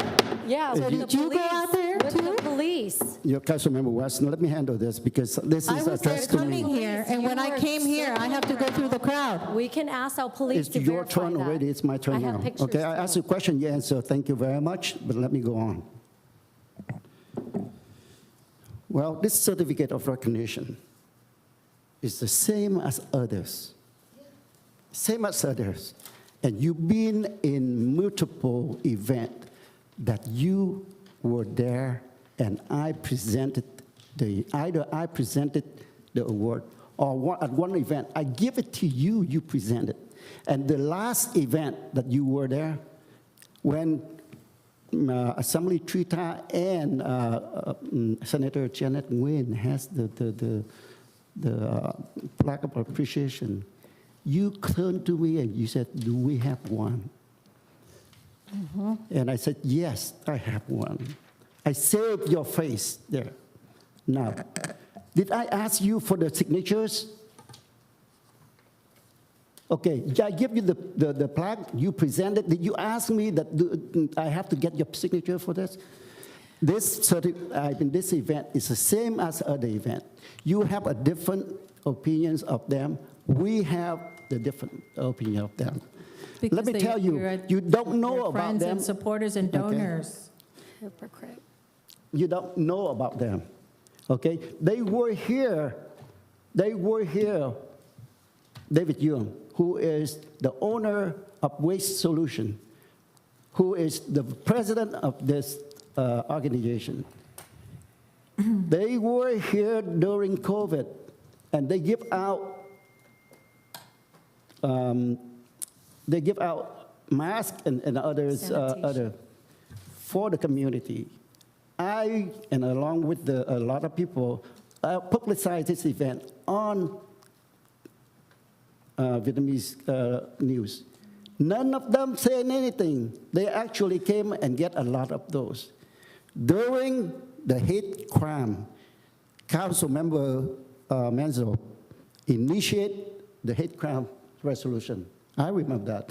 The council passed that. They were here holding the event, sponsoring the event, promote awareness of hate crime. Where were you? They were here doing that. They were here doing for the city of Westminster, for the people of Westminster. Don't tell me that they don't do anything. They didn't do anything for the city of Westminster. Now, with what you're saying that, you know, I don't want to go on and on. There's a lot more I can go on. Okay, there's a lot more I can go on. You accuse us not having your signature due to this event. But there are so many events that you go with us. And Councilmember Menzo. I was there. Councilmember Menzo and I were at the grand opening in Stanton. Stanton is not in the city of Westminster. Here is the city of San Jose, not city of Westminster. They are the same. It's your opinions and my opinions are different. I want to go back to this one too.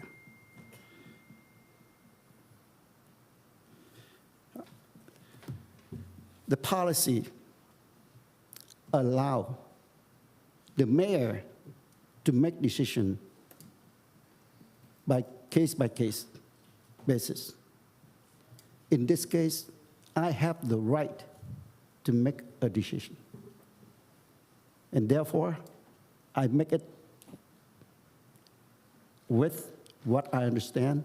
And I know to this point here, they are not the communist empathizer as you are stated. Okay? So now, I can go on and go on, but let's say at this point here, I think that Councilmember West, do you have something to say before? Yeah. Mayor, I was the second on the, is that how we're going? Okay, yeah, you were second. Okay, go ahead. Are we done? Yeah. Okay, thank you. Yeah, it seems to me like all this conversation, some of the topics were off topic. To me is, I don't know this person. I mean, as you can assume that I don't know this person.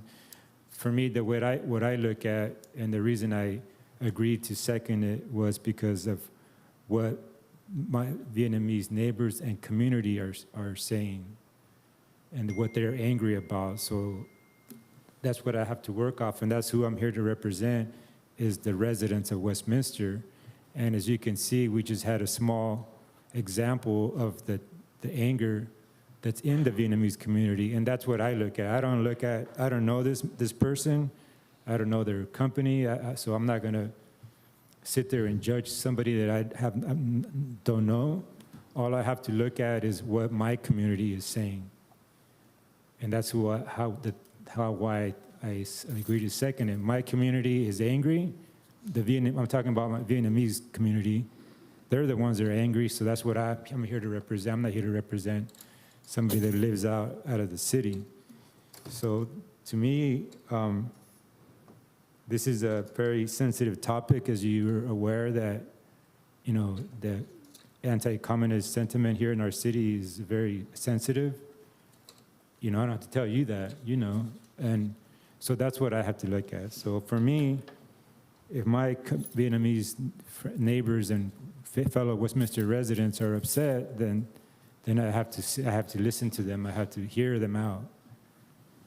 To me, if this is going to be an issue that it's angering our community, then I don't want to be implicated in that, because I'm here to represent them. I'm not here to talk about this business or what I don't know.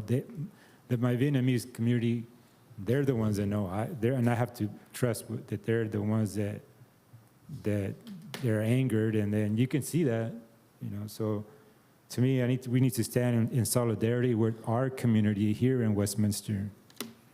And to me, if this is going to be an issue that's going to anger and divide our city, I don't want to be a part of it.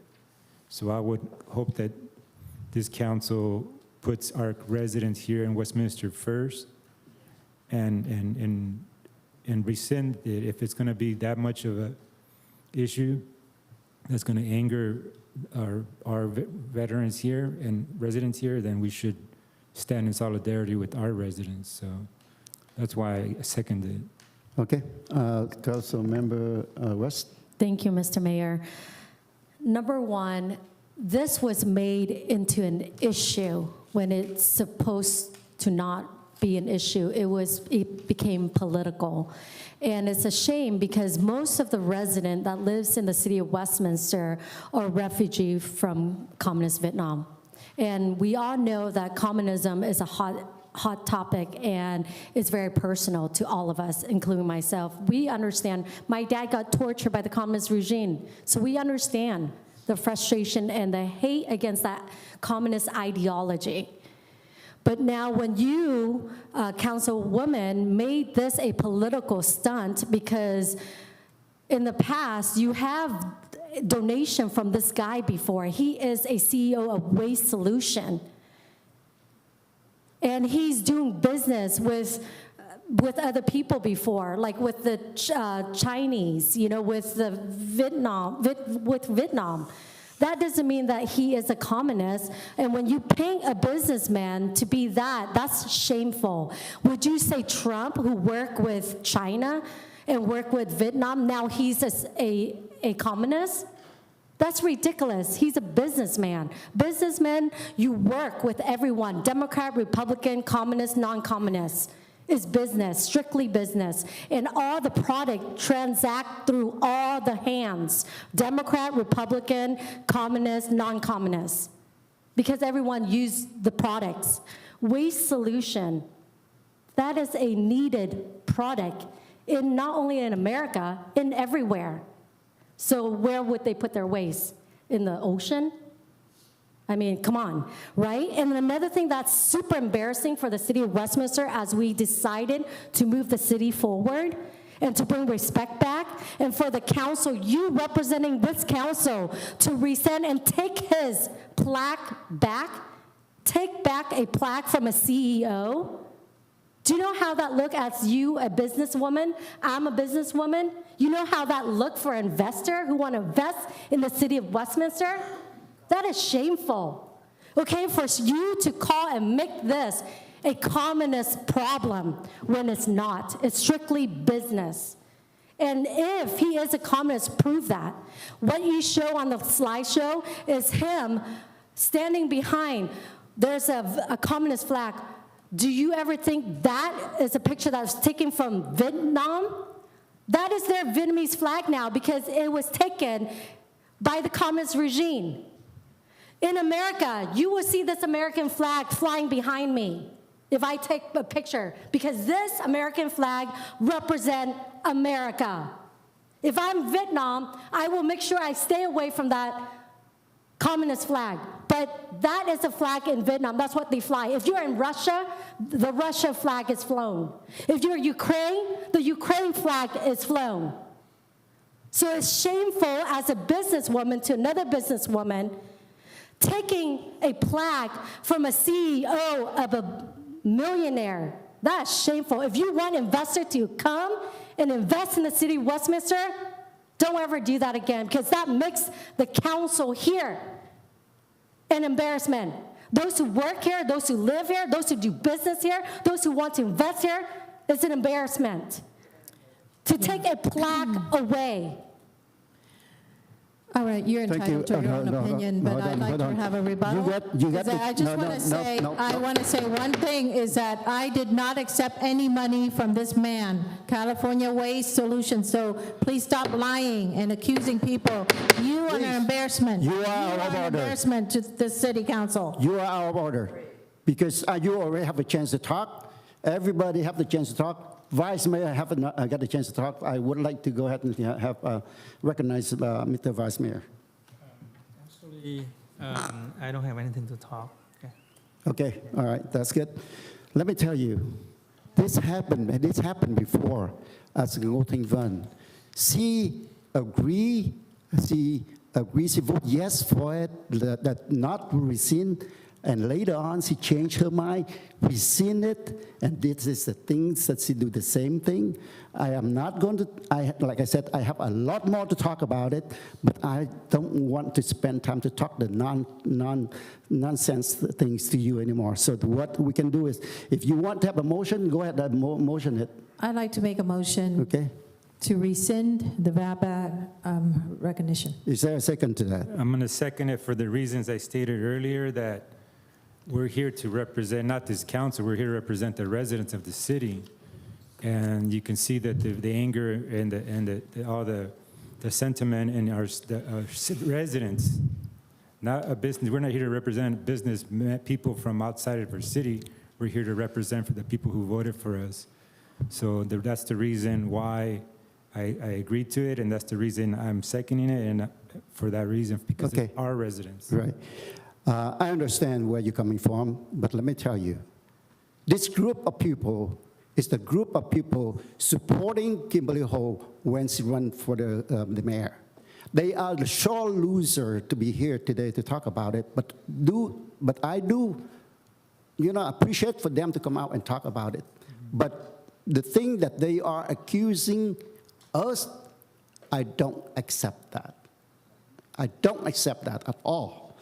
So we have the motion from Council Member Ho to rescind the plaque, and seconded by Council Member Manzo. I'd like to make a substitute motion to this. I'd like to make a motion, that substitute motion, that we take no action on this. Do I have a second? I second it. Okay, let's vote on the substitute motion first. Please take a roll call. Thank you, Mayor. That motion, the substitute motion was made by yourself, the mayor, seconded by Vice Mayor Nguyen, and that is to take no action on this item. Councilwoman Fan West, Yes. Councilmember Monzo, No. Councilmember Ho. No. Thank you. Vice Mayor Nguyen, Yes. Mayor Nguyen. Yes. Motion carries 3-2, Mayor. Okay, next item is the item, we went on item 6.1 already, right? So it's going to be 7.1. So item 7.1, City Council appointments to City Commissions, boards, and committees. Traffic Commission for 2022 to 2024. So first, let's go with Council Member West as the District 1 for your appointment for the City Yes. Commissioner for the traffic, please. Thank you, Mr. Mayor. So I appoint Jose Costello to be my traffic commissioner. Yes, Council Member Manzo. Thank you, Mayor. I'm going to appoint Jimmy D. Pham. Okay, next is 3rd District, Council Member Ho. I would like to reappoint Conwin. Okay, for Vice Mayor Nguyen. Thank you, Mr. Mayor. I would like to appoint Mr. Joseph Ngo. Okay, for me, what's the name? Can you go ahead and repeat? She's looking Yeah, for. who was that? Okay. Joseph No. Did you appoint Yes. Joseph Ngo, right? Yeah, Joseph Ngo. Okay. For me, I'd like to appoint Andy Nguyen. So can you repeat all the names, please? Yes, thank you, Mayor. So Councilwoman Fan West for District 1 would like to appoint Jose Castillo. Councilmember Monzo for District 2 would like to appoint Jimmy D. Pham. Councilmember Ho for District 3 would like to appoint Con Nguyen. Vice Mayor Nguyen for District 4 would like to appoint Joseph No. Mayor Nguyen would like to appoint Andy Nguyen. Yes, thank you. Roll call, please. We need a motion. Motion to approve. Okay, Motion. thank you. Motion by Councilmember Manzo and second by Councilmember West. Roll call vote, please. Thank you. Councilwoman Van West, Yes. Councilmember Monzo, Yes. Councilmember Ho, Vice Mayor Nguyen, Yes. Mayor Nguyen. Yes. Motion carries 5-0, Mayor. All right, thank you. Next is AB 1234. We have 50 minutes, so I'd like to ask if you can brief on your, so that other people can also report back to the council. Starting with District 1, Councilmember West.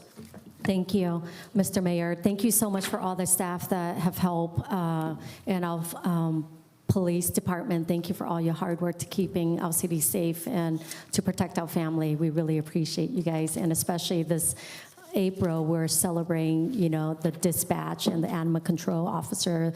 We just want to show that we appreciate them and all that they do as well. And then next month, I believe we're celebrating you guys, right? I believe. Yes, and so thank you so much, and all the staff that you guys work overtime and helping each other, and Jake and Ramon helping with speedalizing in attending to the voters' concerns and needs. It's been phenomenal. Thank you so much. And Christine, thank you for helping, our city to move forward as well with helping with our agendas and whatnot. And City Clerk, thank you for all you do. And, we just really appreciate, and especially this holiday coming into Easter, it just reminds me how special it is. And it's once a year. And for those who celebrate Easter, I just want to recognize you guys once again. This holiday is so special for those who are religious, those who celebrate Jesus Christ, who died on Friday but rose again on Sunday. That's the hope we have as Christian, and that's the hope I have and many other in our district and that celebrate throughout this nation. And so thank you so much, guys, for all you guys do to keep our city moving forward and supporting our effort in the city here. Thank you so much, guys. Thank you, Councilmember West. Next is Councilmember Manzo. Thank you, Mayor. Yes, I'm going to echo some of the thoughts, some of the comments from Councilmember West. Thanking staff, thanking our PD for all you do. I want to say thank you to our Community Service Department for putting together our second annual Bunny Hop event this past weekend. And they're out there bright and early, putting everything together, and had a great turnout on both parks, and look forward to them doing it again this coming weekend at Tony Lamb and Westminster Park. So thank you for them. Thank you, all of you. Thank you, Council, for what you guys do. Something I want to mention that I don't know if this is a city and city staff and council can work together on this. Council, we all know how understaffed we are in every department, and the staff that we do have, they're working double time, triple time, trying to keep up with their day-to-day activities, the activities that council has already taken action on. And I know they're just having a hell of a time, trying to keep up with that. And I know we all, as council, have items that are important to us that we want to bring forward. But I think I was just kind of want you guys to work together as a team, as I mentioned earlier, and maybe give staff some time to be able to catch up with some of the items that they need to work on, as far as maybe holding back on some of the agenda items that are if they're not urgency items, because some of the stuff that they need to work on is not the current pace that our staff is going through right now is not, you can't sustain that for a long period of time, and they just need some time and to catch up. And if us as council can help out in that area, well, I'm willing to do my part to try to help them out. So that's just a request from me to my colleagues, if we can look at that issue and see what we can do to help out. So that's all I got. Thank you. Okay, thank you. Next is Councilmember Ho, District 3. Yes, thank you. Well, first of all, I just want to recognize that it is April, and it is Black April. Would like to remind everybody to please say a prayer to those whose lives have been lost on their way to find the freedom, and those who made the ultimate sacrifice for our freedom. So I know that we will continue to talk about, April 30th, even from now until the end of the month. So I'm going to keep my comments about it brief. And but if we can please, beginning of the month, starting now, say a prayer every day for those who lost their lives, and that includes the Vietnamese, the Americans, and families. Everybody's got families whose life's been lost. And I like to, thank this country for giving us everything that it has given, and this is one of the reasons I am giving back. Thank you very much. And I, of course, want to, echo what words, sentiment that was said earlier about staff, and I'm just very proud of the, especially Miss Christine Corden over here. She's done an amazing job. I think that when we look at our staff, we look at the departments, and we're thankful that they're doing a great job, but then it's all reflection on our city manager. So I don't know how you do it, but you're able to pick up the pieces and move along. I'm just excited to see and to be able to discuss on some of the items, the agendas that were pulled today, and I know that you need to pull to give it more time or add more information to it, but those are just very exciting items. And some of the things that we discussed years ago are now coming to fruition, and all thanks to you. So, thank you. Okay, Vice Mayor Nguyen. Yes, I am going to make it quick like usual. Thank you, staff, for getting things done, and thank you, our PD, to keep everything in order today, and especially thank you, Commander Weber, to escort me, to this city council in one piece. Thank you and good night. I also want to say that that we have a resolution that for the Black April, and then every year we are on. We also have a commemoration date for that, and this year is the same thing. On the 23rd to 30th, the Republic of Vietnam flag, South Vietnam going to fly half flags at the poles in front of the city council, as well as the Freedom Park, at the Freedom Park.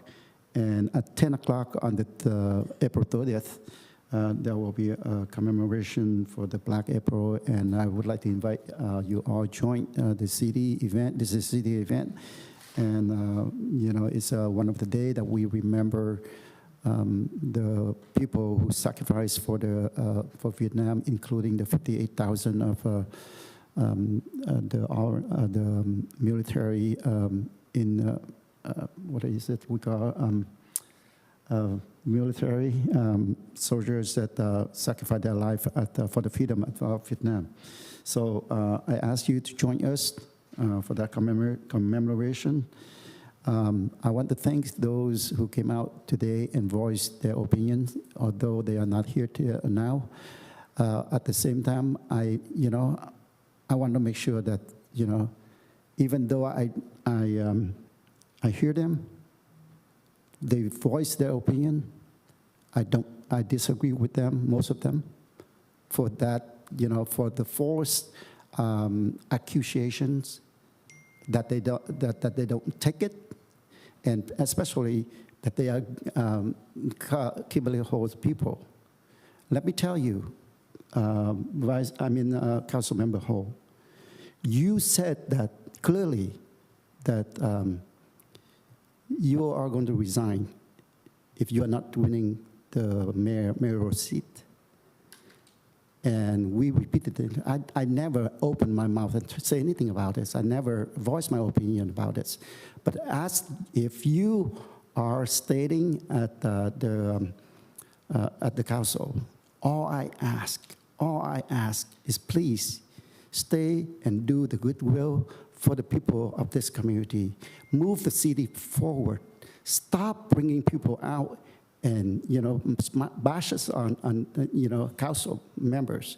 And, today is clearly at 2 o'clock, you are on your channel rallying people to come out. You see that, what happened at the City Hall today? Rather doing that, concentrate their time and make this city moving forward. That's my recommendation to you.